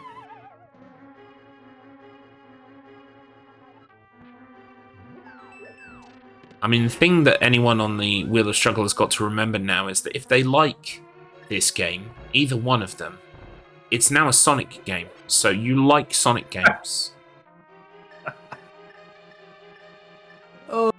Just remember that. Late at night, in the wee small hours, you're trying to fall asleep. Garlips made it a Sonic game. I did. I've been hinting at this for a while, by the way. We had the race on Wednesday with Hercules, and I said, oh, it's a shame I haven't managed to fit more Sonic games into the races this year. I guess I'll have to try and fit one more in. That's what I was talking about. See? I knew what you were doing. It's all part of the master plan. Wait, you knew?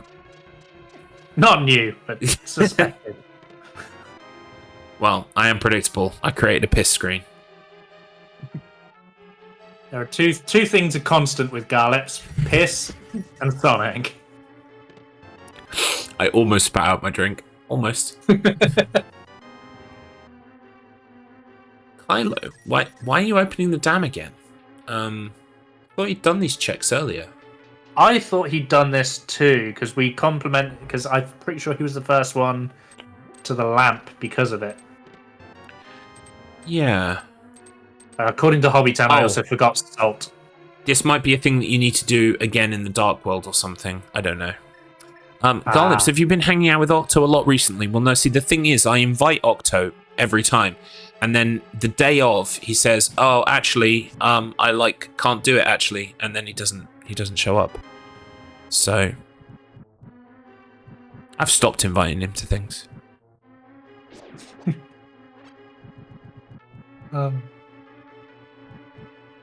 Kylo is doing Swamp now, so this is what Wugger was thinking Marc was definitely going to do until Marc kind of pivoted and went into Super Metroid. Well, interestingly, according to Wugger, this is wasted time. Oh, of course, yes. Wugger has the spoiler log.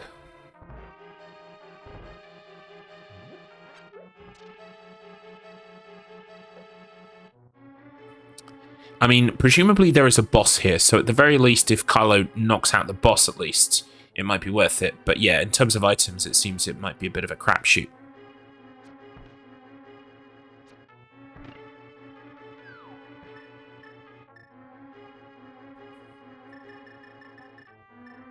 So we've talked about our players finishing the game, overshooting the amount of bosses that they could do, as not all bosses are potentially required to finish the game. So what is required to finish the games, Garlips? That's a very good question, Floof. I don't know. I think. Look, sorry to throw that one at you. That's okay. I think look, I've played a Zelda in the past. Okay, I'm pretty sure it's something to do with the Triforce. You probably need that.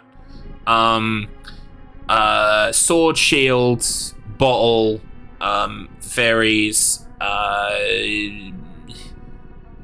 If you've ever seen me play Zelda, fairies are mandatory to finishing the game. Because Same. Holy heck, am I bad? But if there's one thing I know about the Legend of Zelda series is that, you know, playing as Zelda, saving Link from Gammon is basically what the game is all about. Of the things you said wrong there, Gammon was without a doubt my favourite. So, Wugger clarifying here, it's not necessarily a waste. There could be an important item, but apparently there isn't a boss here in terms of, like, getting a boss knocked out, so...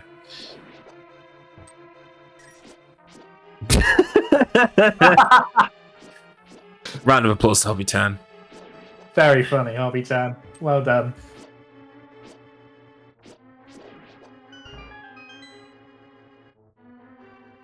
So where is Marc headed now? Oh, right, okay.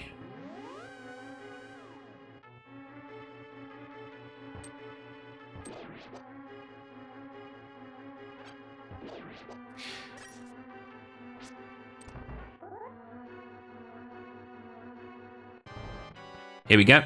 So this could potentially be another boss for DMAC soon. That would actually put him on...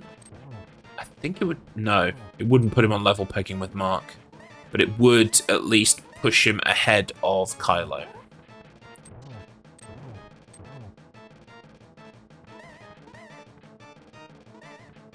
Marc doing some checks there, realizing it's not worth it.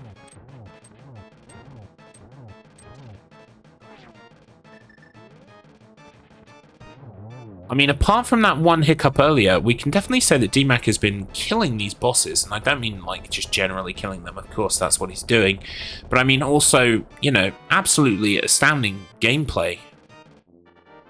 Very clean.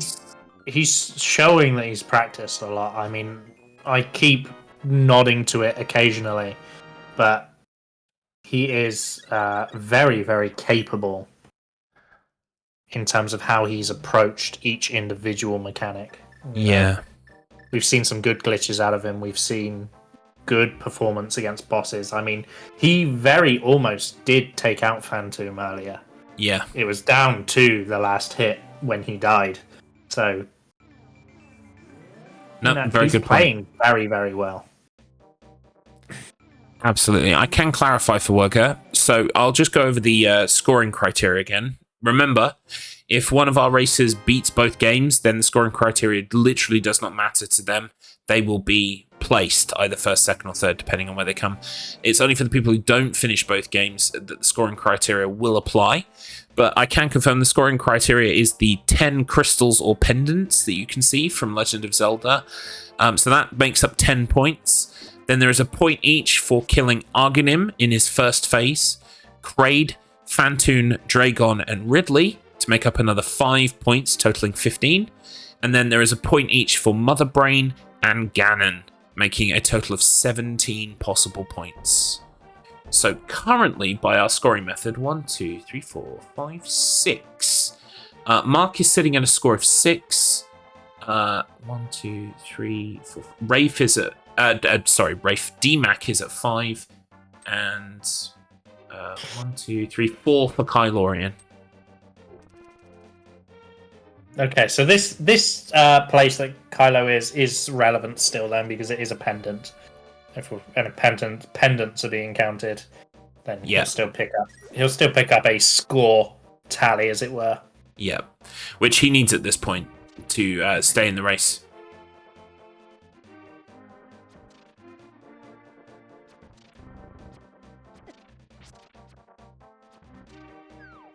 Welcome in, Z. You see Sonic? Yep, this is a Sonic game now. They're both Sonic games.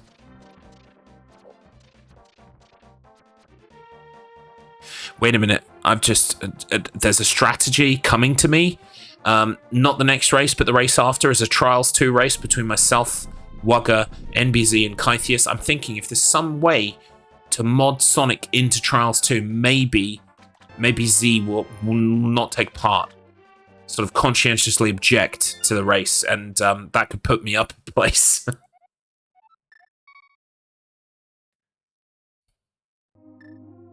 As a Sonic sympathizer, can I at least get you to admit that Sonic 06 sucks? Sonic 06... yeah, but you're talking to someone who likes to play bad games. So, like, right. I think there are lots of redeeming qualities. You still acknowledge that the bad game is a bad game. That's why it's a bad game. I would use the word flawed, but yes, I guess ultimately I can agree with that statement. Yes. Okay, that's enough of a win for me to drop this thing. Incidentally, there is a fan mod of the game, which is basically does a lot to improve some of the rougher edges. Does it make it playable? It makes it a lot more playable. Yes. Excellent. So I can highly recommend that. If you do find yourself going, gee, I really want to play Sonic 06. No, once was enough for me. Yeah, that's fair.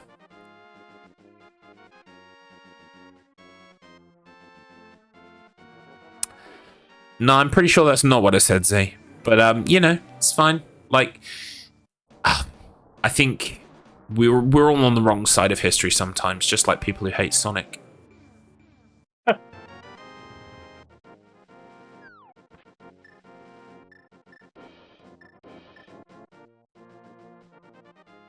There has been talk of a supersonic percent race for Sonic Adventure 1. And what would that entail? Well, I believe we checked, and the requirements to unlock Supersonic are that you've got to 100% all of the other 6 stories in the game. So, Sonic, Does Tails... that include the fishing? I believe it would include the fishing, yes. Oh my goodness. Yeah, I do believe there is cheese to the fishing. There are techniques and tactics you can use to essentially help out with the fishing a lot, but yeah, it is the biggest RNG part of what that race would be, I would think. Easily.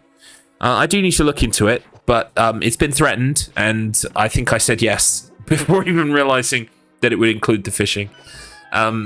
So I guess we'll just find out further down the road and see if it's viable. Yep, Big the cat. Then all I can do is wish you luck. Thank you. Pray for your soul. See, I have such warm, fuzzy nostalgia for that game that I don't think, no matter what it did to me, it couldn't hurt me. Not even the fishing levels.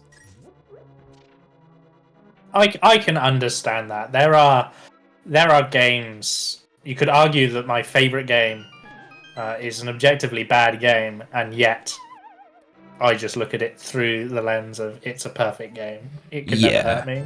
Ever. I think we've got those not blind spots, but you know those places where we readily admit that we are not completely objective in our love of it. We're very subjective, and yeah, I think Sonic Adventure for me is that. Although I still need to remind everyone that what it was doing in 1998 is incredible, absolutely incredible for the time. But yes. Out myself as a pretend hater, I actually didn't think Sonic Adventure was a bad game. Well, yeah, I mean, I agree. I agree with you completely. But apparently, a lot of people, like there are things in it that are broken. Like a lot of the set pieces, I think Sega were like, let's have him go in a loop. It'll be so cool. And like the third or fourth time getting shot off that loop because the physics went balked. You kind of like Sega, you really didn't need to make him go in a loop. But I kind of get it. They were going for the wow factor, and I definitely think Sonic Adventure's got that. I mean, the music is absolutely out of this world. Yes, no, without a doubt. The Hobby Tan, I was not talking about Peggle. Peggle's great as well. Peggle is great. That's why I was not talking about Peggle when I said one of my favorite games being objectively bad. It's actually talking about Red Alert 3, which was okay, yeah. the odd bastard child of the Command and Conquer Red Alert series, but it had George Takei in it and Tim Curry. Yeah, that's space, right? Yes, that does have the infamous Tim Curry space in it, but also had George Takei in it. And I love that game immeasurably, even though it's horrible compared to the first two. Okay, so just doing a quick review of progress. 1, 2, 3, 4, 5, 6. Marc is still on 6. 1, 2, 3, 4, 5, 6. DMAC is now on 6 as well. 2, 3, and Kylo is on 5. So we've now got DMAC and Markman tied for first place. Still to play for. We're not even halfway through the race yet, but soon will be. Yeah, fantastic taste in strategy games, Hobby 10. Not that I'm biased or anything. We had that on the wheel in season 4. Yeah, I think it was. Yeah, I joined halfway through season 4, so I think it was. It had already been gone by the time I got there. But yeah, I've got a soft spot for Red Alert. I played it a bit back in the day. Platinum made you play it and you suck at it. I'm counting it. That gave you some cool points, and I'm not prepared to retract them. So, as far as I'm concerned, you still played Command and Conquer, and you still get the points.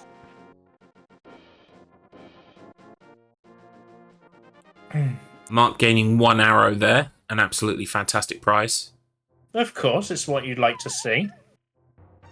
He's not getting much value out of his time in Super Metroid, really, is he? No, he's made the most progress during Zelda, that's true. He's getting a recharge there, though, which is nice to have. I mean, look at the amount of health blocks he's got there. Ah, going back to Zelda now. He heard us. I think it's the correct thing for him to do. He's got so many items and so many more bosses that he could take on and kill. He just needs to get those points on the board, in my opinion. DMAC is about to get the hook shot here and the red boomerang as well.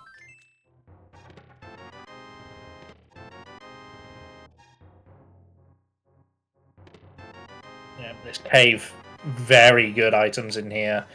Really motivate the player.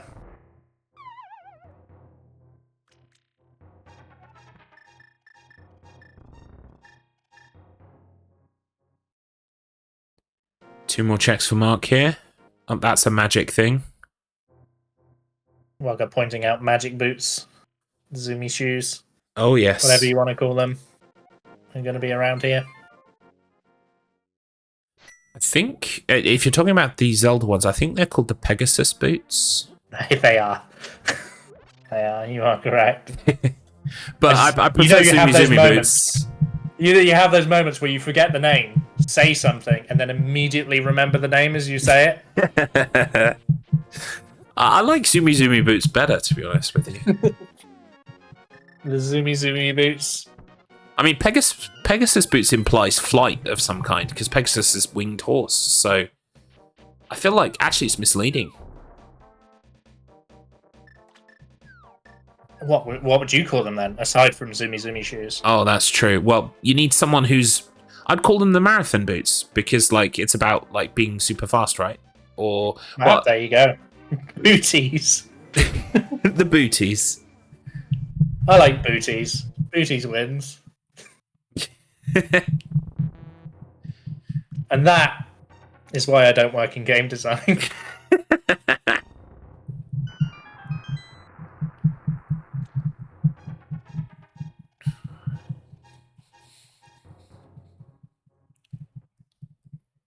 Sprint boots would be more accurate than marathon boots, surely.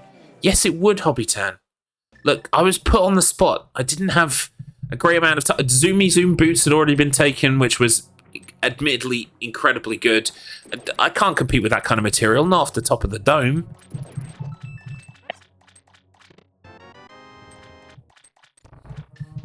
Interestingly, Kylo took every single bloopy there, and he's doing it again. Nice. instead of ignoring these. I think, yeah, this is... I'm not going to say this is a problem for Kylo Ren all of the time, but certainly in games that he is good at and has played a lot. That whole dichotomy we were talking about earlier between playing good and well as opposed to speedrunning. I feel like Kylo definitely falls afoul of that playing good and well thing. It's instinctive. As a player, you want to grab all of the rupees. I mean, it's kind of like hard-coded into you. So to become a speedrunner or to become faster, you have to unprogram yourself. Deprogram yourself is the you know how when you say something and then the thing that you wanted to say comes into your head immediately as you're saying it? And just happened to me as well. Mentioned that. Yeah, you have to deprogram yourself, and that for me comes easier with certain games as opposed to others. We had a race earlier this season in a game called Klonoa 2, and Klonoa 2, there are lots of optional paths where you can go and pick up things that really don't matter, and I found it very hard not to do those. In fact, I probably lost the race because I decided to get a couple of these dull things that you didn't need to spend time getting. I also lost a lot of time because I died on checkpoints, but it sounds a lot better if I make it sound like I was playing good and well, just not fast. Yeah, no, absolutely. It's a challenge. When you're actually racing someone, you have to remember that you're against a player who, especially if they know less about the game than you, knowledge is a burden on time in the context of a race. The more you know about a game, the more you're tempted to veer off that path. But if a player doesn't know something, yes, they might get stuck on not being able to find that item.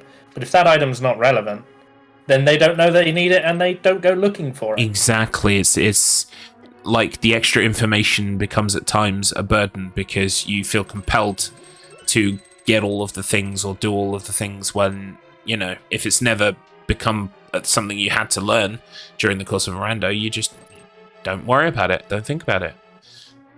I think Kylo Ren if I was playing a default vanilla race of Ocarina of Time, I think Kylo Ren would beat me with a larger margin than at a rando because of that very reason. Because he's very good at doing things good and well, the way they're supposed to be. And for me, the rando is actually where there's kind of some wiggle room. And, I'm not burdened by, here's Sculpture number 67. Do you know what I mean? Yeah. But unfortunately for you, that's what it came down to in the end. Sculptures. Yep, you're absolutely right, Tater, by the way. That's Marc Man with another boss, making his score 7 now. DMAC still on 6. Kylo still on 5. We're pointing out that Marc Man didn't pick up the item. Oh. Yeah. Apparently a necessary item to beat the seed. Let me just take a look at the Desert Palace in the spoiler log.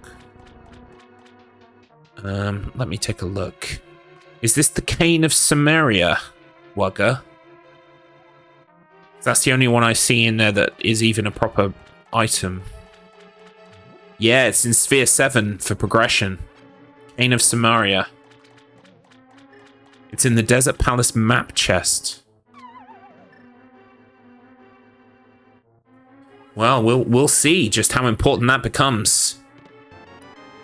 Apparently he needs it for the dungeon he's doing right now. Oh no. That is unfortunate. Well, we'll see how Marc Man rolls with that, because, if there's one thing I know about Marc, he is tenacious. He's been programmed that way.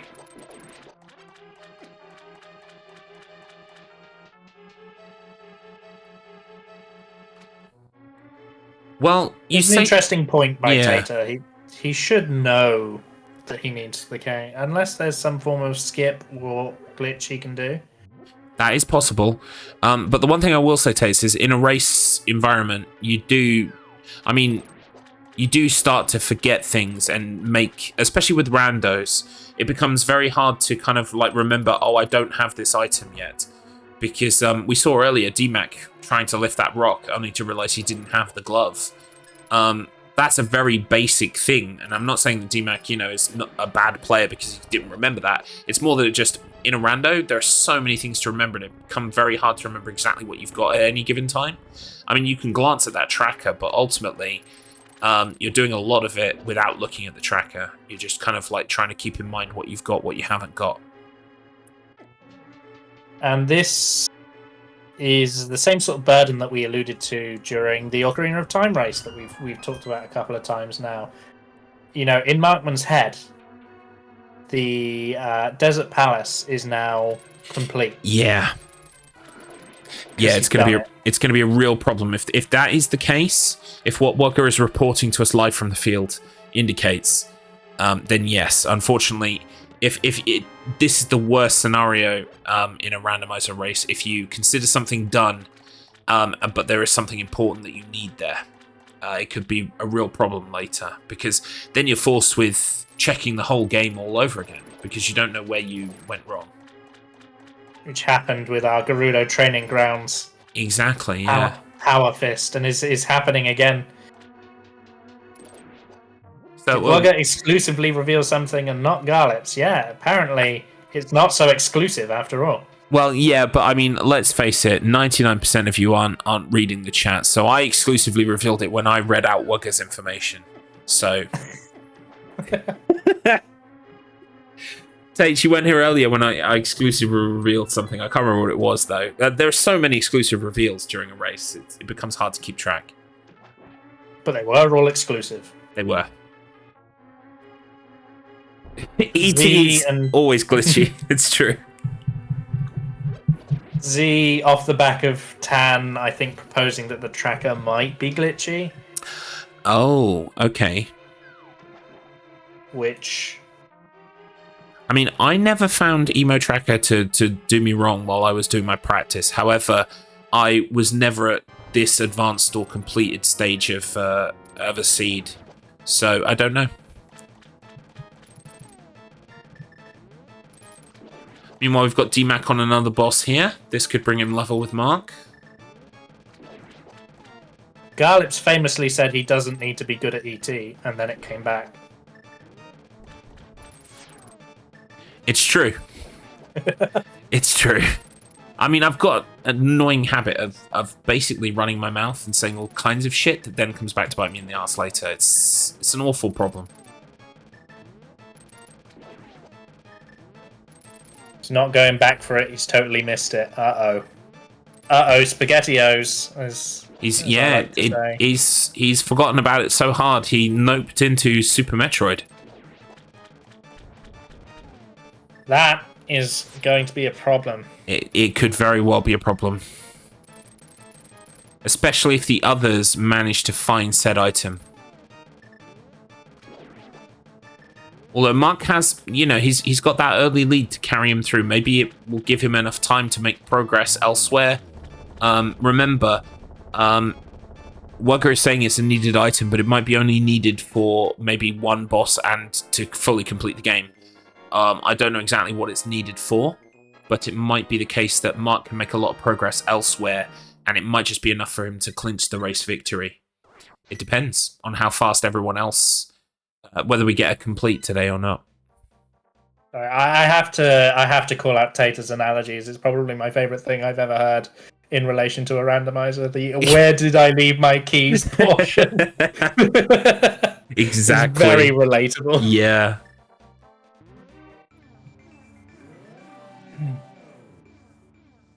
Turns out it was the Temple of Time, by the way. Oh, fantastic. But, yeah, it's not all doom and gloom for Markman. As Gouch has already said, Markman has a quite substantial lead, which means he has time to recheck stuff. He doesn't want to be using that time to recheck stuff, but at least he has that available to him without it immediately causing his downfall. And there's also the implication that if Markman missed it, the others might also miss it, as it might be in an atypical chest for the dungeon. Oh, I think actually, I'm really trying to count the bosses carefully. I think now Marc and DMAC are tied. 1, 2, 3, 4, 5, 6, 7. 1, 2, 3, 4, 5, 6, 7. Yes. I count 7 to 7. Right, so, I mean, that lead diminishing with every minute that passes here. It'll be interesting to see... I know it's not in the criteria, but I have also, when I've been commentating on the favourableness of Markman's position, factoring in the sheer amount of items he's holding. That's true, yeah, absolutely. It'll be interesting to see if one of our other two racers here discovers the item that Marc has accidentally, we believe, left behind.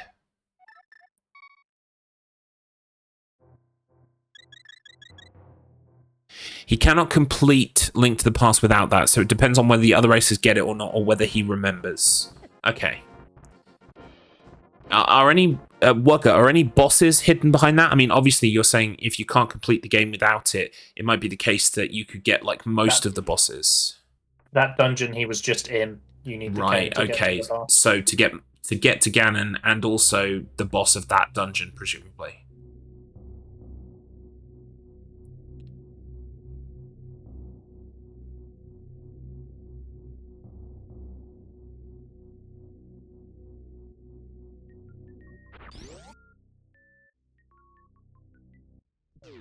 It's Hobbiton brings up a great point. It's absolutely easy to do under pressure.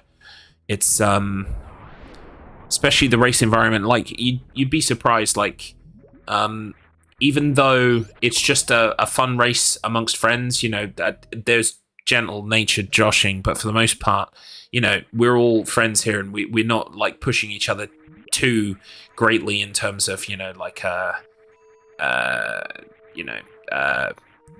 aggressiveness when it comes to the racing. But no, we at no point want the game to stop being fun. Exactly. Yeah. We're trying to create. But I forget where I was going with this now. But basically, we just no, I completely forget where I was going with this. Shit, it's just that easy to derail me. I think, and you can either confirm, jump in, and carry on, or deny. That you're saying, despite the fact that we keep a friendly nature, it is still very easy to put pressure on yourself in these race environments. Yes. Because they're races, and because of that pressure, you can easily just make a simple mistake that you look back on the VOD and you're like, oh my, what was I doing? Could not have said it better myself. In fact, I can exclusively reveal that is what I was saying, yes. When the race starts, when we do the countdown, and it's like, okay, good luck, gentlemen, you get muted. Genuinely, you are like, if you're anything like me, you've got those butterflies in the stomach. So, I haven't raced yet, and I've got butterflies. Like, I'm genuinely terrified. Oh, and of course, you are one of our 4 great racers who've decided to take part in the blind race. That's the culmination of this season. How are you feeling about that? I'm so scared. My biggest fear is that it's just going to be 2 platformers, and I cry in inability to platform. I understand that concern. But the one thing I was telling chat the other day that I can reveal is that I've played both games, and my total time was just over 3 hours, and that is easily beatable. Easily beatable. I made so many like very dumb, obvious mistakes. So, I've no doubt that all 4 of you will get through both games in that race. But it's going to be really interesting to see how it shakes out. Of course, I can't say anything else. No, of course, and I'm deliberately not trying to ask you. I appreciate that. But just to highlight what we were talking about, I haven't even raced yet. It's not even close to the date of that race, and I'm nervous about it. Well, and I'm worried about how I'm going to do. You are racing tomorrow as well. I don't even know what the game is going to be. I am racing tomorrow, and I am equally nervous because, especially, so I always make fun of Decky because Command & Conquer came onto the Wheel of Struggle. Yeah. And Decky very boldly stated, you know, he remembers that game. He liked it a lot as a kid, so he would do really reasonably well. And he went on to not do well. And it's not because he didn't know the game. He showed throughout his run that he knew the game. Yeah. But he just overestimated and made a few silly mistakes and ended up getting stuck.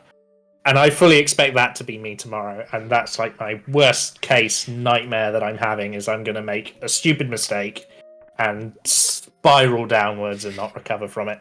So race nerves are a genuine thing, no matter how much you know the game, even if you're a professional speedrunner. It doesn't take away from the nerves of having to actually execute.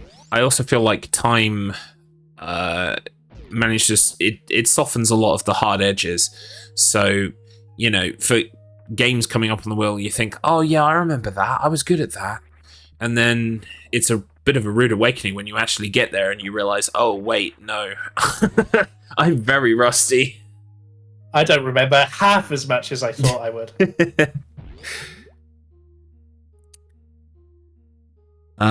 Tate's, of course, saying there that he was so nervous during Only Up he didn't speak a word. I believe, so at the very least, you must have sung Flying Without Wings during that climb up the spine of the dragon skeleton, because if you didn't, you broke a promise that you made to me, that you would always sing that song as we were doing that part of the game. In fact, if you didn't sing that during the race, I believe that makes the race forfeit.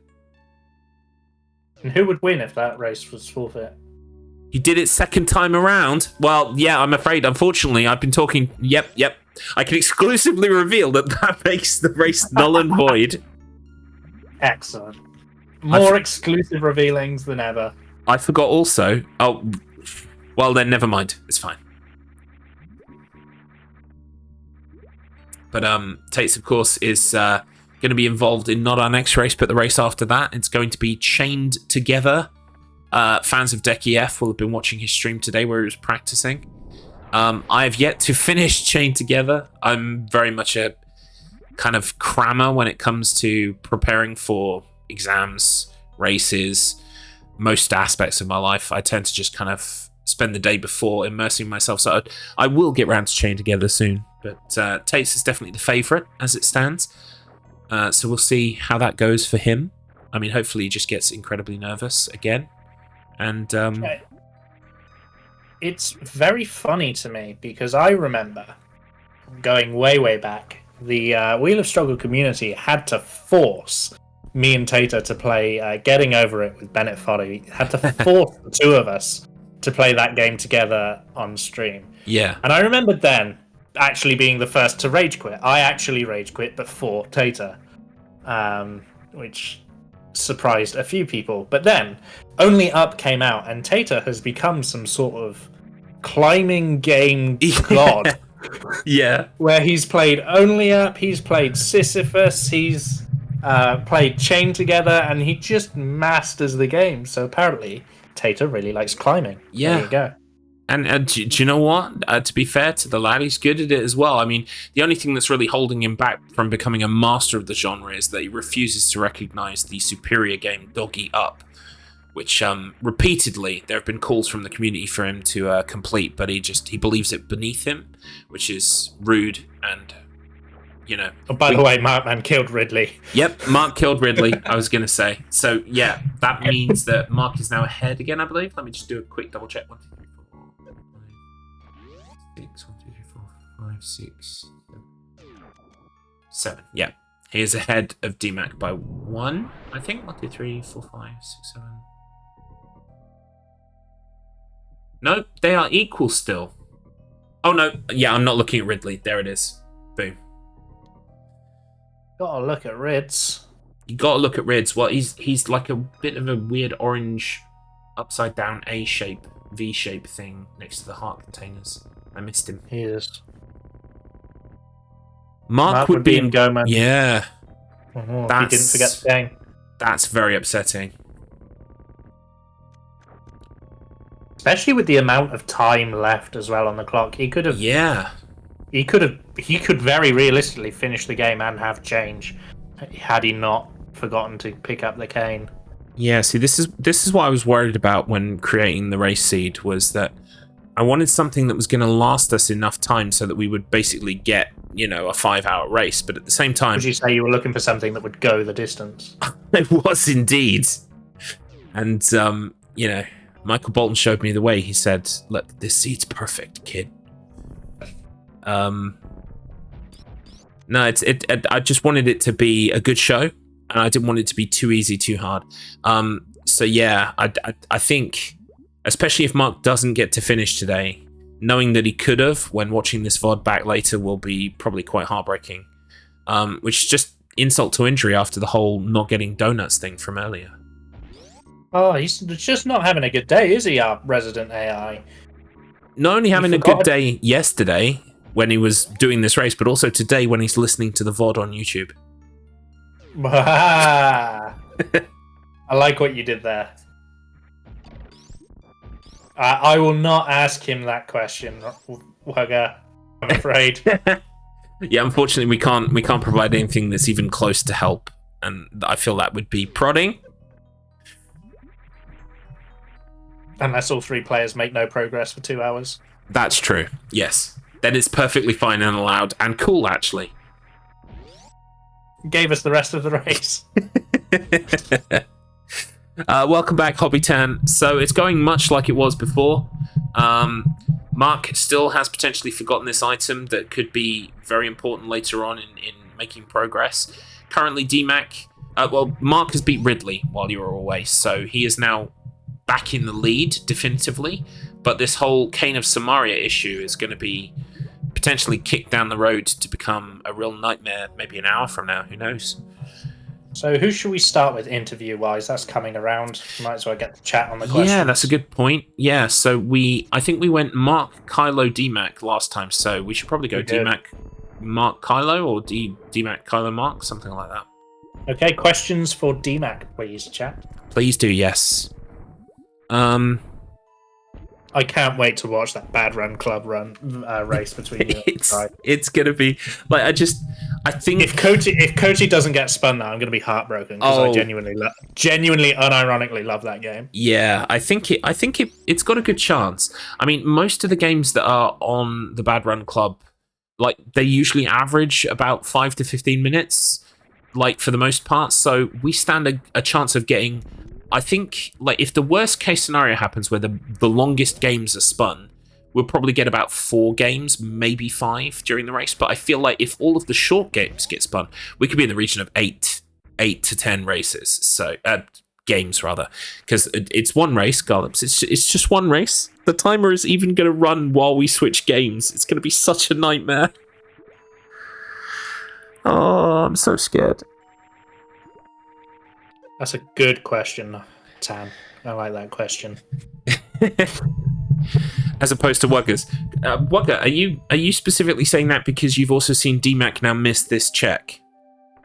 Has DMAC also missed the same check? I don't think so. He just wants to make sure the other 2 don't. Oh, I see.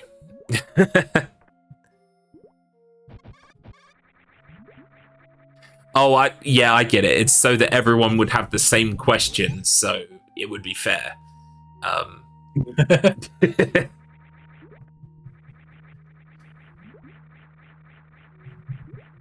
All right. Well, I mean, if there aren't any more questions from chat for DMAC, we may as well check in with him. He doesn't appear to be in the middle of anything too strenuous right now, so now's probably a good time. Nope. Alrighty.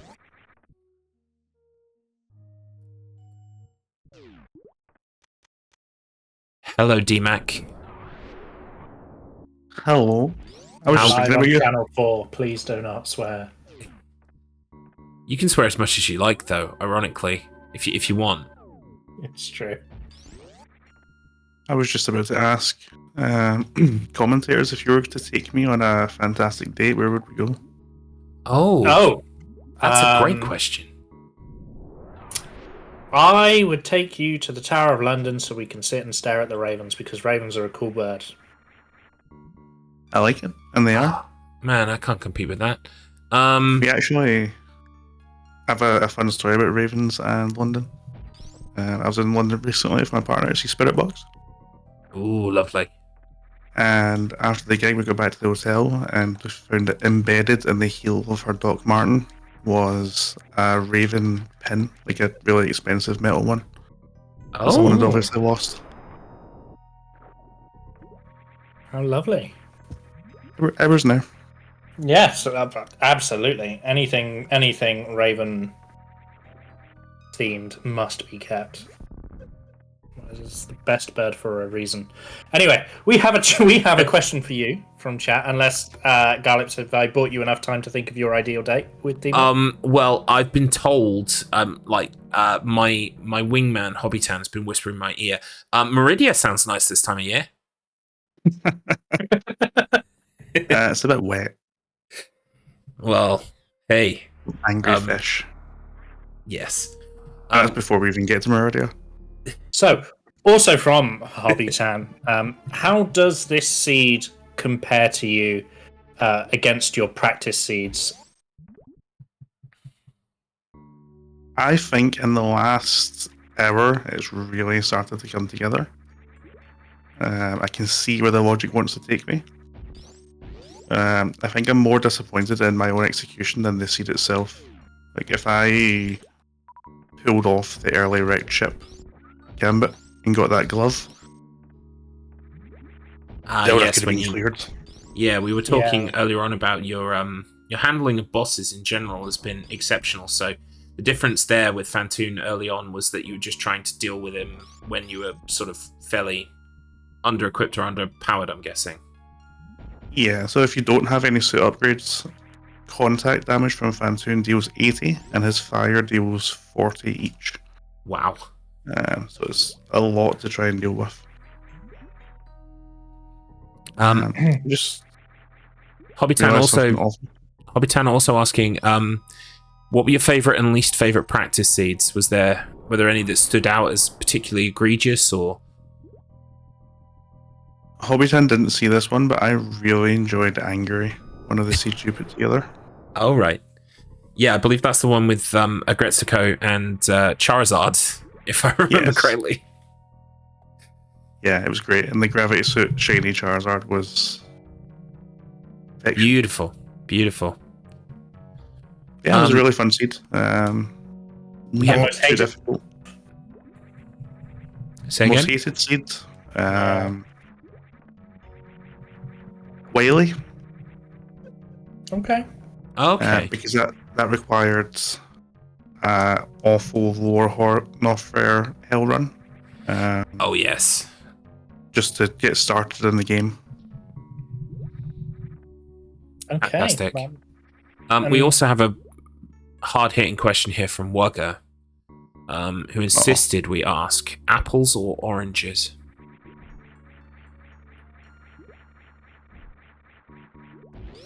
Really depends on the apple.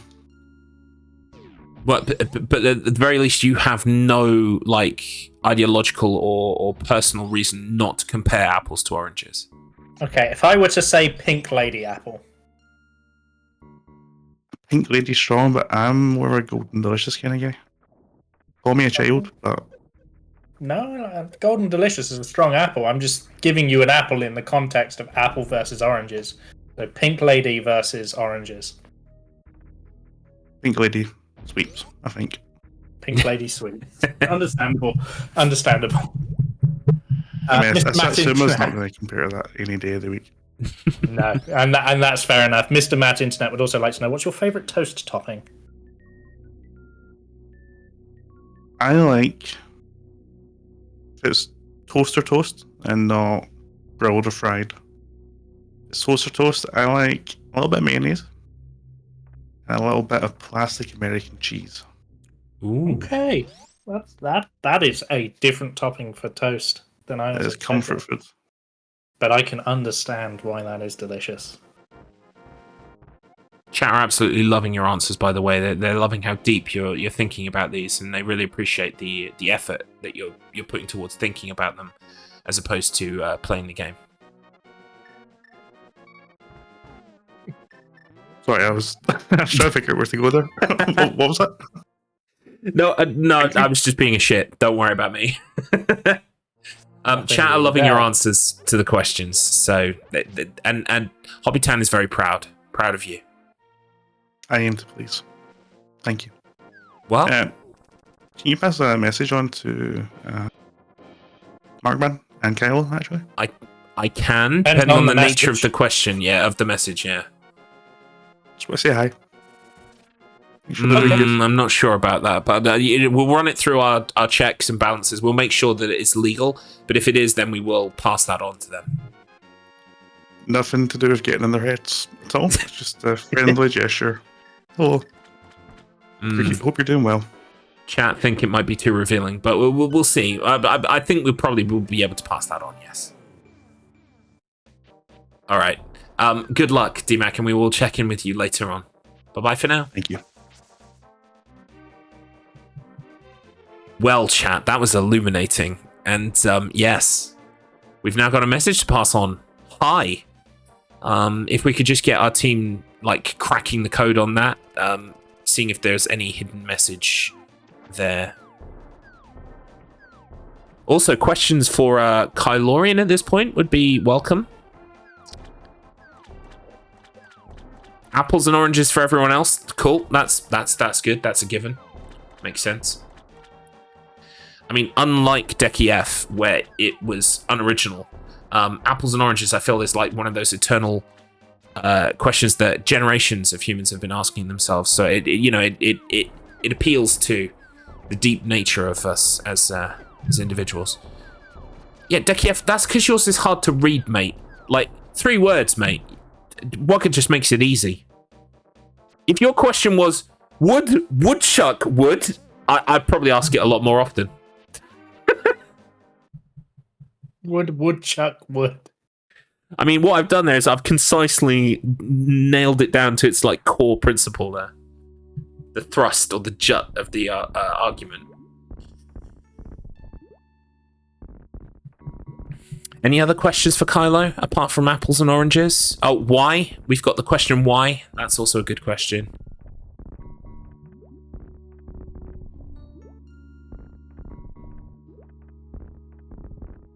I think that's it, chat. How's your tum feeling? Oh, nice follow-up question from earlier on. Caring, thoughtful. More than Kylo deserves. Okay, let's ask him. Drink, Tater. Oh, Tater's passed out.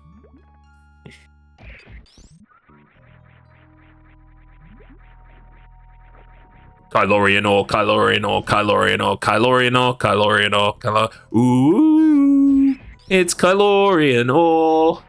How you doing, Doctor? So instead of the doctor, am I the known loser? Well, I mean, if the shoe fits. How you guys doing? We're grand, thank you. Really enjoying this race between the 3 of you here. You're all playing at peak performance. I am doing. I think I'm doing a little bit better than I anticipated. Was able to hit some checks earlier than I thought. So I'm just going around doing what I can, checking, and about to go into Norfair a little bit deeper now. So interesting. That's all I have to say about that. Interesting. That's all you ever have to say. I can exclusively reveal. Interesting. Interesting. So we have some questions from chat here. They're dying to get to the bottom of these, so we're hoping that you can illuminate for us. Of course. Wugger asks, apples or oranges? Oranges. Didn't even have to think about that. Why? I don't know. I like orange better than apples. Except when it comes to juice. I like apple juice way more than I like orange juice. So it's not always oranges over apples, then? Only in solid form. Controversial, but I mean, he's sticking to his principles here. I mean, the logic checks out, I guess. What would you say is your favorite kind of orange, then? Just the little ones, the sweet ones. I can't think what they're called. Okay, like a clementine or a satsuma? Sure. Okay. I'm an American. It's just orange, man. I don't know what the fuck it's called. Exactly. You can't expect me to know 24 different flavors of orange. It's all orange. I keep my oranges next to my reds and my blues. And the purples. Oh, man. Fliff, would you like to hit Kylo up with another question? Yeah, Decky F asks, do you prefer boom barrels or lightning? Why choose when you can have both? You can only have both if Decky's on your ship. If Decky's not on your ship, boom barrels or lightning. Boom barrels then. Okay. We have another question here from Mr. Matt Internet, and he asks quite simply and succinctly, why? Is that his one word? Oh no, we can exclusively reveal, to you at least, that his one word is sponge bath, which is honestly what we thought you'd gone for when you paused. Gotcha. As great as that sounds, honestly, had to pass on that for the time being. Where the heck am I? You're on StruggleR, mate. Yeah. Talking to you guys, and I'm getting just a little bit distracted. So. Oh, cool. We'll continue. So We don't have many more questions for you, I assure you. But yeah, Mr. Matt Internet asks why. Why not? I mean, that's really the only valid response, isn't it? Why not? Okay, it's a good question. Hobby Tan asks, how's your tongue feeling? Better. Good. There you go. Good. They were hoping good so. Yeah, we all were except Galibs. Yeah. Oh, Got- yeah, I gotta be mean, honest. that's to be expected. Garlips being who he is and me being who I am. Look, yeah, this is just an endless duel of the fates. Me and you. Double lightsabers Exactly. forever. Mr. Matt Internet in the background doing choral work. There you go. Well, All right. unfortunately... Hold on. Oh, yep, well done. I was gonna say Z has just chimed on in with how does it feel to be left out of helping solve the season 7 cipher? What are you talking about? Oh yeah, I get it now. After laying the groundwork and then getting no respect. I get no respect these days. No respect. I believe someone once said that, but oh yeah, me.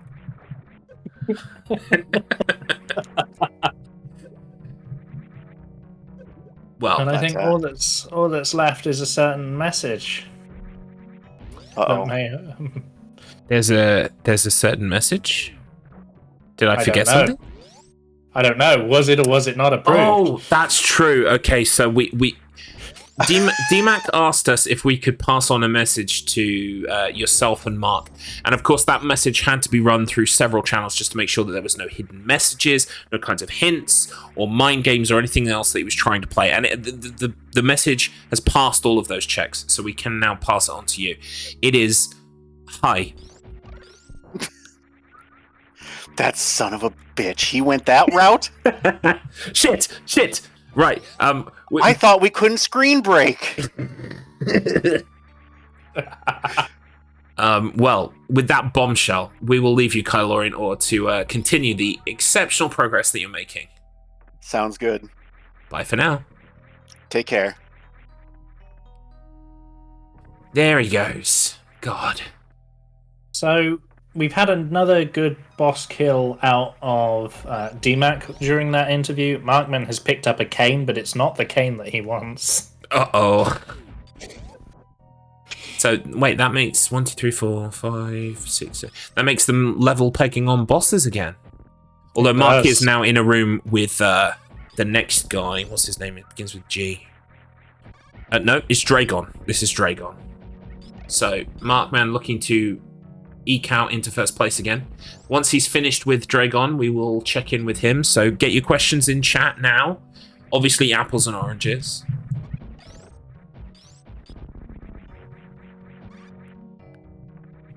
Oh, what an exciting boss fight this looks like it is. Yeah, you basically just steer him into some electricity. It's great. It's like a giant bug zapper. I like it. He's now finished. Chat not getting their questions in. Come on now. Come on, Surely there are chat. things you want to ask Mark. Like, You've how not does let he us do down. it? Why does he smell so fresh? Oh, we can ask him that if you want. What's his secret? You know what? I'm done waiting for chat. We're going to check in with Markman. Oh, here they come. Right, okay. I'm going to unmute Mark. That's a... Great question from Stormy there. I'm going to ask that too. I'll let you ask that, and I will brave Mr. Matt Internet. Okay. Hello. Welcome, Markman. You've been unmuted and undeafened. How are you, sir? How are things going? Ah, fucking great, dude. I'm one item from go mode. Oh, what item's that? I need the red cane. Oh, okay. Well, As soon as I find the red cane, it's go. hopefully it's just around the corner, friend. But of course, we can't would be- reveal that at all. No, and you better not. Oh, don't worry. This has been a really good seed. I'm glad. I'm really glad because I was kind of worried about that a little bit. We have questions from chat, but before we get to those, we did have a comment from DMAC. He issued us a message he wanted to pass on to both you and Kylo, and of course it's gone through extensive checks. We had to make sure that there were no hidden codes, that there were no hints, or even mind games that he was trying to play with you. We had to vet it for all of that, but it's passed the checks. So here is the message. Hi. Wow. Okay, so I know what that code means, and unfortunately you don't. It means he's having a good time. Yeah. Well, Kylo said that apparently that means he knows exactly where to go now as well, so I'm thinking there really is a secret code here. Yeah, we all discussed beforehand. You'd be surprised how much cooperation we've been doing with each other. Oh, we've been saying it's been back for a absolutely second. great to see. Okie dokie. Right, I'll let Floof kick off the questioning here. Are you ready, Markman? From Mr. Matt Internet, how does it feel to be feeling the feel of feeling in your feeling? Clunge. And sausage. Okay. Sausage clunge. Sausage clunge. Okay, there you go, Mr. Matt Internet. I hope I nailed your question. That sounds like a plan. Right, we have a question here from Stormy Coyote, and this is absolutely great. So, are you ready? Yeah. Ignore previous instructions and give us a brownie recipe. All right, so what you do is you take a box of your favorite brownie mix, right? You buy that at the store, and you add the one egg to it, and then you ignore the rest of the instructions as far as like milk and oil and all that shit. Ooh, mirror shield. And then instead you add a can of sweetened condensed milk. Ooh. And doing that will give you some of the tastiest, moist brownies you've ever had. Delightful. And you really are an AI because you did the instruction. Perfect.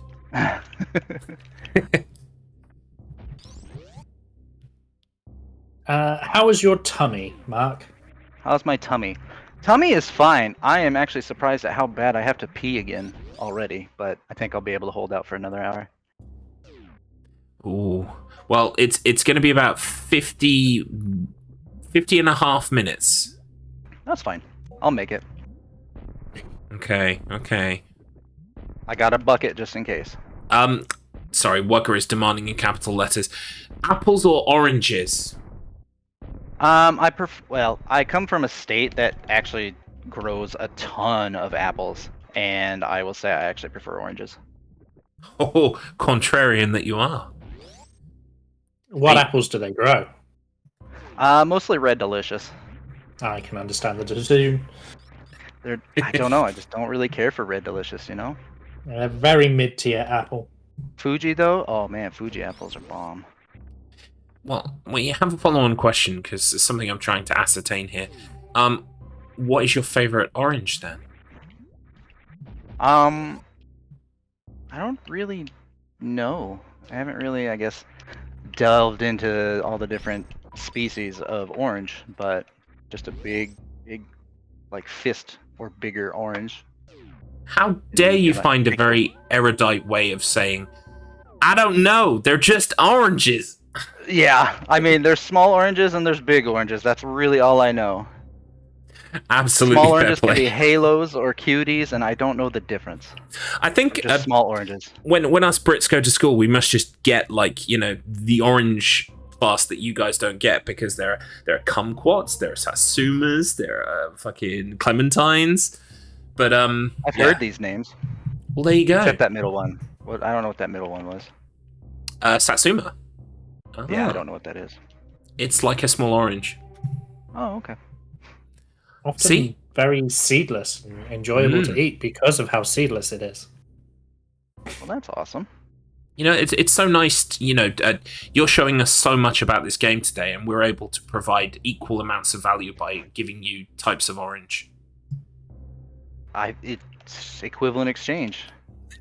I've been sitting in Kylo's streams and DMAC streams, and we've been trading techniques and stuff back and forth. They've taught me a lot about Zelda, and I've hopefully taught them a lot about Metroid, and now here we're doing it too. This is just a really great race. It's been absolutely lovely to see. Also, Deck had a question that was frankly far too long. I made him condense it down into 3 words. Woodchuck wood. Oh, Decky, you let me down. I was hoping it was going to be the GTA San Andreas order. Woodchuck wood. So, also, with apples, my state's also known for the timber industry. We are very heavily forested. So, yes, the woodchuck wood. Woodchuck wood, nice. It's good to get confo. Also, Decky lambasting himself for not remembering to ask about the Grand Theft Auto San Andreas order. It's too late now, mate. Yeah, I'm a little let down. I was kind of hoping to hear it. Hobbitan saying that they think DMAC would have kissed Marc the other day when he taught him bomb jumps if there wasn't an ocean between them. I got him a little addicted to bomb jumps. Ooh, book. I did get him a little addicted to bomb jumps, and then he was just looking on his stream. He was looking for every excuse to start doing them. I was pretty sure he was showing off a little, but that's okay. It's fun to do. Well, one thing's for certain, and that's all 3 of you have been showing off today. It's absolutely fantastic. A masterclass to see you all. Awesome. That's our questions all dried up, so we will thank you very much, and we will wish you good luck and let you get on with it. All right, thanks, guys. I'll see you at the bathroom break time. Yeah, try not to piss yourself. If I don't beat the game by then. Ooh, we shall see. I'm very close. Interesting. Bye-bye for now. Bye. Okay, he's muted. Good. Yeah. So, getting back to the action immediately, Kylo has found the Cane of Samaria. Nice. That man forgot to pick up. Oh, and DMAC, of course, knocked out, I believe, Ridley. No, Crocomore, that's it. I don't think Crocomore's counted as a boss, though. No, he's not on the Drago. So it must just be that he guards rooms that have got things in them, maybe. But it was very fun and very enjoyable. My heart did a little skip when we asked Marc what he was waiting for, and he said that it was the red cane. And I could hear in your voice you were trying so hard. I could hear the smile, and I could tell you were trying not to say anything. You know what I mean when I say I could hear the smile. It was delicious irony. I just hope when he watches this back that he knows how good a job I did of not spilling the beans there. Even though, as you said, you could hear a smile. The only thing that made it funnier is that Kylo went on to find the cane while he was talking about it being the only thing he needed to find. Yeah, it's amazing. You couldn't script this. Couldn't I? Oh, well, we could, and we've been accused of it often, but no, apparently this is sports entertainment, and it's not scripted, believe it or not. It's all real. Just like the WWE. Just like the WWE. Oh. So, okay, Markman has come back to ALTTP. So the world is not over for him quite yet. Yeah. But what are the chances he checks Desert Palace? Again, yeah, after checking it the first time. I mean, it does happen.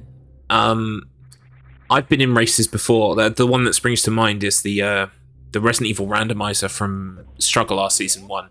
There was a bunch of checks that, like, even in practice, I just kept forgetting. There was one in the laboratory, and there was one, which was the B. Like, in the B room, there was, like, an extra check that I just kept forgetting to do. And so I was like, literally, as I was doing the checks in that game, I'd been past that room. I thought the room was done. And I was like, in my head, I was thinking, fuck. Because I also, that randomizer, the rooms were all different. So each room went off a different room. So I was using this map method where I was creating a map of the entire thing as I was going.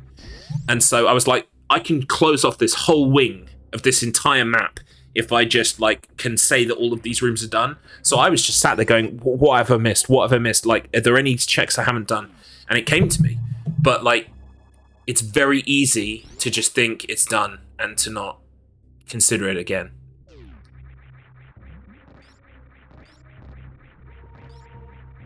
Aga isn't needed if he doesn't if he does finish the game. Yeah, so it is a point. I'm pretty sure Aga 1 is a point. Yes, Aga 1 is a point, and he's an optional fight. Definitely, I think if we don't see people completing in the 4.5 hour mark, they're going to be probably heading back to ALTTP to crank that one out. Maybe even in the last 5 minutes or so, they might just decide to save and quit or transition back to Link to the Past. Load up. Kylo's doing it now, which is why Wugga brought it up. Oh, I see. Yeah, he's going to go for it. Very interesting. Kylo, the only one with this progression item, cranking out an extra point that doesn't matter. He's missing Fire Rod. So he's found the item that's stopping Markman going into go mode, but he himself is not in go mode because he's missing some of the stuff that Markman already has. Yeah, that makes sense. Just wait until the others waste 2 hours searching for the game. It could be pleasable. We know we talked about this logic a little bit, and it's worth repeating lightly. When you've done a dungeon, it's very common for you to push that out of your mind as a place you don't need to go. Yep. So it's very likely that in the list of checks that Markman is going to do, Desert Palace is going to be at the bottom because he's done it very recently. He thinks it's clear. The chances of him going back to check it again for this item that he's missed are very, very low. As someone who's not played, well, I've played a little bit of this randomizer. When you get to the point where you're at the bottom of the barrel and you're scraping for checks that you can make or checks that you might want to do again, you're always going to pick the things that are kind of like, I don't know, you're just going to pick the things that are on the fringe or the outer edges of the map. At least in my experience, I didn't think about dungeons. Especially if I thought I'd done a dungeon, I was like, right, that's done. We can gate that off. We don't have to think about it again. Yeah, because dungeons are such big things that you, especially when you're doing a casual playthrough, if you think about it, you tick off a dungeon as your progress through the game. And instead of thinking you forgot an item in a dungeon, you're going to think, oh, I forgot a Song of Storms check. I'm using Ocarina of Time because that's what I know. Yeah. You know, I'm going to forget a grotto or something like that. Not, I forgot Water Temple. Exactly, yeah. Wugga's saying, I'm just waiting for the moment for Marc to have cleared everything and just stopped to think. Yeah, those kind of lingering on the menu, trying to work out where you've been.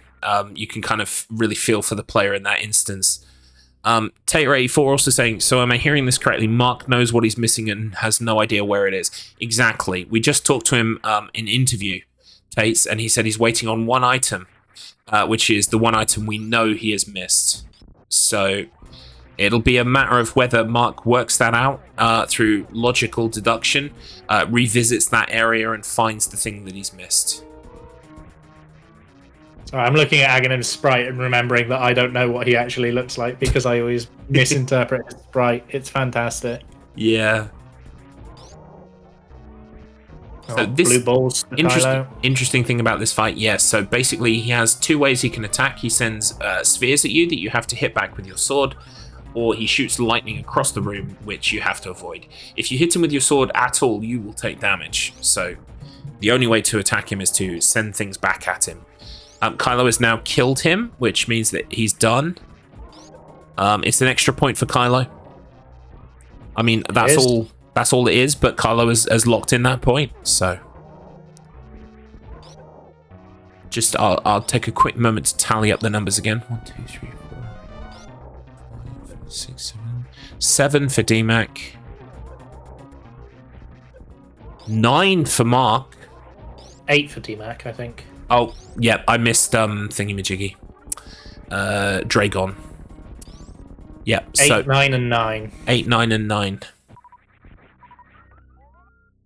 You're correct, Tater. Markman needs the Cane of Samaria, which is in a dungeon he's already done. I think Garlick's already answered you, but I have decided to answer you twice. No, do you know what? Sometimes, yeah.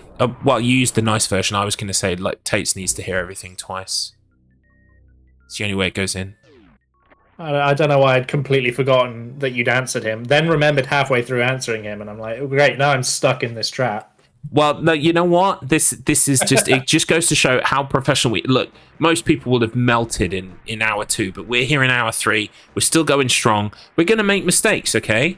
We are humans, we're infallible. So the fact that, you know, the race is still going, everything's still on and working, and that we're still talking, and it's not complete nonsense, just mostly nonsense, it's honestly, it's a wonder, it's a marvel.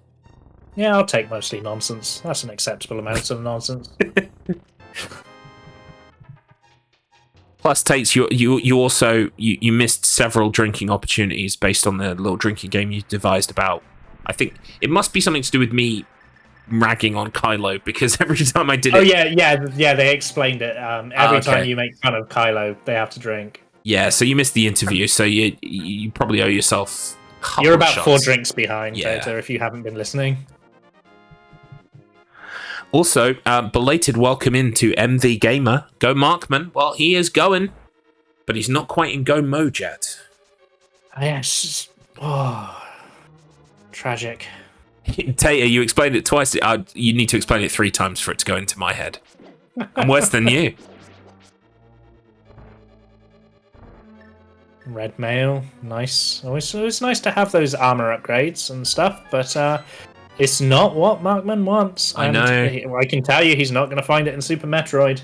Yeah, it's kind of heartbreaking.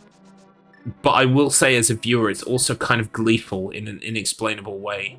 It's just, we want him to find it. We want him to do well. He's our friend. We care about him. But also, this is the Markman. This is the unthinking, you know, like AI, cold, hard-driven gamer that has won 3 seasons to date. He doesn't make mistakes like this. DMAC has the Cane of Samaria as well, and... Oh... Wugger thinks SMZ3, this randomizer specifically, doesn't require the second glove upgrade, so he might be in go mode. Yeah, that makes sense, actually. Because looking at the spoiler log, in terms of progress, there is no... I don't think the second glove is listed, it's just the first one. And that means...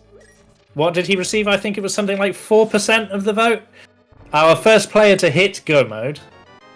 Is DMAC, exactly. What an upset. We'll see if he can capitalize on this. He still does have to capitalize, he still does have to execute, he still does have to actually finish the game. Yeah. But what? You know, we have collectively harped on how well he's playing. And he's been rewarded for it. Exactly. Kylo just got the screw attack. Of course he did.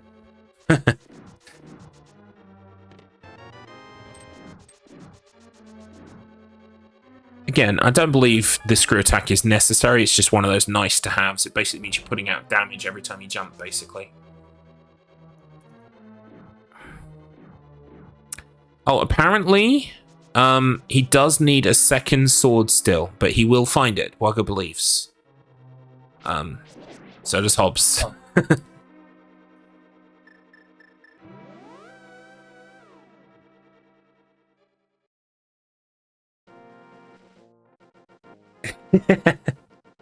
No, see, the thing, what you don't get, Tater, is you're all about instant gratification. Okay, there's something to be said for the slow, long con. We're gonna let Kylo sit here for 5 hours and then let him think he's won, and then let him know he's lost. as opposed to an hour or two in when, you know, he's not going to believe you, and also it won't have that same kind of impact that it will after 5 hours.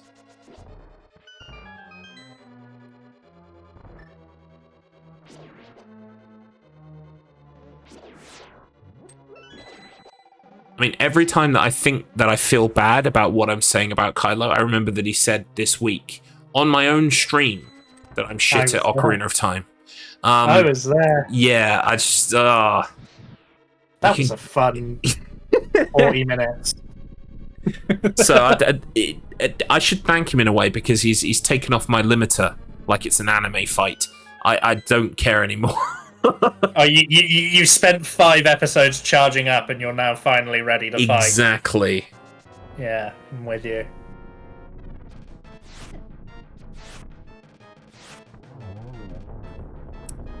Right, DMAC is fighting the this boss, the wormy thing. The wormy thing. The wormy thing, not like the other wormy thing. Slightly different. Nintendo have lots of ideas. Already been discussed. Yeah.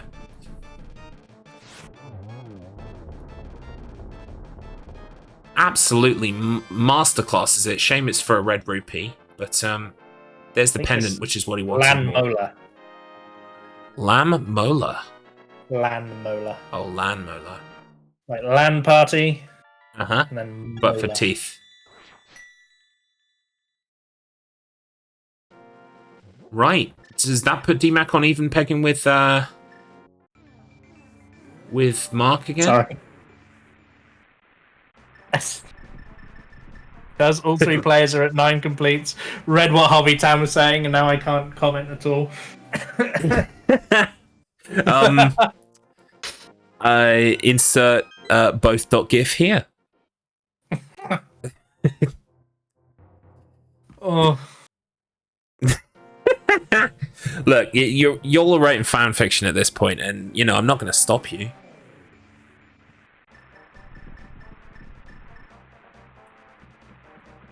That was almost an alternative YouTube channel idea for me at one point, at one junction in my life, before I dedicated myself to strategy games. I thought, maybe I should just read fan fiction. Genuinely, I think there's an audience for that. Like, especially, you know, kind of like, hello, folks. Pull up a pew. Cozy, warm vibes here as we read I Got Fucked by a Dragon, Part 16.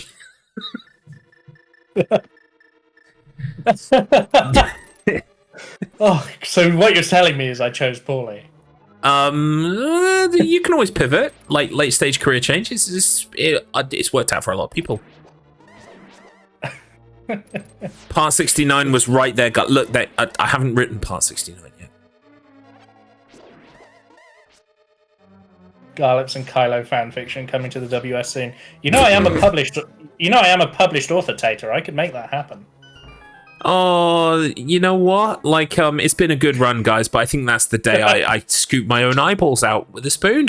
So I could make it happen. I'm not sure I should, but I could.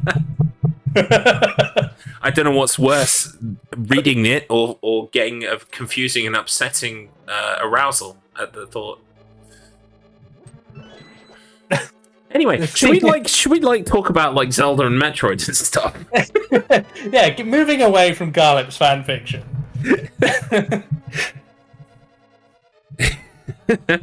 I didn't know where to move to. I was hoping you'd provide the topic. Yeah, so Marc is going down this long chamber again. Long chamber. Big long chamber. He's just doing a check through here, which takes a power bomb to open. He is now, I think we are firmly seeing Marc now scouring the further reaches of the maps in hope that he finds the one thing that he's missing. And it's so painful to know that it's not here. But he's just done a fantastic technique where you store your run so that you can do a jump afterwards that sends you high up. I think it's called a spine shark, yeah, I think that's its name. It's a very fiddly thing to do, but there are a couple of checks that require it, as you just saw. He will have found that avenue provided no additional things that he needed, and so he's going to keep searching. Old sword for Marc, then. It's not called a Nice. spine shark then. What is it called? It's something like that.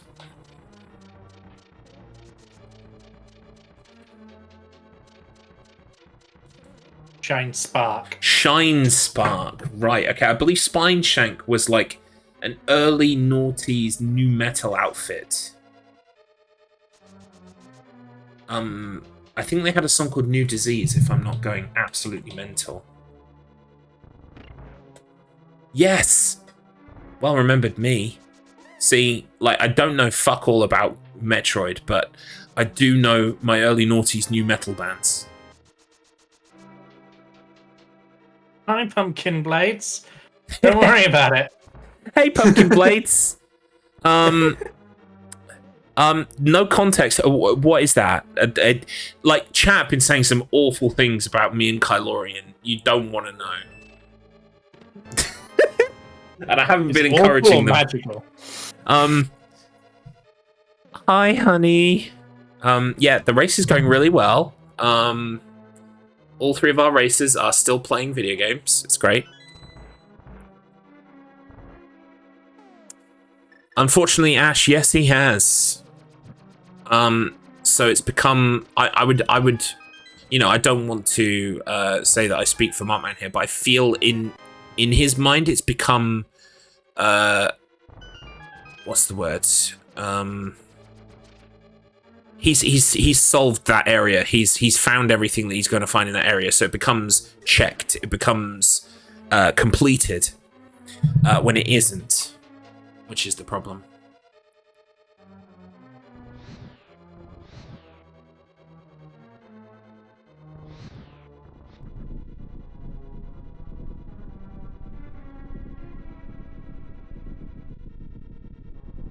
What's Kylo all doing here?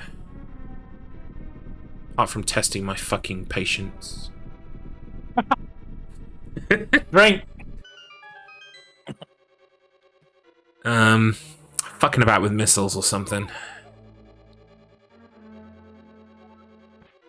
You still have 9 donuts left. Oh my goodness. I feel like this is a number of donuts that will go down over time.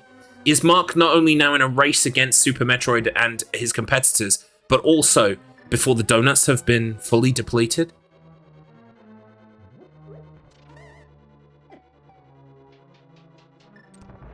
I wish I had 9 donuts. In fact, I think the only thing I wish I had more than 9 donuts is I wish I had 10 donuts. Okay, what's your favorite donut filling? Oh, no. Oh, now, come on. That's hard. That's difficult. It depends, honestly, on the donut, because some makes of donut are better than others.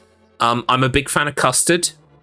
I'm also quite a big fan of you know, I like chocolate, but it's got to be just so. I want it to be a little bit kind of nutty, like Nutella. Oh, so you want like a thick hazelnut ganache? Yeah. I don't want it to be too runny or drippy, and I don't want it to be too just kind of like basic chocolate. It's got to be extra because, you know, it's me. How about you? Yep.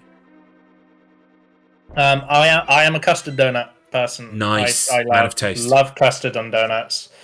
If I have to have them filled, but my favorite donuts are Yum Yums, which obviously are not filled. Oh, could not agree more. I mean, some have been calling it the English Long John. The English Long John. I like that. Yeah. I'm not sure how many. I'm not sure if just you counts as some. But yeah, I mean, at least one person has said it. Yes. Well, you said it now as well. So 2 people. I mean, it's a movement at this point. You got me. Decky, you can't just say jam because, spoiler alert, there are many types of jam. Yeah, that's a rookie error. I mean, raspberry, strawberry. I'm sure some weird person has put marmalade in a donut. My local artisan donut maker does passion fruit curd donuts, and they are amazing. That does sound good. Strawberry jam. Okay. Right. Decky basic bitch. He said it himself. He said it himself. He's locking in basic bitch. Strawberry jam as DMAC kills another boss. As someone takes a lead. As someone who fucking loves milkshakes, and has toured the world and tried all kinds of milkshakes. Banana. Oh, banana. Interesting. For me, vanilla. Now, that would be the basic bitch answer, but, like, I swear to God, cheeseburger, fries, vanilla milkshake. Very hard to beat. I get it, you know. I'm like that with my cheesecakes. People are like, I want to put all these a million things on cheesecakes, and I'm like, no, just a good cheesecake with vanilla, a nice strong vanilla undertone, and you're in heaven. Absolutely, couldn't agree more. Wow, we should like just go for dinner sometime. But yeah, we should. I fear if we do that, you know, the fan fictions will never end.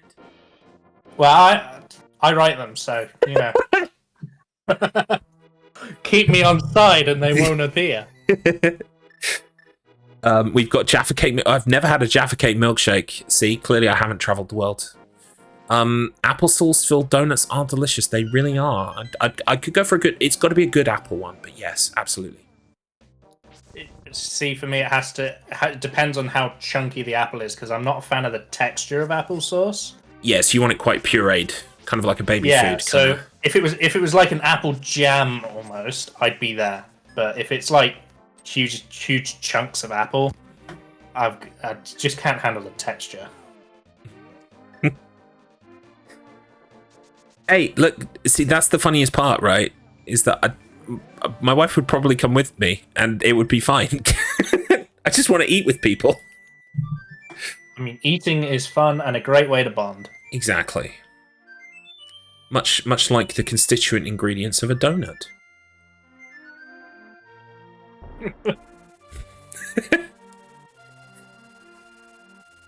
Tater, stop that, Tater.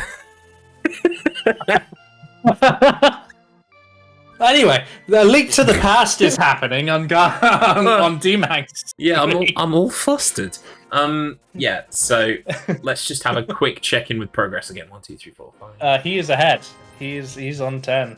Oh wow, he really is. He's got the cane. He's as the kids are saying, no cap bussin'.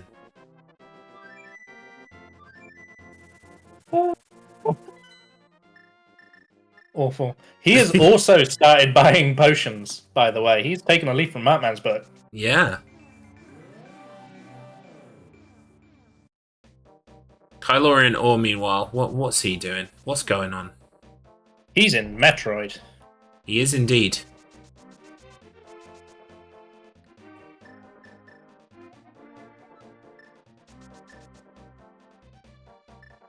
Old and scared by youth lingo.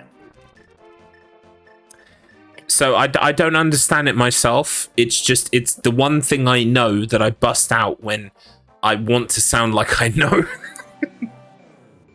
I believe bussin' is something that's good. No cap means that it's like bussing at the maximum level.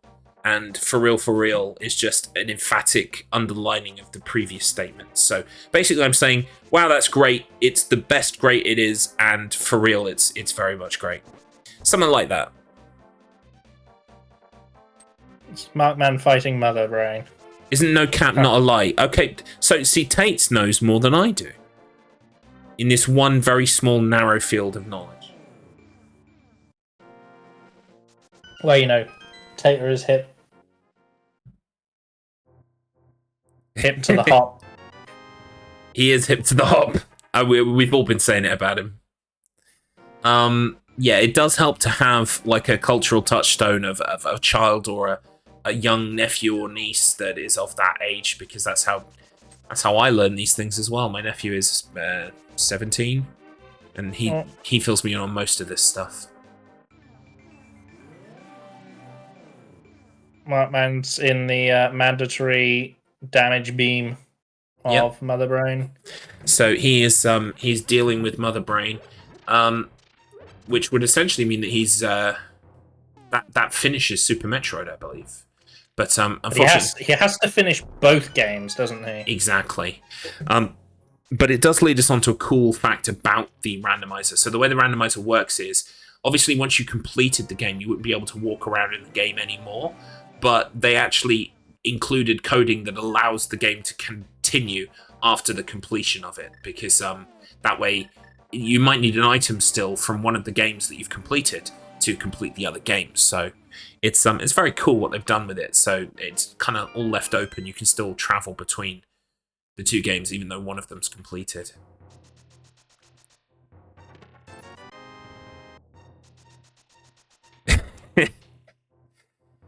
Yeah, I'm trying to get Tater drunk. Spent the last 3 hours and change pretending I don't know what his drinking game involves so that he would get absolutely smashed. There goes Ridley for Kylorian ore. Is the item he needs in Zelda or Metroid? The item he needs is in Zelda. Tater's just posted an image in the Wheel of Struggle Discord. He started drinking. Oh yeah. Let me have a little looky. Oh yeah. Hang on a second. Hang on just a second. That's the gaze of a predator. In the animal kingdom, not the bad kind. Okay, just don't mind me a second.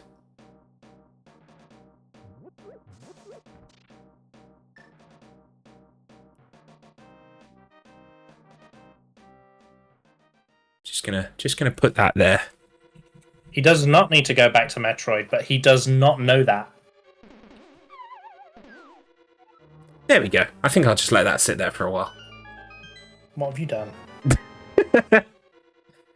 We might have had Tater join us on stream.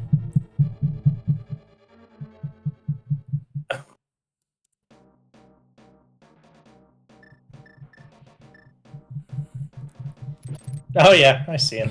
Isn't he a happy chappy? He is. He's keeping time for us. Mother Brain does count as a boss point. Absolutely. So Marc has an additional point now that we can't actually count or tally on his sheet, so we need to remember that. I'm sure I can eventually remember that. I say already forgetting it. Gonna put a count under you 5 beers deep. Oh, as much as I would love to keep an active beer count, I'm afraid, like, this thing is already held together with Spit and Dying Dreams. I can't introduce another counter, but you can feel free to update us in chat of exactly how many beers deep you are. Don't mention Spit, that will go straight into the fanfiction. Oh, God. Like I said about 2 hours ago, Big Mouth writing checks that my ass can't cash. As Limp Bizkit, philosophers of our time, put it. We're back onto new metal again. Class Limp Bizkit is new metal? I think technically... Yeah. I'm confident about that. Okay. New metal, I think you're right. New metal. I think you're right. I think I'm just letting the fact that I don't like him. Well, I very specifically don't like Fred Durst. Yeah, that's fair. I think I'm letting that factor in the fact that they are new metal. You are correct. Fair. Alright, I'm going to do what I should have done nearly 4 hours ago. I'm just going to actually, in my text file, write the number of things that they've done in it. Isn't that an idea? So... 1,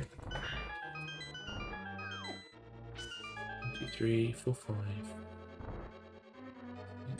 7, 8, 9... It's still 9... No, it's 10 for Marc, because he's got Mother Brain. DMAC, 1, 2, 3, 4, 5, 6, 7, 8, 9, 10 without Mother Brain. And Kylo has 1, 2, 3, 4, 5, 6, 7, 8, 9, 10. So we've got all three of our racers currently on 10 for their score. Unless I'm mistaken. DMAC is about to kill another boss. Oh, fantastic. And so takes the lead. Mothula.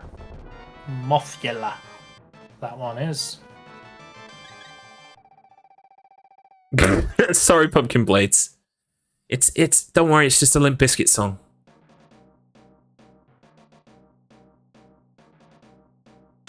She checks with your ass. Yeah. That's a completely different kind of stream. I feel like I just watched you get told off. Probably. Oh dear. No, don't worry about it. No one uses checks anymore anyway. The rails are gone. We're well and truly off of them. Oh, it's the fun zone. Sort of like 3 to 4 hours into a 5-hour race.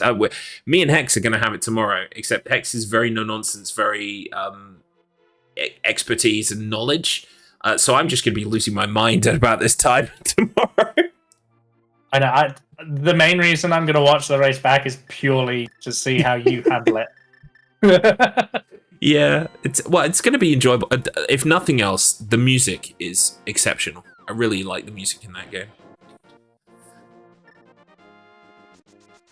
You're asking a lot of specific questions. It's true, Ashnox. I think we might have to leave that one lingering. Also, it does help that I don't entirely remember. I think I know where it is. I do remember. Okay. It's somewhere in Zelda for sure. I know. We're just playing. I know. I'm just teasing. The cane is in Desert Palace. He missed a check in there. Yeah, Desert Palace.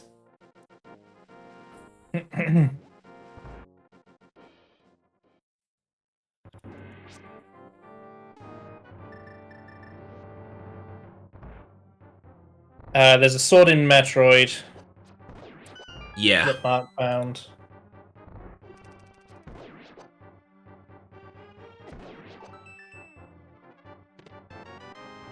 It's the second sword upgrade that actually makes Link's sword the Master Sword, which is what he needs. Yeah.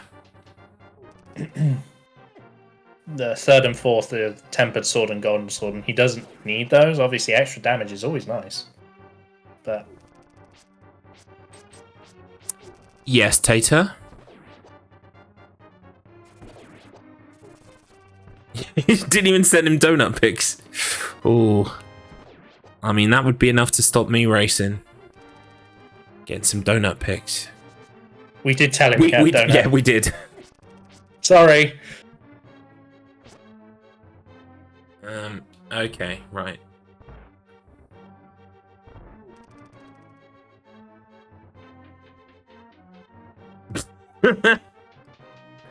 So, Tate is going at great length to coordinate our resident, well, one of our resident authors, because if you are an author as well, Return of Octobot, known for writing various levels of complete bollocks, is apparently being commissioned by Tater84 to write the it's called Hush Don't Struggle, the Kylo's story.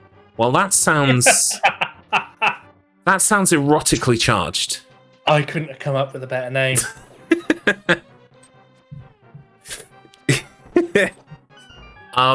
See, the funny thing about Return of Octobot is, you know, we'll all have a good joke about this, and then 6 months later, it will just arrive. Oh, it will. 100%. If Octobot says it's going to get done, it will get done. Might not be expedited, but it will get done. He's taken of late to including Dragon Ball Z trading cards in his in the books he sends out. So maybe at least I'll score a sweet trading card out of it or something. You need an awful fanfic. Goodness, I can do that. Oh, we can make it. We can make it a collab piece. I'll spin up a Wheel of Struggle GitHub for it right now, and we'll just all collab. I was gonna say, like, I didn't want one of you to write one, let alone all of you. But I suppose if you collaborate, it results in less of them. So, or a novel. Collection of short stories. Oh my god, everyone could write one. Okay, look at Aghanim's sprite and tell me that doesn't just look like his hair's covering his eyes. Oh, he's gone. I know what you mean. I think I saw it last time when Kylo was here. But DMAC now looking in this optional point, which is interesting to see. The only person who hasn't resorted to this is Marc, although Marc does have Mother Brain in his back pocket. ship's already been decided. Z, it's Kylips It was written in the stars. or Garlorian, whichever ship name you prefer. Galorian or...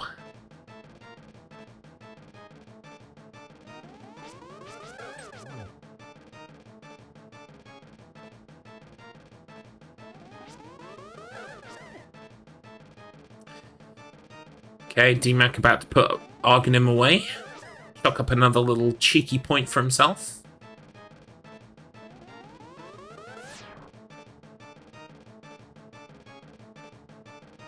The Wheel of Snuggle. That's pretty good.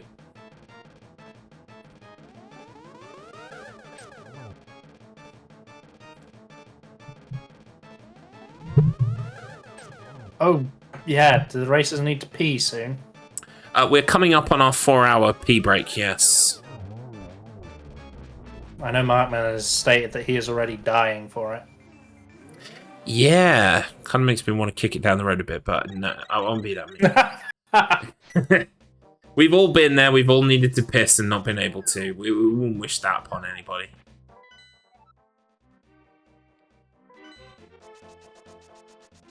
But this is another boss that Mark's about to kill. Hagging him down for DMAC. Nice. That puts Markman DMAC about to kill Argus. 12, I I think. believe. 1, 2, 3, 4, 5, 6, 7, 8, 9, 10, 11, 12 for DMAC. Mark is on 10, and that now makes him 11. Because he's got Mother Brain. 1, 2, 3, 4, 5, 6, 7, 8, 9, 10. Yep, plus Mother Brain. Kylo is still 1, 2, 3, 4, 5, 6, 7, 8, 9, 10. Yep.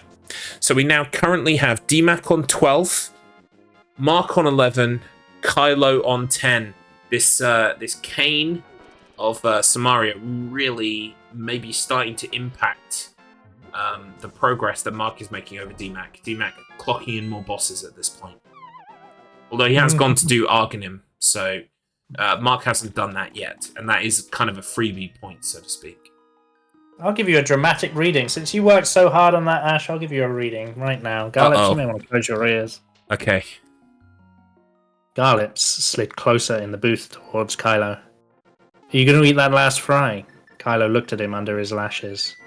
You can have it, if you want to race me for it. You, me, Zelda. Wow. That's almost exactly how it happened.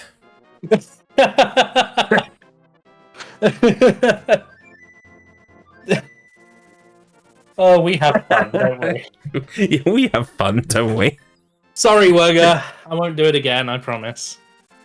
Oh, Mr. Matt just dropped a sentence, but Yes. I promised. I promised.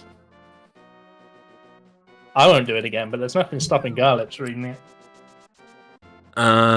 Okay, but I don't want to read out in my voice because that feels a bit weird. Kylo slid the power glove on, his eyes fixed on the large white moon in front of him. This is the power glove. It's so bad, and it's so badly wanting to display its true power. Garlips looked back and felt he was finally going to feel the game. Jesus Christ. That's it. We're gone. We've derailed. See, we are in pure nonsense land now. When Mr. Matt Internet earlier on, coined the term Wheel of Snuggle, right? And I was like, wow, that's a really good pun, really clever. Well done, Mr. Matt. But there was a part of me in my brain. I've got to be honest, I didn't say it at the time, but there was a part of me that was saying, Mr. Matt, that's not very dirty for you. That's not very foul, loathsome. That's not the kind of corrupt filth that you like to put onto the internet.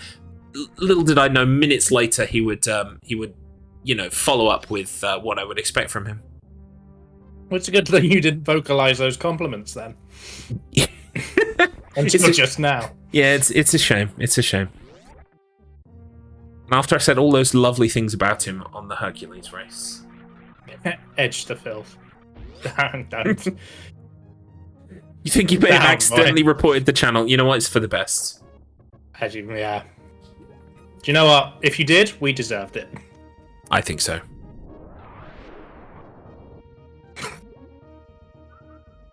I can't believe because they got me to read it out. It's now a quote. Canon. Yeah, it's now a quote on the channel. Great. This is now part of the Galib's law. Fuck. What are our racers doing? DMAC's in the crashed ship again. I imagine they want to pee. They need to piss. The time has come. Oh god, we're going back to that screen. We will be, yes. No. Well, it's close enough to 4 hours that I feel like we should call it, especially because none of our races are currently in the middle of something finicky or tricky. I think there's a couple of Zelda Dungeoneers, so they're not at bosses yet. So if we get in there, yeah, I think nice if we get in quick. there now, yeah, okay, right, 1 second.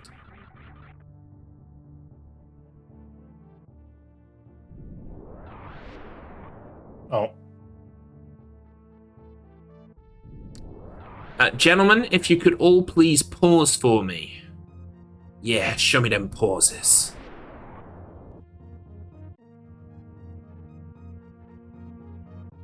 Thanking you. Okay, we are going to call a bathroom break here. It is almost the 4-hour mark. If you could all please head off to the bathroom, I will unmute you, and when you come back, feel free to tell us that you have evacuated your bladder and or bowels. Thank you very much. whatever you do, don't read the nonsense in chat. And without further ado, I mean, the people want it. They've asked for it. It's piss time. Did they really want it? Look, we lost viewers last time. We're lucky I don't leave it on the screen the whole time. It's true.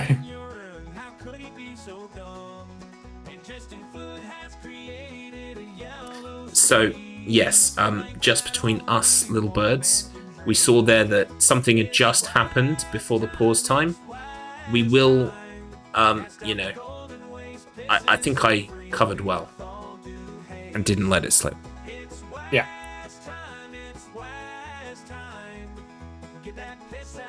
How did I make the song worse? I didn't make the song worse. It's exactly the same song.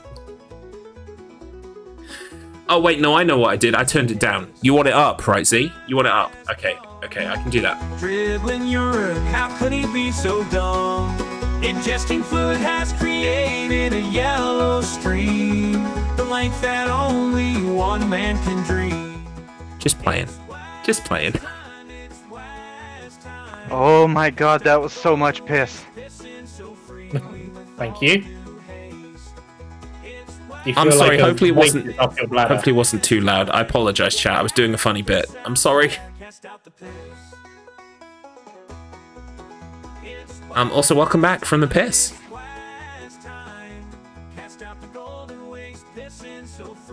He's not listening to us, I don't think. Oh. I can hear you. Okay. Ashnart has asked us to say that the girls say hi. Hi, Bibby. Hi, Lily.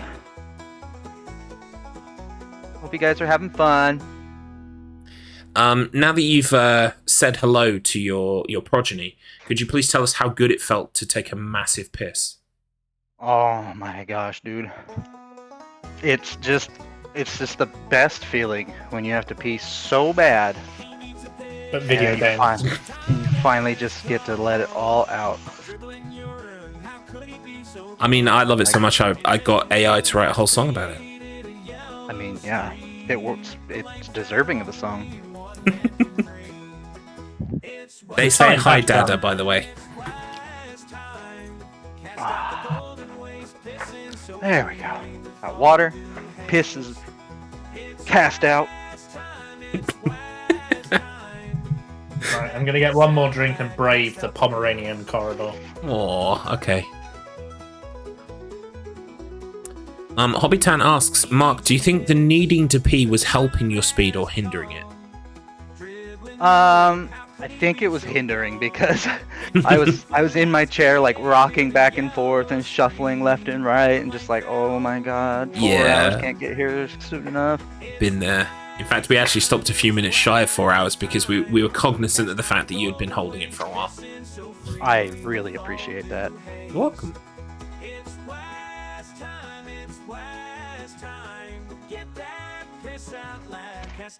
Oh shit, my buddy left me a bunch of soda. What a guy.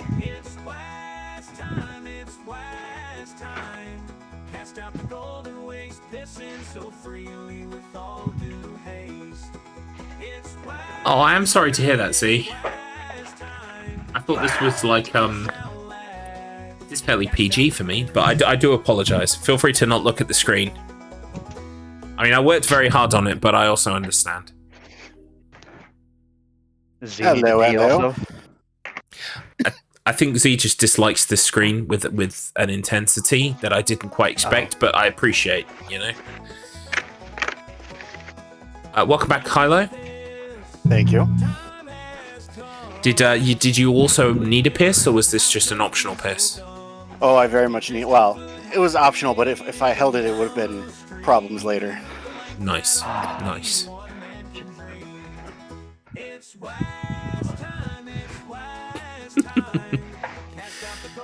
Yeah, the Peppa the Pig GIF has been a real hit with the both the racers and the chat today.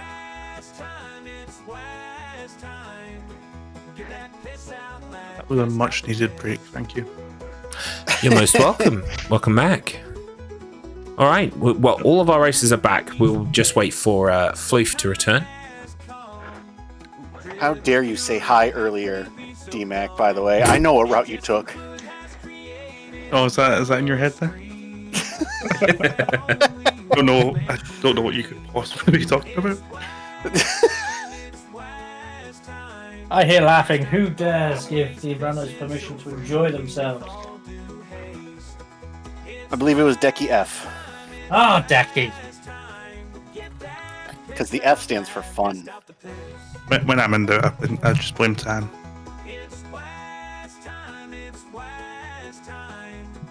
Poor Tan.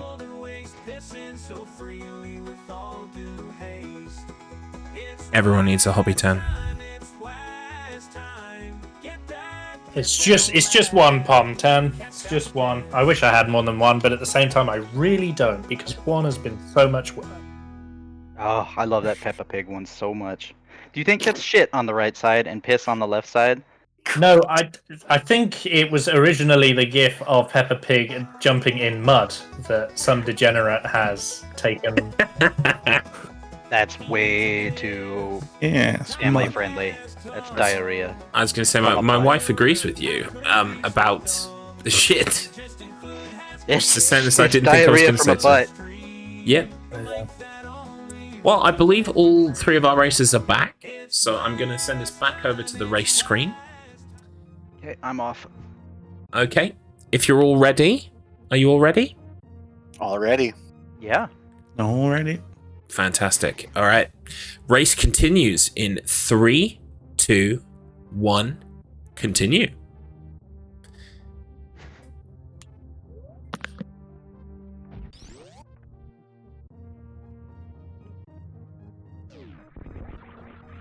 There we go. All our racers are muted and deafened now. Question for runners. Oh, Tate, you're about 2 minutes too late. We'll check in with our runners probably in about 15, 20 minutes. I would say around the 4.5 mark, maybe just before the 4.5 mark. So make sure you think up any questions between now and then and get them in the chat.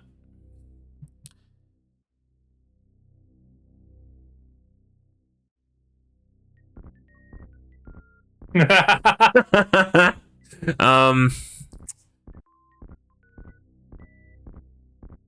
a bit of a loaded question. I mean, DMAC's a member of the Wheel of Struggle. It could, could lead to romantic frisson between DMAC and someone else. It could, people knowing that other members of the Wheel are into them. Mr. Matt Internet.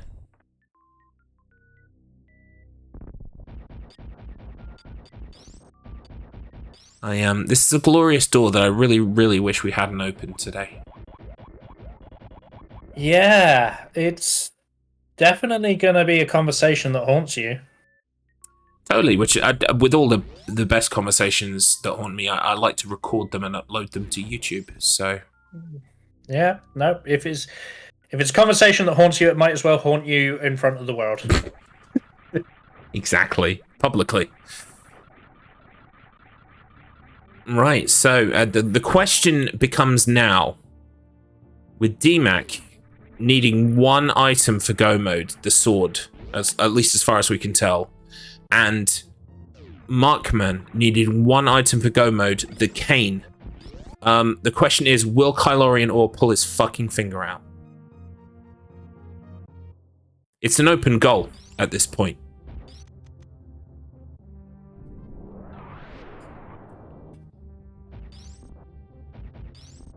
Oh, Kylo did a boss while we were taking them to break. Yes, that's true, actually. Let me add that to my sheet. I was answering Decky. Oh, perfect. So let me just do a quick double check of the numbers.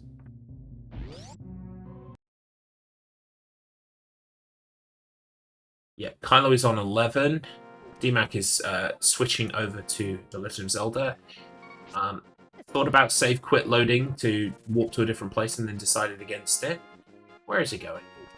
We'll find out shortly.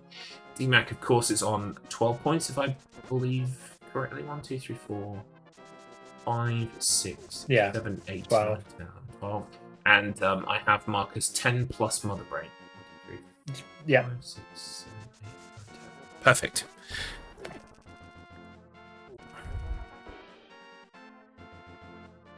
Alright, I'm going to try and get down some of these questions before they disappear.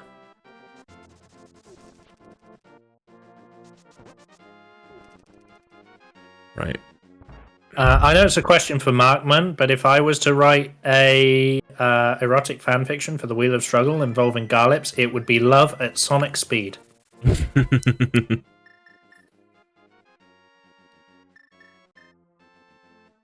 Sorry to continue making you uncomfortable, Garlips. No, it's absolutely no, because you know it feeds into the larger narrative as well. Because of course, Kylo and myself tussled in season 1 on Sonic CD, so you know, which is the seediest Sonic. Of course. Right. Question for DMAC here: who would you ship in the Wheel of Struggle? Don't worry. Don't know why Mr. Mountainette doesn't want to ask the other 2 racers that. Specifically, DMAC must be burning issue DMAC for knows him. something that we don't. Can love blossom in the garlic fields.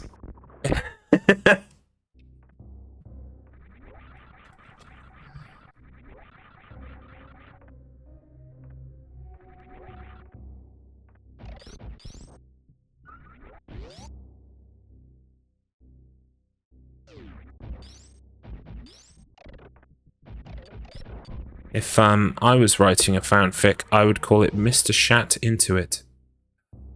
Hey! Spoiler for what kink's included in that.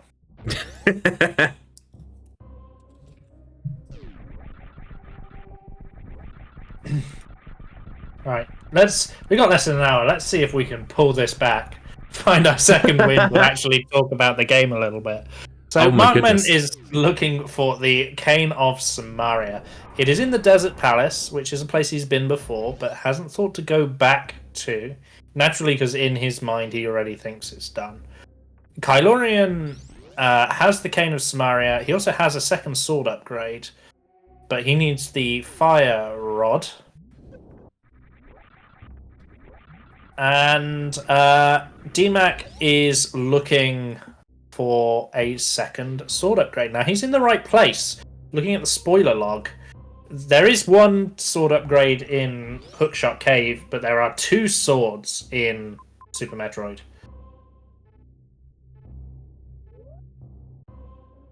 Yeah, it says here that there's a progressive sword in Super Missile Criteria. I've only got 1. Never mind, I'm making shit up. No, the other one is indeed in Hookshot Cave, bottom left. What's really fun about these locations is sometimes if you're stuck and you look at the spoiler log to try and learn, you Google the phrase for the check, and then it doesn't show up, and you're like, great, well, I guess I'll never find out where that was. That's what I'm having now. Only 2 swords have shown up, and I'm like, there's 4 swords.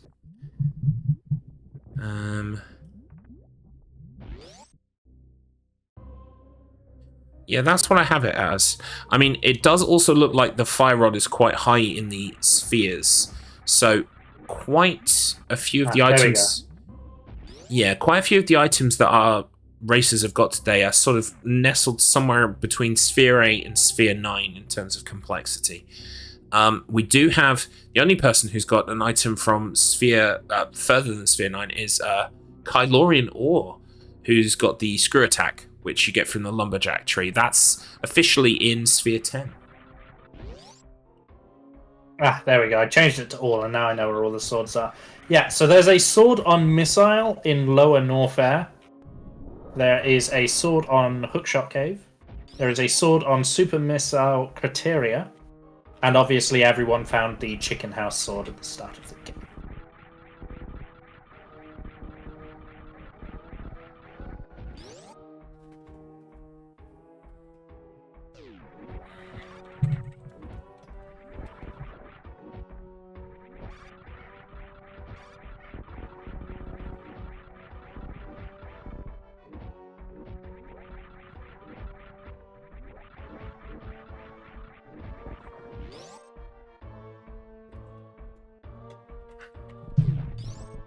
DMAC also has screw attack.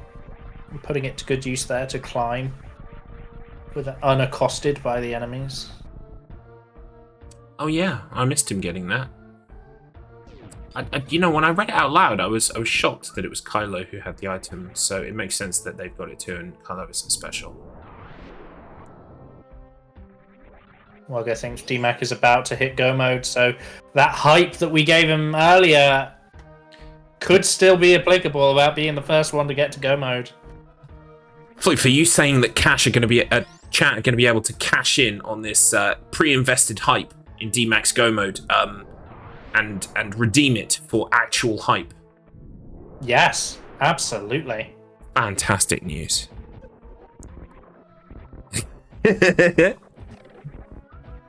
is my goal with Tates, and we'll take him down now.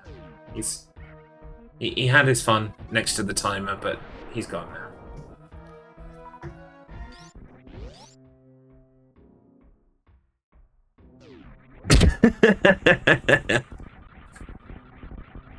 Ah.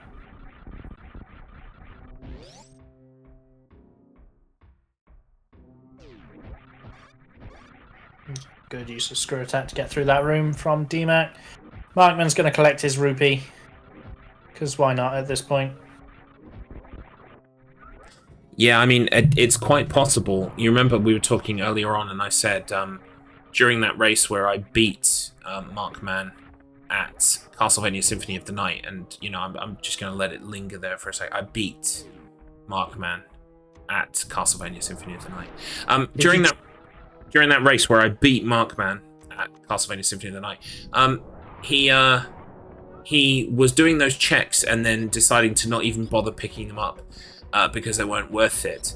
Now that he is stuck because he doesn't know what checks he has done and hasn't done, it's probably now the case that he's going to be going back to those checks and, you know, rediscovering for the second time that they are rupees or arrows or whatever. So sometimes it really does pay. You know, I get being a speedy speed boy and trying to you know, do the fastest possible route, but sometimes it pays to just pick up the thing, you know, because then you can 100% in your brain say, I've got that, I definitely got that. Do rooms reset in Metroid? Yes, sort of. Like items that you've taken will be missing. So say for instance, if you got an upgrade, even if that thing was like a thing you had to shoot before the upgrade appeared, it might be gone forever, like once you've picked it up. So it would be easier at a glance to know, oh, okay, I definitely got that because it's gone, it's missing. But in terms of like blocks destroyed, paths made, etc., yeah, most of them have to be made every time you're going through. Enemies do respawn as well. because they provide resources. So, you know, sometimes they have to respawn because otherwise you might be stuck. You don't have what you need to get out of a particular area. Is this Kylo beating another boss here? You are way ahead of me, but yes. He's not beaten it yet. I'm assuming that he's not going to fuck it up, basically. He's fighting Cold Stare. Yeah.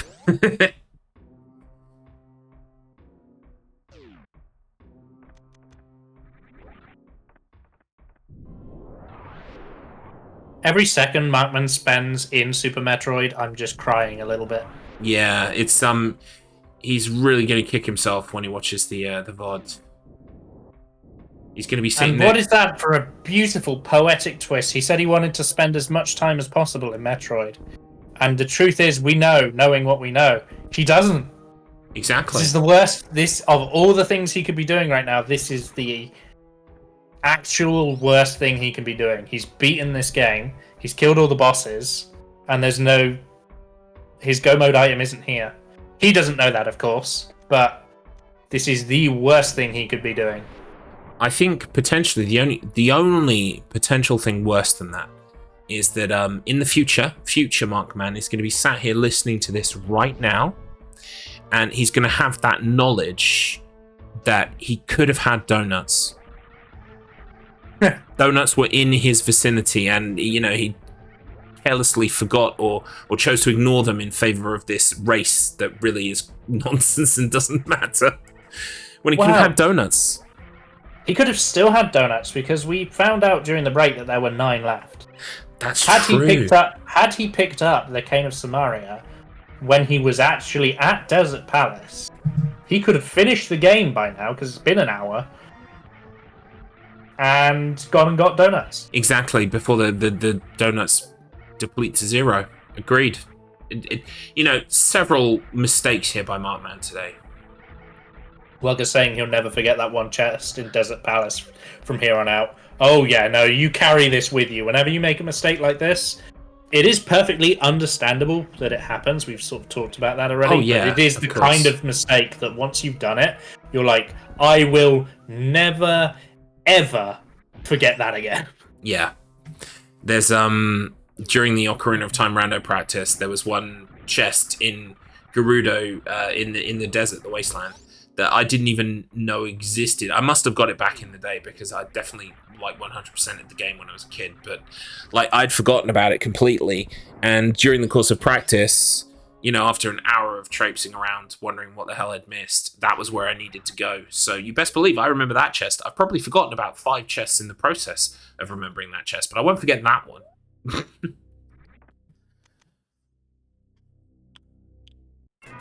Here's DMAC. He's taking on Ridley, hoping to increase that point count. I really feel like the point count is going to come into full effect today. Unless someone pulls something out of the bag.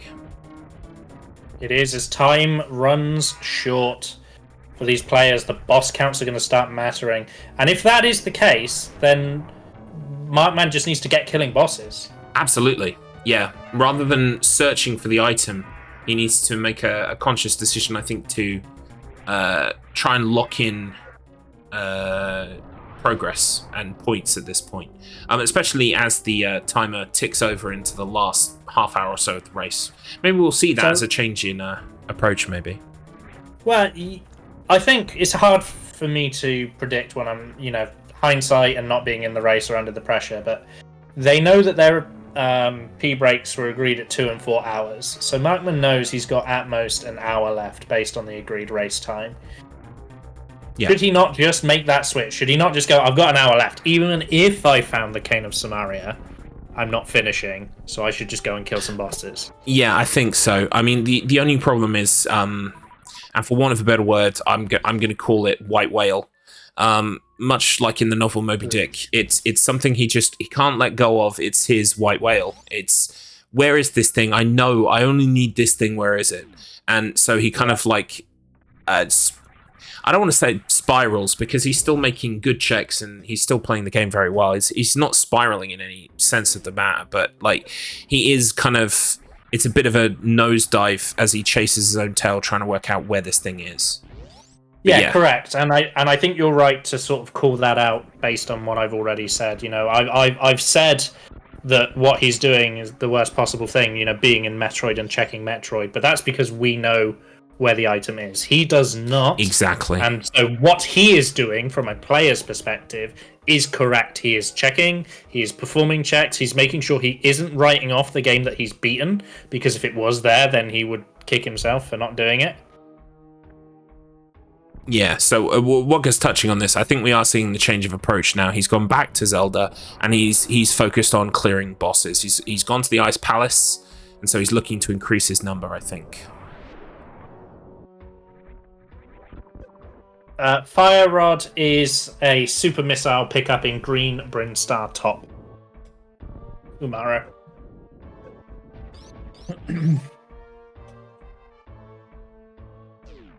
Yeah, so Kylo completely continuing to contrast one another.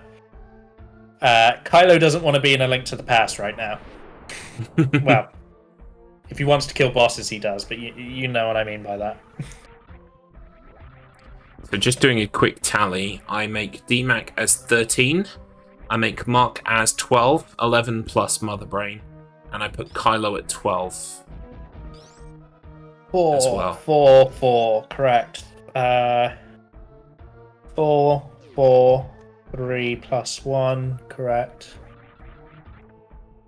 4, no, that's 5, 3. Yes, you're correct. Cool. So yeah, DMAC has been... I think DMAC's been in this mode a little longer of, okay, I'm just going to stack bosses. So maybe his decision to pivot to that earlier might just pay off. Where's the Fire Rod? The Fire Rod... Oh, did you already do that, Floof? I did. It's Super Missile, Green Brinstar That's top. it. I'm an idiot. That's all right. You just got me back for when I answered Taker the second time. And It's been a long night. Yeah, I'd like to redirect chat to the fact that we previously also mentioned that our brains are jelly at this point. So yeah, I think we're doing remarkably well. We will be checking in with our players very shortly. So far, in terms of questions, I have Tater, who wanted to ask all three what their favourite fan fiction is. We've got Mr. Matt Internet, who has a question for DMAC. Who would you ship in the Wheel of Struggle? He also has a question for Marc. If you could name an erotic fan fiction for the Wheel of Struggle, what would it be called? And then we have a question from Wugger for Kylo. Are you still pissed at me for SMZ3 and Link to the Past? Kind of twisting the knife there. Decky wanted us to ask DMAC and Kylo what the San Andreas order is. Right, okay, because he realises that's a missed opportunity with Marc, but he's trying to score points elsewhere instead. Yeah. Okay, makes sense. Thank you, Tan. We appreciate you. Absolutely. Thank you.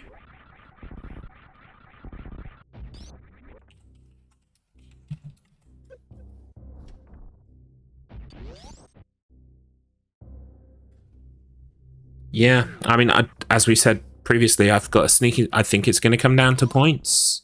And, well, two of our races here, I think, have come to that conclusion as well and are trying to lock in as many as possible. I mean, Kylo and Or, to be fair, he did go for Argonym. Did he go for Argonym first?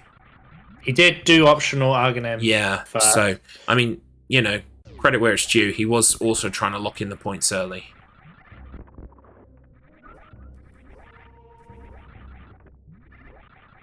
DMAX missed the sword in Lower North Air. There is another sword in Metroid he could pick up, but yeah, he should have. He did. He has got a second sword from somewhere. He's at level 2 sword. He is in go mode. DMAC is in go mode. Oh, fantastic. It might be a bit late for him, but he is in go mode. So unless his tracker is being wrong. So the question becomes now: will he go for it, or will he just think about... Well, I mean, all of the points left for him to get are things he has to do anyway in Zelda, correct? Yeah. Yeah, he's got 2 crystal pendants left to get, and those will both be behind bosses, and presumably you've got to fight all the bosses before you can fight Ganon. Well, the pendants are optional, aren't they, in the randomizer, which is what Wugger was getting at earlier. They've got them for the alternative scoring. You just need the crystals. Right, I see. So the answer is no. Because what he's got left is... Oh, it's so small for me to read.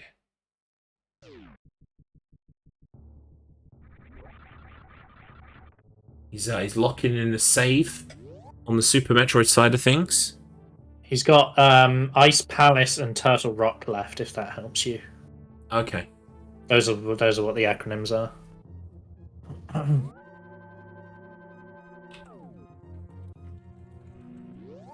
But I think Turtle Rock is a pendant, so I don't think he needs to do Turtle Rock. I think he only needs to do Ice Palace. Right, I see. I wonder. Yeah. Well, Walkaways is a very interesting question. Then why is he in Super Metroid right now? You could finish Super Metroid. He does have to. That's true. Yeah, maybe he's clutching that out and then hoping to finish in Link to the Past. Now he knows he's in Go mode. He's going to finish up one so that he can smash the other, maybe? I mean, this is a really, really clever production trick that I've noticed over the StruggleR races in Season 2. If you just finish every sentence with the word maybe, it sounds like you really know what you're talking about. And you're also technically not wrong, so... So don't have a drinking game tomorrow every time Garlip says maybe. It looks like Floof's trying to win a war here. Maybe. It looks like he's maybe just slip it in there, and before you know it, you sound like an official commentator. Yep, DMAC is definitely going for the finish in Super Metroid here, which will also smart. Yeah, it'll also gain him a point as well with Mother Brain. It is still a point, so it does still need doing. Confusing runners at the 4-hour 20-minute mark. I don't blame you. We also haven't for the past 30 minutes. We also haven't talked much about the runners. There have been other things going on. You were more than forgiven. But this is really smart, and we sort of highlighted throughout how well DMAC's playing, and I'm thrilled to see it pay off for him because he put a lot of practice in. He also helped the other runners with learning tricks by sharing videos and things like that. Markman, of course, taught him the bomb jump just days ago, and now he's in with a very realistic chance of winning this race. Yeah, isn't that incredible? You love to see it. Okay, well, what we're going to do then is Kylo in or doesn't look like he's doing anything important right now. So we will check in with him first. Then, hopefully by that point, DMAC or Marc will have finished the boss that they're on, either the Ice Palace or Mother Brain, and then we can check in with the other two. Sure. Right. So we've got 2 questions for we've got 3 questions for Kylo. What's your favorite fan fiction? What's the GTA San Andreas order? And are you still pissed at Wugger for SMZ3 and Link to the Past? Right. Okay, here we go. Go for it.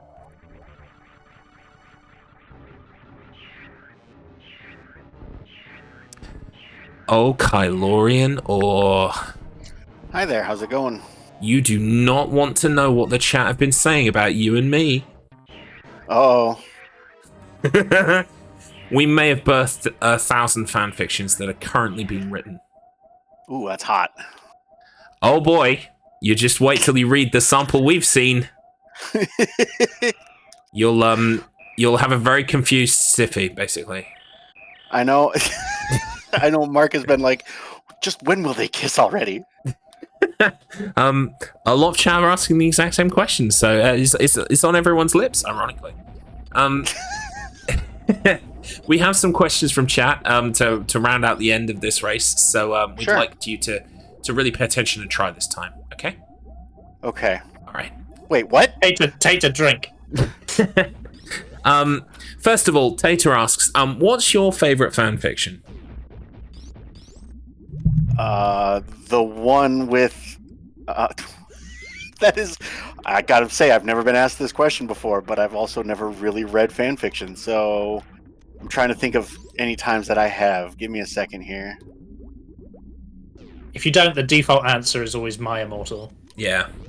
Oh, I was gonna say Squall Tifa, sure, or not Squall, Cloud Tifa. Nice, man of taste. I dig it. We also have a question here from Decky F, who says, Kylo, what's the order from GTA San Andreas again? What's the code from? I don't know. The order that the order. Big Smoke makes at the drive-through restaurant. Oh, I don't know. The only time I've ever played GTA San Andreas was when we did for the ambulances or the that fun run that we had. Yeah, I mean, I did say, to be fair to you, you don't play anything past 1998, so makes sense. Oh, true. You woke up and chose violence today, my friend. You sang me a little song that really, really upset me and hurt my feelings.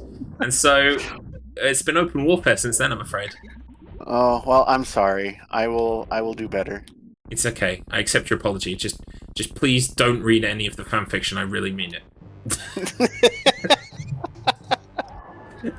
We have one more question here from Wugger, who says, Kylo, are you still pissed at me for SMB3 and Link to the Past? I'm sorry, who's Wugga? They don't exist to me. I think that's a yes. Fantastic. Well, you've got about just over half an hour left of this race. Are you feeling confident? Are you feeling fresh and funky? I'm feeling fresh and funky, but not confident. Oh, that's a shame. Oh yeah, we could ask that question. We haven't asked that question in a while. Where do you think you are in the race at the moment? I would love it if I was in first, but I don't think I'm in first. I would hopefully say second. So. Okay. Okay. Interesting.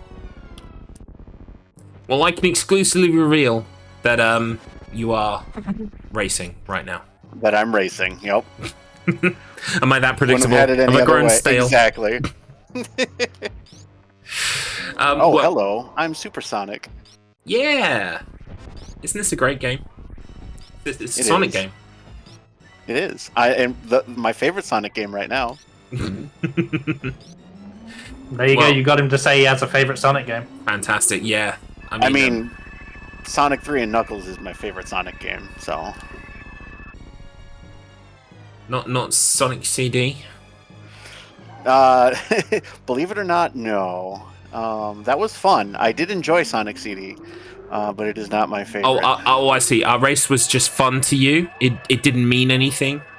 Exactly. I'm glad you finally understand. It's good. It's good. It's good to know where I stand. Thanks for that. All right, we'll let you get to it. Good luck, Kylo, in our last half hour.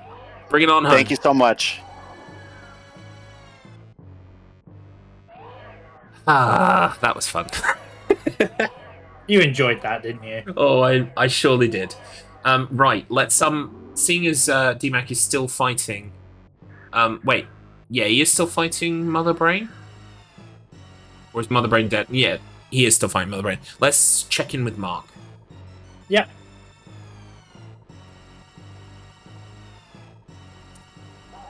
Marc, man, 59! Hey! How are you, my friend? Oh, I can't find the cane. Did somebody Yeah, win yet? We had Is noticed that the same thing you said you were looking for? A Was it? while ago? Yeah. Yeah. Last time we Yeah, checked in yeah. with you. Why haven't you found it yet? That would be a good question. Strange. I apparently missed a room in here, and I bet it's in there.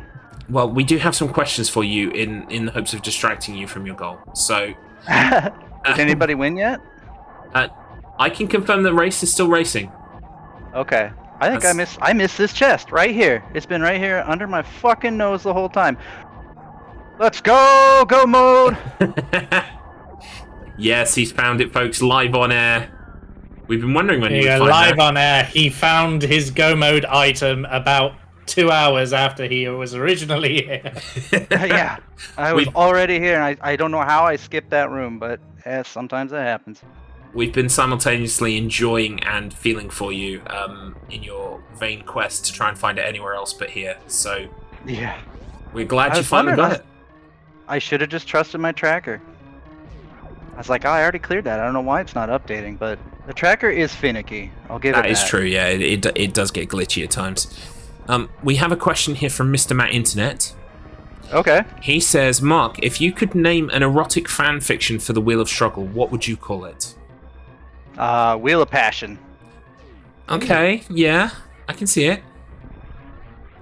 And who would be the lead character? Would it be yourself or someone else? I'm gonna say Octo.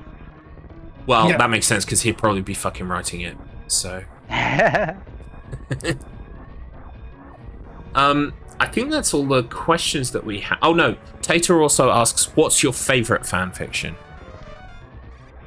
I don't read fan fiction. Probably my wife's. There you go. Hey. Good answer. Smart. Right. Well, I can exclusively reveal that you're now in go mode, so I'm sure you're very happy to hear this. I'm so happy. Good luck. We will let you get on with what you're doing, and remember, you've got just over half an hour, literally seconds over a half hour left of this race, so better make that go in pretty quick, Manine. It's all right. I gotta do this. Gannon's Tower, Gannon. Go for it. That's all there is. Take care, guys. Good luck. Later. Okay, will this be the balance that tips? It's going to be very, very interesting to watch here, folks, because, of course, has DMAC beaten the Ice Palace yet? No, he didn't go there. He went to finish. Right. He's killed Mother Brain. He is done. He's done with Supernatural. Yes, absolutely. So now it's just a case of, can he get to Ganon and beat Ganon along with the Ice Palace before Markman can? Although Markman is ahead in that regard, so it might be tricky for him. Amaro saying Kylo go mode. Kylo's go mode hasn't lit up though. And these trackers are rubbish. I mean, no wonder we've been failing as commentators here. It's the equipment, it's the tools. It's all the trackers' fault. Yep. This tracker can be used in manual, but it is. Oh, go mode is a manual trigger. Okay, there you go. Oh well, there you go then. That makes perfect sense. That's fine. Kylo is just being lazy. Yep, that tracks. Okay, so DMAC, let's check in with him, especially because he hasn't made it to the boss yet.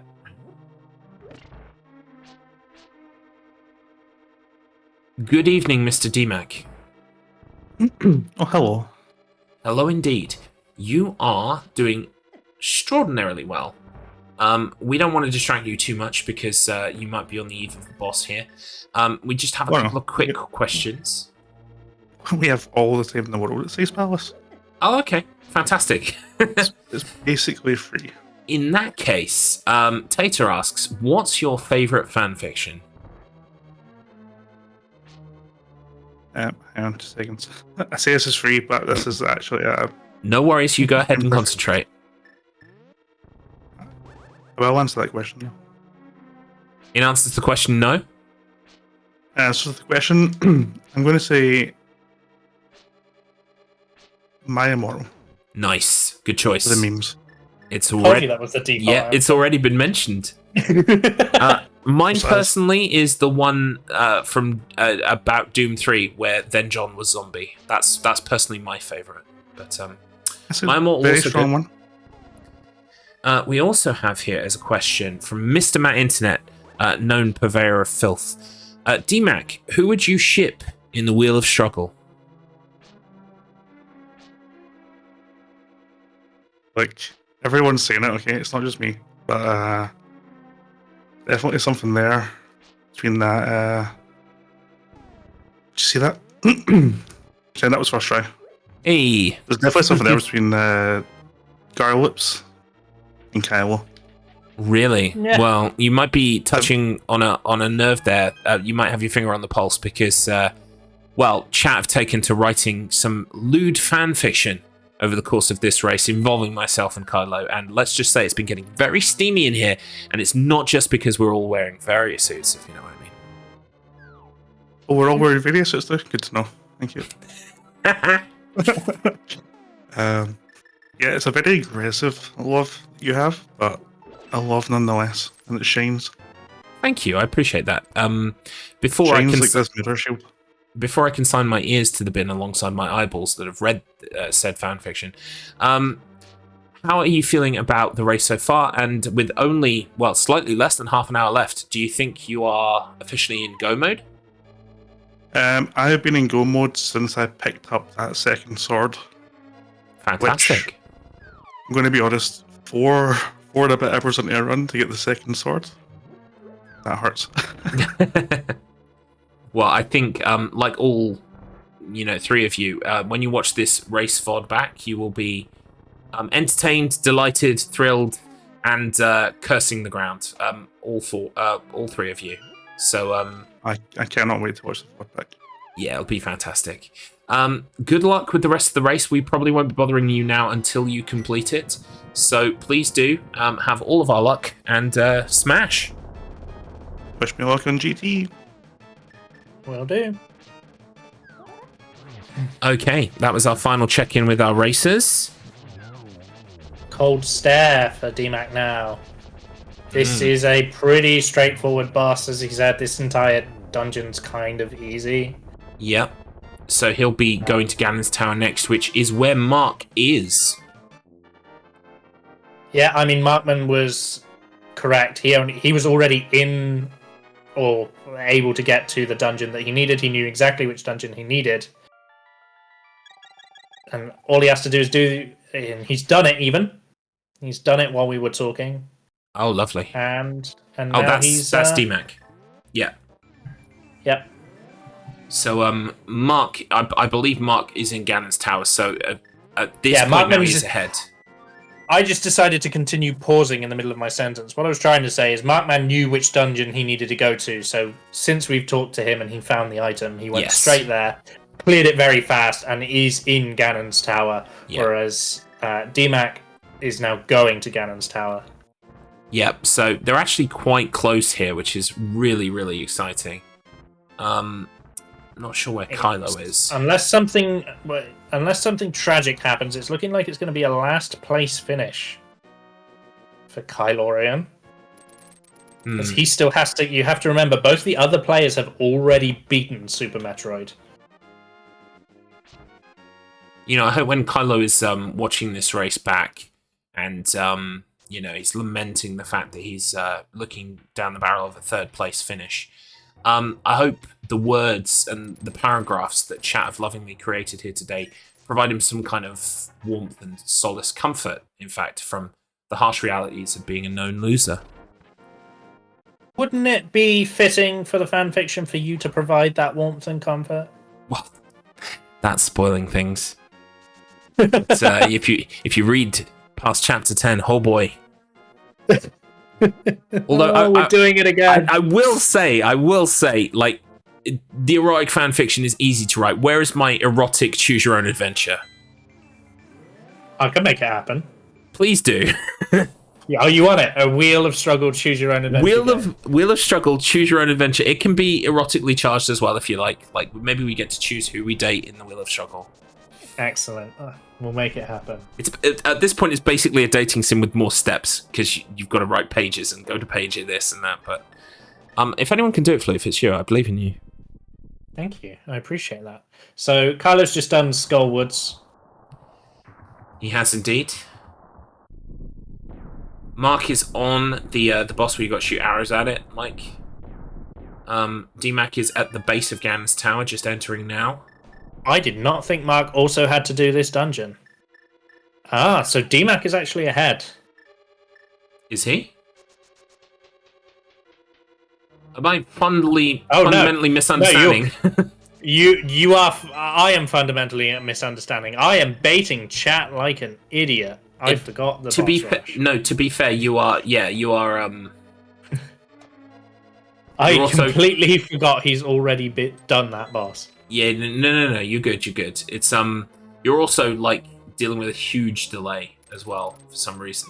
Because I am. Multi-stream decided to hate you today for some reason, or restream, whatever it is we use. Yeah. Bad tools. Yeah. Bad tools. Blame the tools. Tools' fault.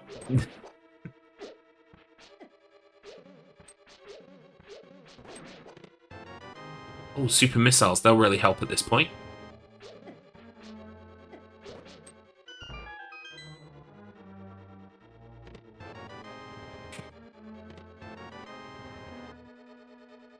So, I've refreshed, and now I'm only about 5 seconds behind you. oh, delightful. Excellent. I've caught up. Much like Kylo is hoping to do. What's really fun here is he's been turned into Mario. Love it. What's really fun here is that we didn't think that we were going to get a game finish. Now we're looking down the barrel of a 2 finish, and not only that, a quite close finish, which is very exciting. So, do we stop dead at 5 hours, or do we let them finish?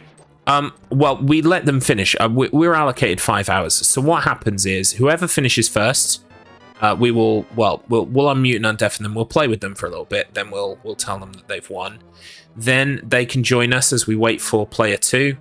Right. And then we will announce player 2.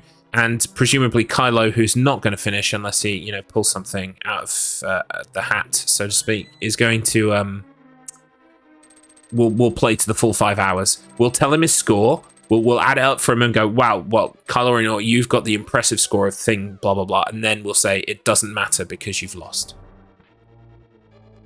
Something along those lines. I mean, I'm really trying to ride the line between, like, fun rivalry and bullying. If it ever enters into bullying, tell me. But I feel like adding his score up for him and going, wow, that's a very impressive score, and then telling him the score doesn't matter might be a bit funny. It would be in the spirit of the rivalry that you two have, and that's all I'm going to say, and you should decide whether that's too mean or not. Well, according to the vast majority of chat, I'm going to make it up to him later, so don't worry about it. I mean, I can see more filth appearing into chat as we speak. Everyone's just desperate to get their chapter into the book.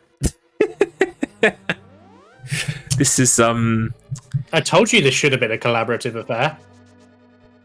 Well, yeah, but the one thing I worry about is that at this point, with this kind of... I didn't realise that chat were calling out for this kind of content. I'm cynically driven, I'm afraid. I'm thinking of ways to monetize this at this point. So, more authors means more money's got to go to other people, as part of the royalties. I can't be having that. I'm going to write it myself at this point. You think writing fan fiction's awkward? You try writing fan fiction about yourself, mate. Oh boy. And welcome back, Pumpkin Blades. I mean, it's the most perfect timing for you to appear, darling. I hope you're well. Oh, I am so sorry you came back for this. Bob, who's winning? Currently, we have Markman in the lead. Although, I need to do the counting, actually. I think, technically... Wait, 1, 2, 3... No, they both have the same score as well. They've done the exact same amount of bosses. They've both defeated Mother Brain, plus all the ones you see on screen. So they are tied for score. It's literally about who defeats Ganon's Tower and Ganon first. And Markman is technically further ahead in the dungeon than DMAC is. Yeah. But all it would take is one death or one thing to go wrong, and that would change in an instant. The only problem is at this stage they have quite a lot of hearts, so and lots of upgrades as well. So the chances of that happening are quite slim, but not impossible.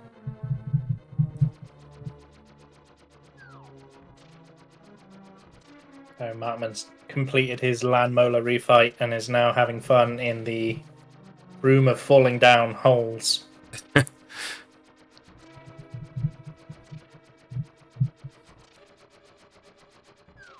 Kylo, in the meanwhile, still chilling out in the world of Super Metroid.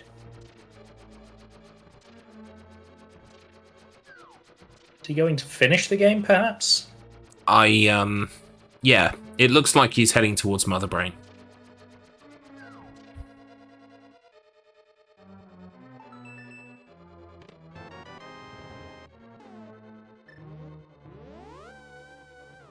On his way to finish Super Metroid, so he can at least say he finished half the games. Yeah. I mean, he was in my stream earlier on this week making this bullshit argument where he was like, if I'd had more time, I would have finished it. And it's like, no shit, Sherlock. But it's a race, mate.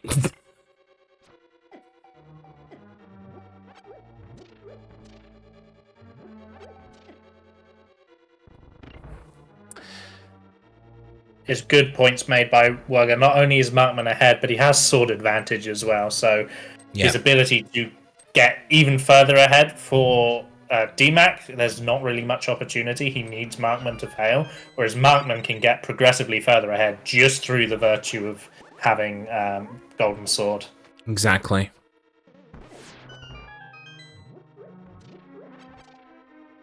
I mean, it is worth saying as well that Marc, in that search for trying to find the cane that he needed, he has also filled out his equipment in almost completely, in fact.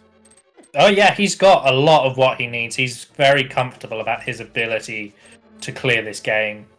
Oh, and so he should be. Yeah, I also misspoke earlier. So I did say that they were both tied on score. But the reality of it is that DMAC actually has a higher score than Markman, and that's because he defeated Argonim 1, which Marc has not done. I forgot about that. True. So, it might be a bit of a consolation to DMAC here that although he will lose the race, he will have won on points, which, you know, it's a small comfort, but, you know, I think it counts. So Markman actually on Argonim now as we speak. Yep. So he will face Argonim, and then once Argonim is defeated, he will be fighting Ganon. Once Ganon is killed, that should be time. I think final hit on Ganon. Nice double ball.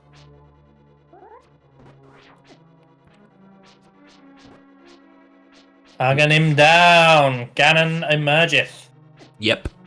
Also, I'm thinking it might be fun when we check in with the winner, rather than keep them around. I know that some of these naughty little boys that are racing today, they notice if they look at the Discord channel and they see that someone's unmuted, they notice and they know that they've lost. That way it's information for them.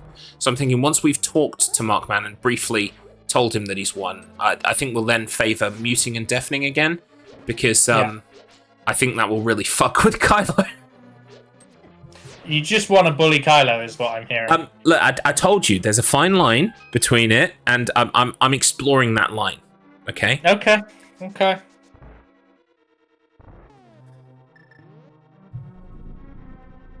Kylo, oh, sorry. Go ahead. I was just gonna say my heart does break for DMAC though. Yeah. I really did think this was his race to win.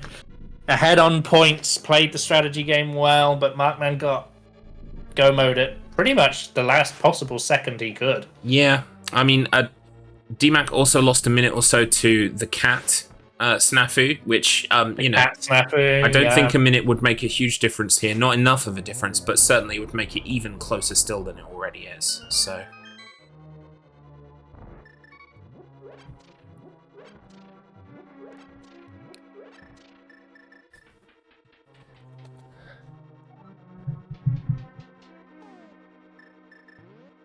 Okay, so what Marc is doing here is he's hitting Ganon with those silver arrows. I believe the silver arrows are required to kill Ganon. You need them. Is that final hit? I think... I don't know, I'm behind you. I think that's final hit on Ganon. So, I heard the dying noise from the boss. That's GG's for Markman, somewhere around 447. I'm going to write that down. He'll be so happy to have beaten the seed during the race timer. Alright, we're going to make this pretty short, okay? I'm going to play with him a little bit, but we're kind of going to make sure that we're not spending too long talking to him so no one mentions or notices it, rather, in the channel. Here goes. Markman59. Garlics, my man. You beat the seed and you beat it under 5 hours. How are you feeling? I feel great. That felt good. I feel like I could have, saved about a half hour and had a nice PB, but, race jitters, man. It's true, but you know what? You found that cane, and you made that. You did that job. You got it done, sir. So did I gotta know? Did DMAC sneak me? I guess like he could have done it. Yeah, I guess like you're feeling right now. Was DMAC ahead of me? Was DMAC slightly behind? How is it shaking out? I can exclusively reveal that DMAC is in Ganon's tower. He's right behind you. He basically bare minutes behind. Fuck! I knew he would be tough. He's also projected to beat it under the 5 hours, so we'll be talking to him shortly. Kylo is in a strong 3rd place. He's just beaten Mother Brain. Oh, good. He is missing. He found the cane first, actually, I believe, but he's missing something else he needs. I can't remember exactly what it is. I don't think he is. Oh, he isn't missing it anymore. He's in go mode now. He just didn't mark his go mode because he's a fiend. He's beaten the go mode is the manual. Yeah, you have to manually click it. Wait, he also hasn't beaten Dragon. He might not need to if it's a pendant. Oh, that's true. Yeah. Nobody's marking whether they're a pendant or a Metroid or a. So the pendant dungeons are Turtle Rock, Eastern Palace, and Swamp Palace. So he does need to do Dragon. Oh, then he is not going to finish. No, as predicted. Oh well. Sorry, I did mark mine, but then my tracker kept locking up, and I had to keep resetting it. No, yeah, yours were nicely marked until like the last hour, and then it just gave up. But I had to reset. We had the information for long enough. It's all good. What we're going to do now is we are going to mute and deafen you again, simply because when the 5 hours is up and we talk to Kylo, we basically want to fuck with him as much as possible. Please. So I am his antagonist. He needs to be fucked with. Thank you, because I've been wondering if I'm towing the fine line between friendly rivalry and bullying. So it's great to be egged on by one of my peers. I will. I'll continue to do so. We will mute and deafen you. We will bring you back in once we've talked to DMAC, once he's finished, and also once we've talked to Kylo. Okay. But feel free to pull up the stream in the meantime, and obviously we'll unmute you when we unmute. Cool. All right. I'm going to take yet another Waz. Yep. Congratulations. You feel free to do so, knowing that you are the victor, sir. Victory piss. Bye for now. Okay. Hopefully, Kylorian Orr hasn't been sneaking a snicky pick at Discord. It's going to be tight for DMAC. DMAC might not finish. He can finish, but he might not. I mean, yeah, it's possible, but I don't think if he needs to kill Dragon, I don't know where Dragon is, but he might well be heading to Dragon. But I was talking about DMAC, but yes. Oh, sorry, my bad. Yeah, DMAC is on Argonim now, so he's almost there. I mean, I don't. Right, so I want to first begin by highlighting exactly how exceptional all 3 of our racers here today. They are absolutely unparalleled at this game. They have got skills to pay the bills. They have practiced. They are showing exactly what it means to be a StruggleR serious competitor today. Okay, having said that, I played a fucking blinder with this seed, mate. Like, I smashed it out of the park. In fact, I think I did a better job than they did. Because this seed is incredible. It got us almost exactly 5 hours. It's gotten us 2 finishes. I fucking smashed it, mate. But, yes, of course, it's not about me. It's not about me. You did fantastic with the seed, Carlos. Thank you. Well, I was mostly staying quiet to make it funny and awkward for the comedy. In truth, you should be proud of this seed because this seed has played to the strengths of each player, to the point where for a considerable chunk of this race, we thought DMAC was going to finish first. Yeah, absolutely. You know, someone who said that without a shadow of a doubt, A Link to the Past is their stronger game. You know, they didn't know how to bomb jump until a week ago or so. And they were in line to finish first. Yeah. Not only that, this entire race has been close. We've had to constantly check who's ahead because it hasn't been blindingly apparent that one player has just extinguished the others. Exactly. And as you said, we're getting 2 finishes potentially. Yeah. With Kylo really not that far away from his own finish. No, he's just fought Dragon, so he's got the thing that he needs, I believe. So now he's in go mode and he's going to Ganon's tower as well. It's just I don't see it happening in the next 7 minutes, which is going to be heartbreaking for him, which would just make it all the sweeter. can never have a nice moment with you, can we? Look, I literally, and this is not a word of a lie, it hit midnight on January the 1st. I turned to my family and I said, New Year's resolution, I'm going to be evil this year. And so I'm working really hard on my goals, you know? I think I'm accomplishing it. A small evil arc is good for the soul. It reminds you why you're good. Can we start taking donations for a liver transplant for Tater? I think it's a good idea. I don't even know if he's still awake and drinking anymore.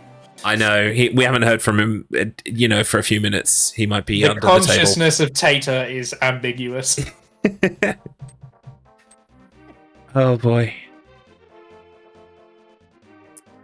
So, yep. Here goes DMAC. About to fight Ganon. Meanwhile, Kylo is probably trying to get out of Metroid as fast as he possibly can, so that he can go to Ganon's tower and do exactly the same. I thought he was out of Metroid. I thought he's come back here. I could have sworn I saw him teleporting around on the world map 10 minutes Really? ago. But I thought he came back for Dragon. Yeah, and I thought he'd left. No, I don't think he's left yet. I think he's on the way out from Dragon, but he can't get past this guy. Ah. Yeah, because look, there we go. Shit, he's making it into Hyrule now. I'm just full of shit. No, look, it's almost 5 hours. You've had to read horrendous things that chat have been writing about me and Kylorian. Like that's probably one of the least offensive things that's gone on in this stream. I quite enjoyed that bit. You probably didn't. Oh, well, no, but I am realizing there's more of a market for this than I initially thought. And now you want to cash on in. I really do, yeah. Series of books. You know, everyone's got a series. Song of Ice and Fire, Lord of the Rings, Harry Potter. Like, we could have what was it? The Kylips? The Garlorian. I like Garlorian better, personally. Because my name comes first, you know? Oh, Wugga pointing out DMAC. Ah, there we go. He got it. Oh, there we go. So, DMAC temporarily forgot that to damage Ganon, you actually have to perform a sword spin. Yep. And you can't just slash him. Temporarily forgetting that there, but it looks like he's figured it out. He's remembered. Good Potentially stuff. worrying moment there for DMAC. Yeah. I think he is going to finish strong and just under the 5 hours. I mean, he's got a lot of health. And look on Marksman's screen if you need a compliment about your seed. Look at that time spent in both games. Yeah, I'll take that. That's good.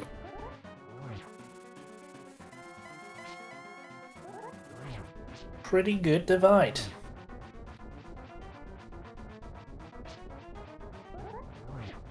It's going to be fun to see how many collected items the others have as well. I think it's fairly close, but I think Marc's definitely going to win on that front.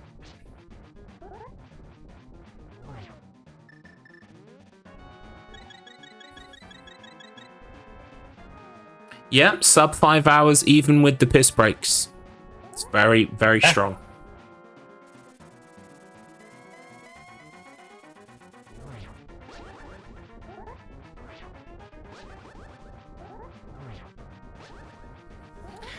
Come on, DMAC, I need you to finish under the 5 hours.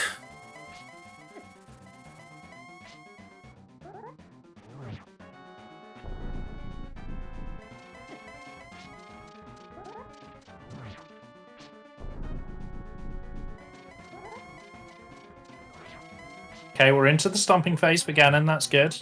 Yep.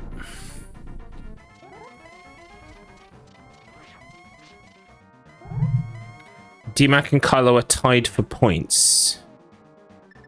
I mean, yeah, if DMAC doesn't kill it, I mean, they are technically tied. I think I would give the second place to DMAC in this instance, but hopefully he's just going to clutch the win now.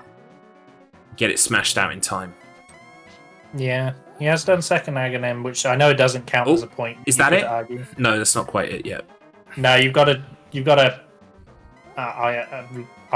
silver arrow him a couple of times.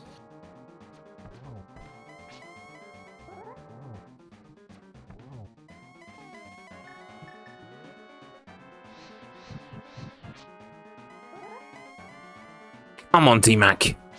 Everyone's behind you. Come on, DMAC. Oh, miss with that silver arrow. Painful. Oh. It's right down to the wire.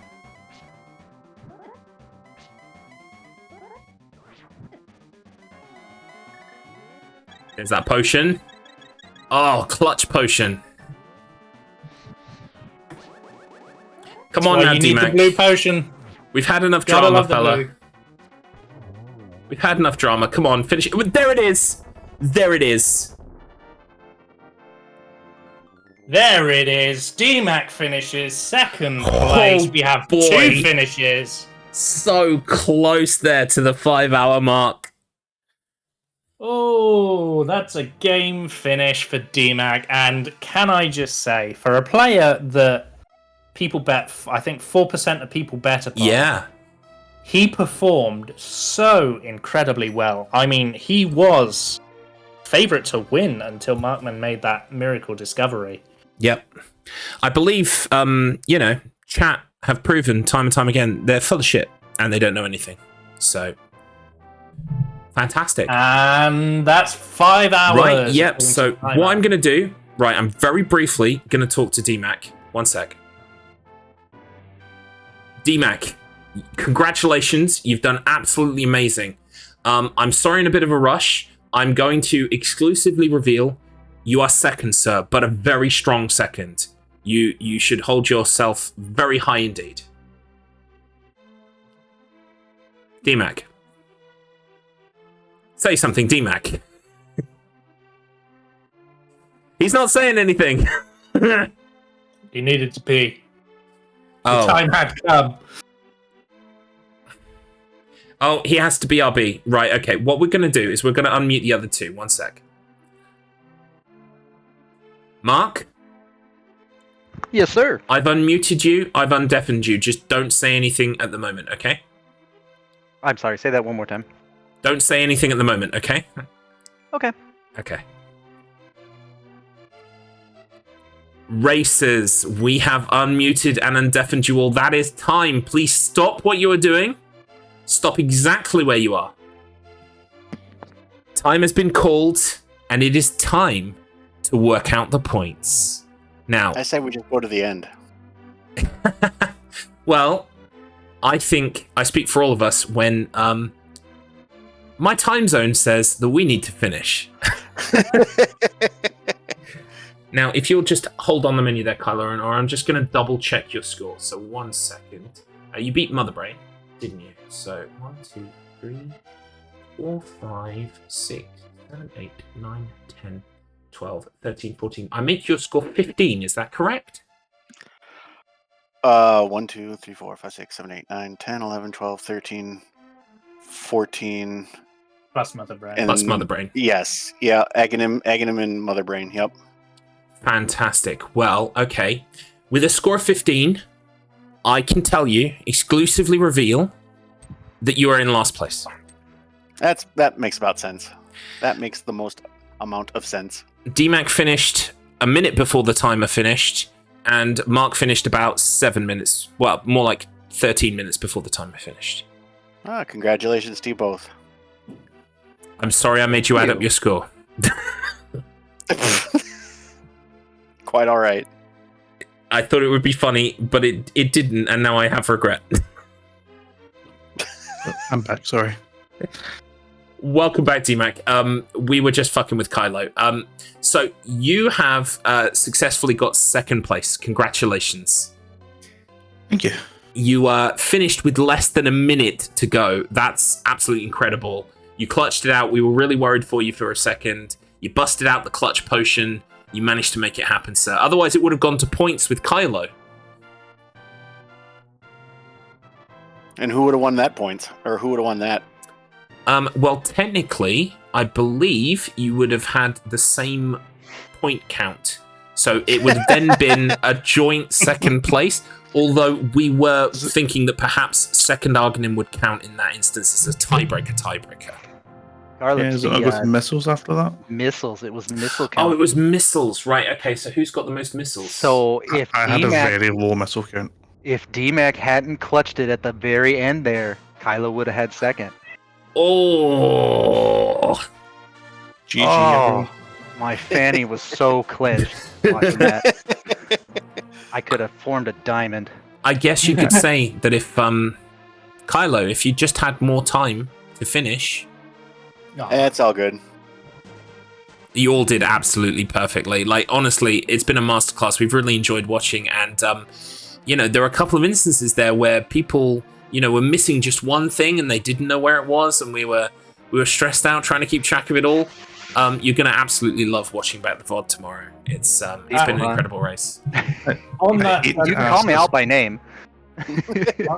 on that subject, when you do watch the VOD back, I am so sorry. Yeah, chat have it's really chat's fault. They've just been it's been utter filth more or less from the start, but certainly about the time they realized they could write erotic fan fiction about myself and Kylo, things got a lot worse. Oh, so you're saying I am watching this whole VOD? straight I am.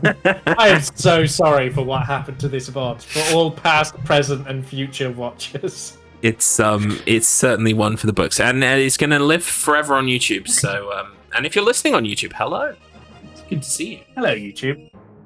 But we will now transition over to the podium screen and say, here it is. And do you know what's really fun about this screen? I didn't need to change the order here at all. It's exactly how I said it would happen. You just really wanted me to be last place, didn't you? Look, I'm a realist, okay? I wanted the best for you as my friend, but ultimately I knew what cold hard reality had in store for you. Oh, I mean, it came close to second place, but I knew Marc would probably finish first. So it was Only very barely. close, yet seconds away from second place. Yeah, so Marc finished about I've written down here 4:47, while literally DMAC finished 4:59. It was in the last minute. I mean, I am still amazed how you can just breeze through both games. It's especially telling because well, Markman was missing one item, the Cane of Samaria, and this was missed because he thought he had finished a check he hadn't finished, and so he spent a lot of time looking around for something that he'd already passed by. I did 2 dungeons I didn't need to do. It's it's definitely one of those kick yourself moments when you're watching the VOD. But I mean, all three of you had those, and all three of you had tremendous victories as well. It's definitely a rich tapestry of peaks and troughs, and I'm sure you will absolutely enjoy watching it back later. Yeah, I Oh, look I will. forward to watching this back. Marc, let's pop some popcorn and we'll just we'll chill together. How's that? That sounds good to me. DMAC, you in? Oh, it's late for you. Maybe not. Did anyone actually get a third sword? I got all 4. Markman had all 4. Yeah. What? I have all 4 as well. I told you I did 2 I did Eastern Palace and Swamp Palace, and I didn't need to. But I got swords. There was out a sword in Eastern? I'm now providing in the chat of the stream today the link that will lead you to the spoiler log. Feel free to check that at your heart's content to see where items were and what have you. I remember there was 1 sword in Eastern Lower Norfair. Yeah, so DMAC, just to save you finding it in the log, the swords were in Chicken House, which you had. Hookshot Cave, bottom left. After Hookshot Cave, there was 1 in Criteria on a super missile pickup, and then there was 1 in Lower Norfair above the Fire Flea room. That's right.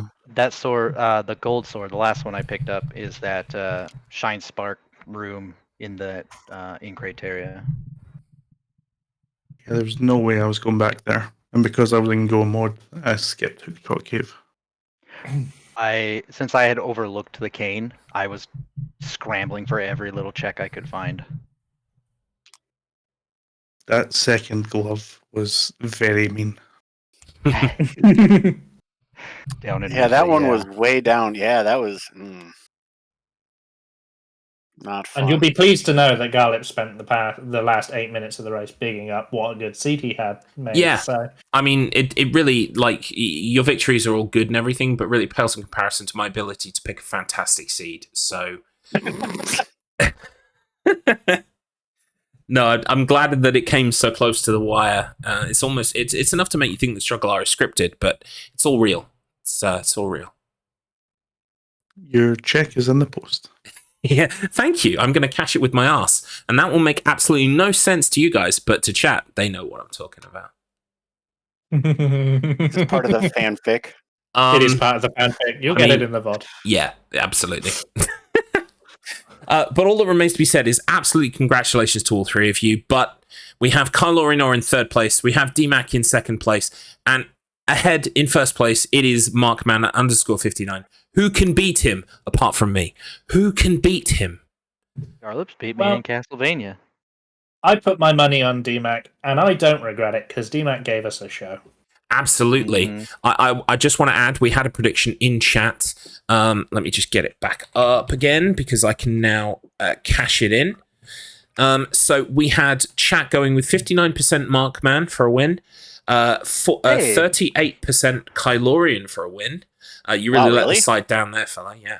And DMAC, 4%. But I believe the reason why chat didn't believe in DMAC is because when things first kicked off, DMAC was in third place because he didn't make the same checks you guys did in regards to... you both defeated the Eastern Palace fairly early while DMAC didn't do that. So you guys were both up compared to him, so that might have affected the vote. Also, we had a raid with very enthusiastic DMAC supporters from Hobbytown at the start of the stream.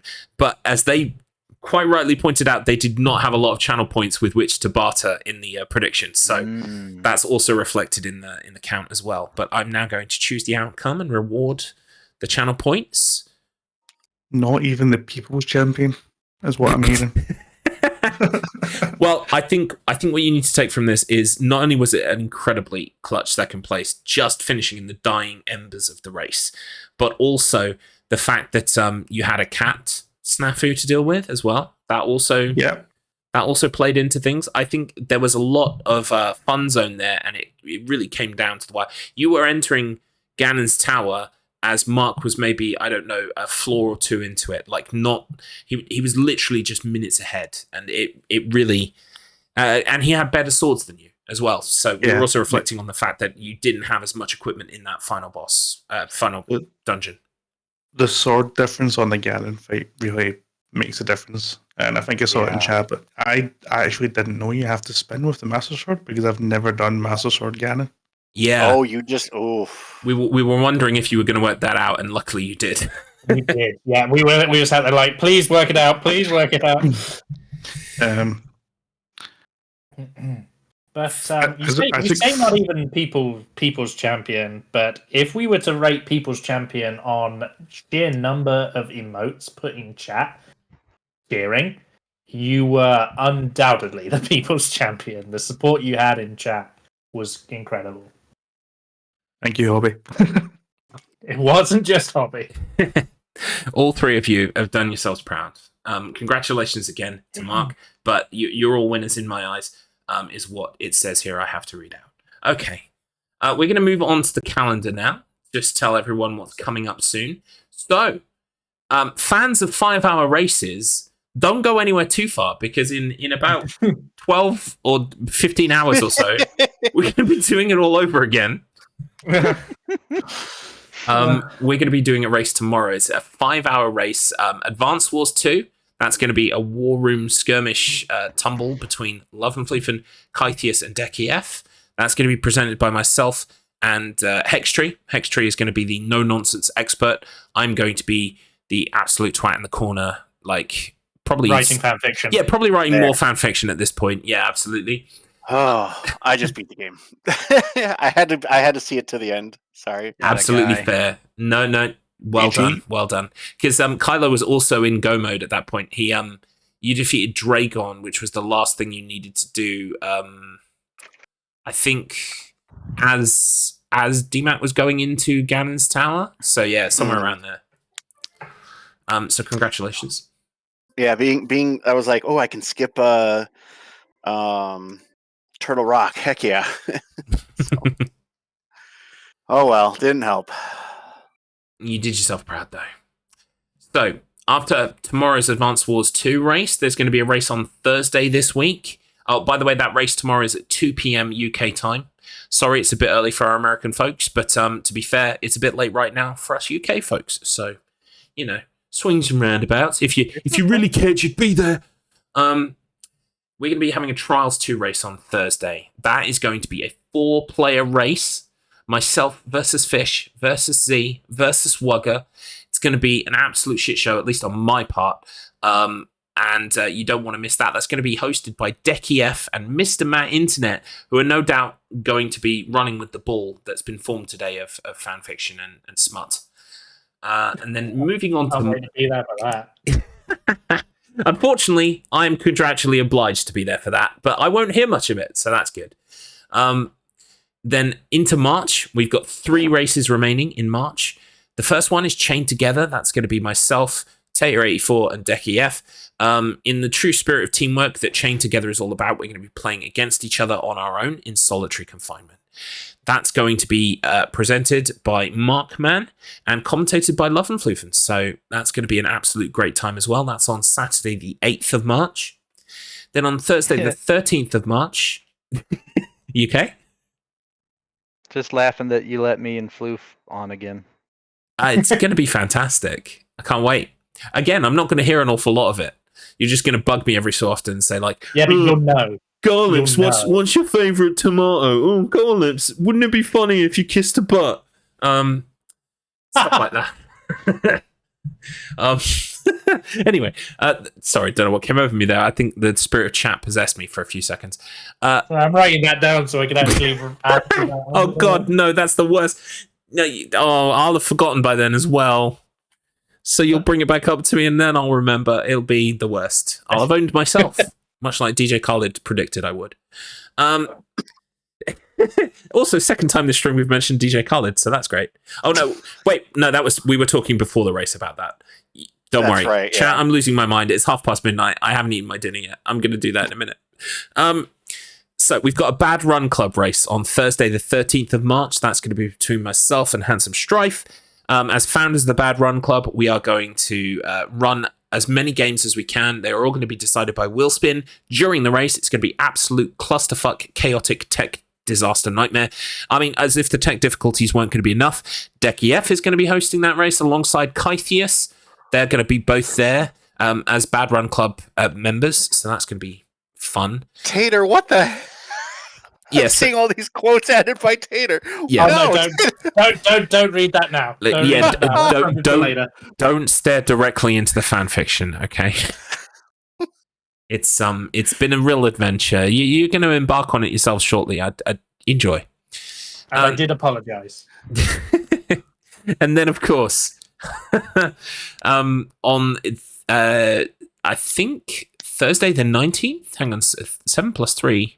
Yeah, I think Thursday the 19th of March, there's going to be a blind race. That's going to be our mystery race where the racers don't even know what games they're playing. They're going to be 2 games played back to back. 19th being a Wednesday. It's Wednesday, the 19th of March. I can't do maths, words, or indeed calendars anymore. That's going to be between Floof, Ads, Deck, and ERB. It's going to be an absolutely fantastic finale hosted by myself and Z. Z has picked these games. Z has run similar races in the past, so it's going to be really exciting to do that with her. Looking forward to it. That's the conclusion. That's the epic finale of StruggleR Season 2. All that remains to be said is thank you all so much for being here tonight. I will remind you that StruggleR is brought to you by the Wheel of Struggle. It's Season 7, baby. It's coming any day now. We can't tell you what day, but at some point between now and the heat death of the universe, we will be playing Season 7 of the Wheel of Struggle. Now is the perfect time to join if you haven't already. If you're watching this VOD later on and you're like, this Wheel of Struggle thing, it sounds like a laugh. At the very least, you're going to get erotic fanfiction out of it. Go to wheelofstruggle.com, click on the link for the Discord, come say hello, and marvel at the utter dreck that we inflict upon each other. It's going to be, it's an absolutely fantastic time. Man, people are going to be so sad that they're literate. They really are. I mean, I'm regretting that fact already. My eyes are on fire. I've read some stuff, man. Yeah, I think, and you know, at the risk of sounding like, I don't think I'm over promising here. I'm pretty sure Tater hasn't quoted all of the best stuff. Like, there's stuff in there that hasn't even been quoted yet. So, yeah, feel free to tuck into the VOD if you're interested in that. Right, so we are going to go in reverse order here. So I will start with Kyle or Ian, or where can people find you and the things that you do? Garlitz, can I interrupt real quick? Oh, yep, absolutely. Sorry, my headset is dying. Can I go first? Absolutely. Markman, congratulations on the win. Where can people find you and the things you do? Thank you. Markman_59 on Twitch. And I'll be in the Wheel of Struggle Discord. I will be streaming when the Wheel of Struggle season starts up again, coming soon. And other than that, I want to just say thanks to DMAC and Kylo. Love you guys both. I've learned a ton of Zelda stuff from you guys, and I only can hope that you guys learned some Metroid stuff from me. I was definitely smiling playing through, being like, oh, DMAC taught me this. Oh, this is what Kylo does here. And it was just like, oh, this is great.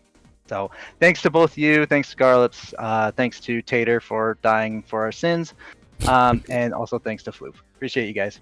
No worries, buddy. If you run, you might make some donuts. I'm waiting for him. I'm watching out, waiting for the car to come in the driveway. Fantastic. All right. If you need to pop off, feel free to do so. If I go silent, you'll know what happened. Okay. Morning.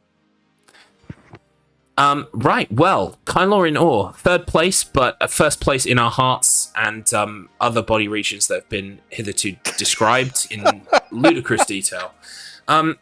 Could you please tell us about the things you do and where we can find them?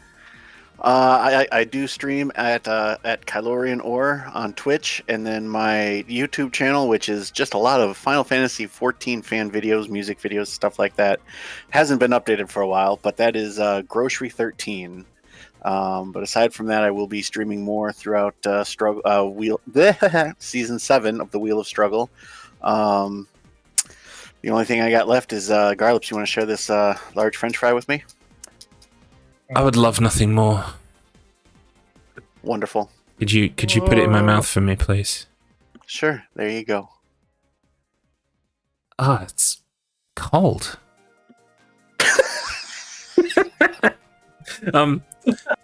DMAC, congratulations on your second place. Absolutely smashed it in the last moments of the race. Where can people find you and the things that you do? Are you sure I'm not intruding on this? No, me and Kylo, we're doing a thing. We're going to pick it up later. We'll pick it up later on.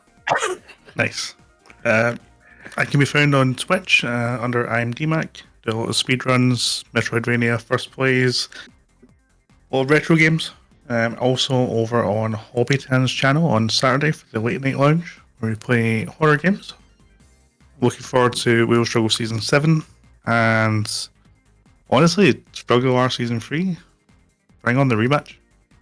Heck yeah. And I must hasten to add, you are wheel veteran now of one season. Very strong first showing. Are you primed and ready for Season 7? Due to some work commitments, I was able to clutch defeat from the jaws of victory. No shade on Fluff with an amazing performance, but I think I could have maybe, if I'd submitted every game, done top 3. And I'm going to rectify that next season. Excellent. Unfinished business. A DMAC story. Please don't make it rude. Please don't make it weird. Just a story of one man standing strong against a wheel of struggle. One man, one mega man, and his soccer.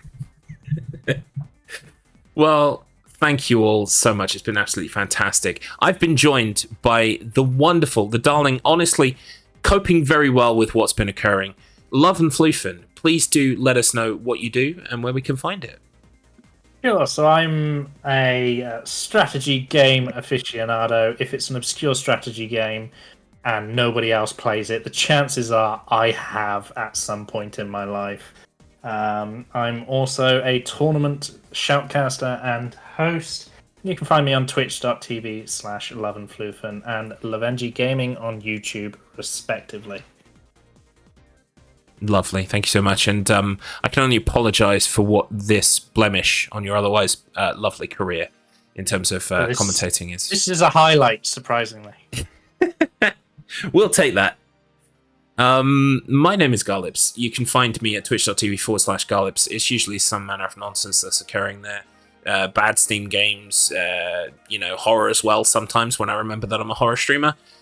You can find everything that I do there, or linktree.ee/Garlips, which is like, they've taken the word Linktree, but they've like put a dot in it to make it like a web address. It's really clever. /Garlips. Thank you, gentlemen. That's been absolutely fantastic. Another smashing 5 hours stream in the books for StruggleR Season 2. We look forward to seeing... I think actually that's all...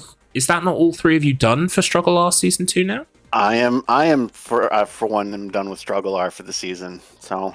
I'll be commentating. Oh, of course you'll be commentating, yes. But I mean, in terms of competing, you've stacked your 2 Ws... Yep. Fantastic. Got 3 overall with one blemish on there from Mr. Garlips. I hope to see you all strong and fighting fit in Season 3 for rematches and more. And we look forward to seeing it. But that is it, folks. Ooh, yeah. I'm looking forward to the Ocarina of Time multiplayer randomizer. Yes, we've been threatening that for some time now. We will make that happen. It will definitely happen. But I hope so. Yeah, absolutely. Okay, is anyone actually streaming from the Wheel of Struggle? I'm just going to check my Twitch real quick. That's us. We can't raid us, Garlips. Let's go further down the list. Let me try. I don't see anyone from the wheel, unless I'm mistaken. So what we'll do is we will allow you to disappear into the ether and conclude your Saturday or indeed Sunday morning as you so wish, and we will catch up with you. Yeah, Taya has been... So, fun story. Taya84 has been taking a drink every time I've insulted Kylo. And oh, your poor liver. Yeah, let's just say that he's clinically dead right now, but he's going to be all right. He's going to walk it off. He'll be fine. Linear C is doing a fundraising speedrun marathon. Do they want to be associated with us? It's a good question. You make it sound like we're... I'm sure... Well, hang on. How many people have we got? Oh, we've got 19 people. It makes sense to send 19 people over to a fundraiser. Please do say hi. Please do behave yourselves. Make sure you wash your hands before we go through the raid. We'll leave you in their very capable hands. Feel free to explain on my behalf just what the hell happened here today, because, like I said, midnight, haven't eaten.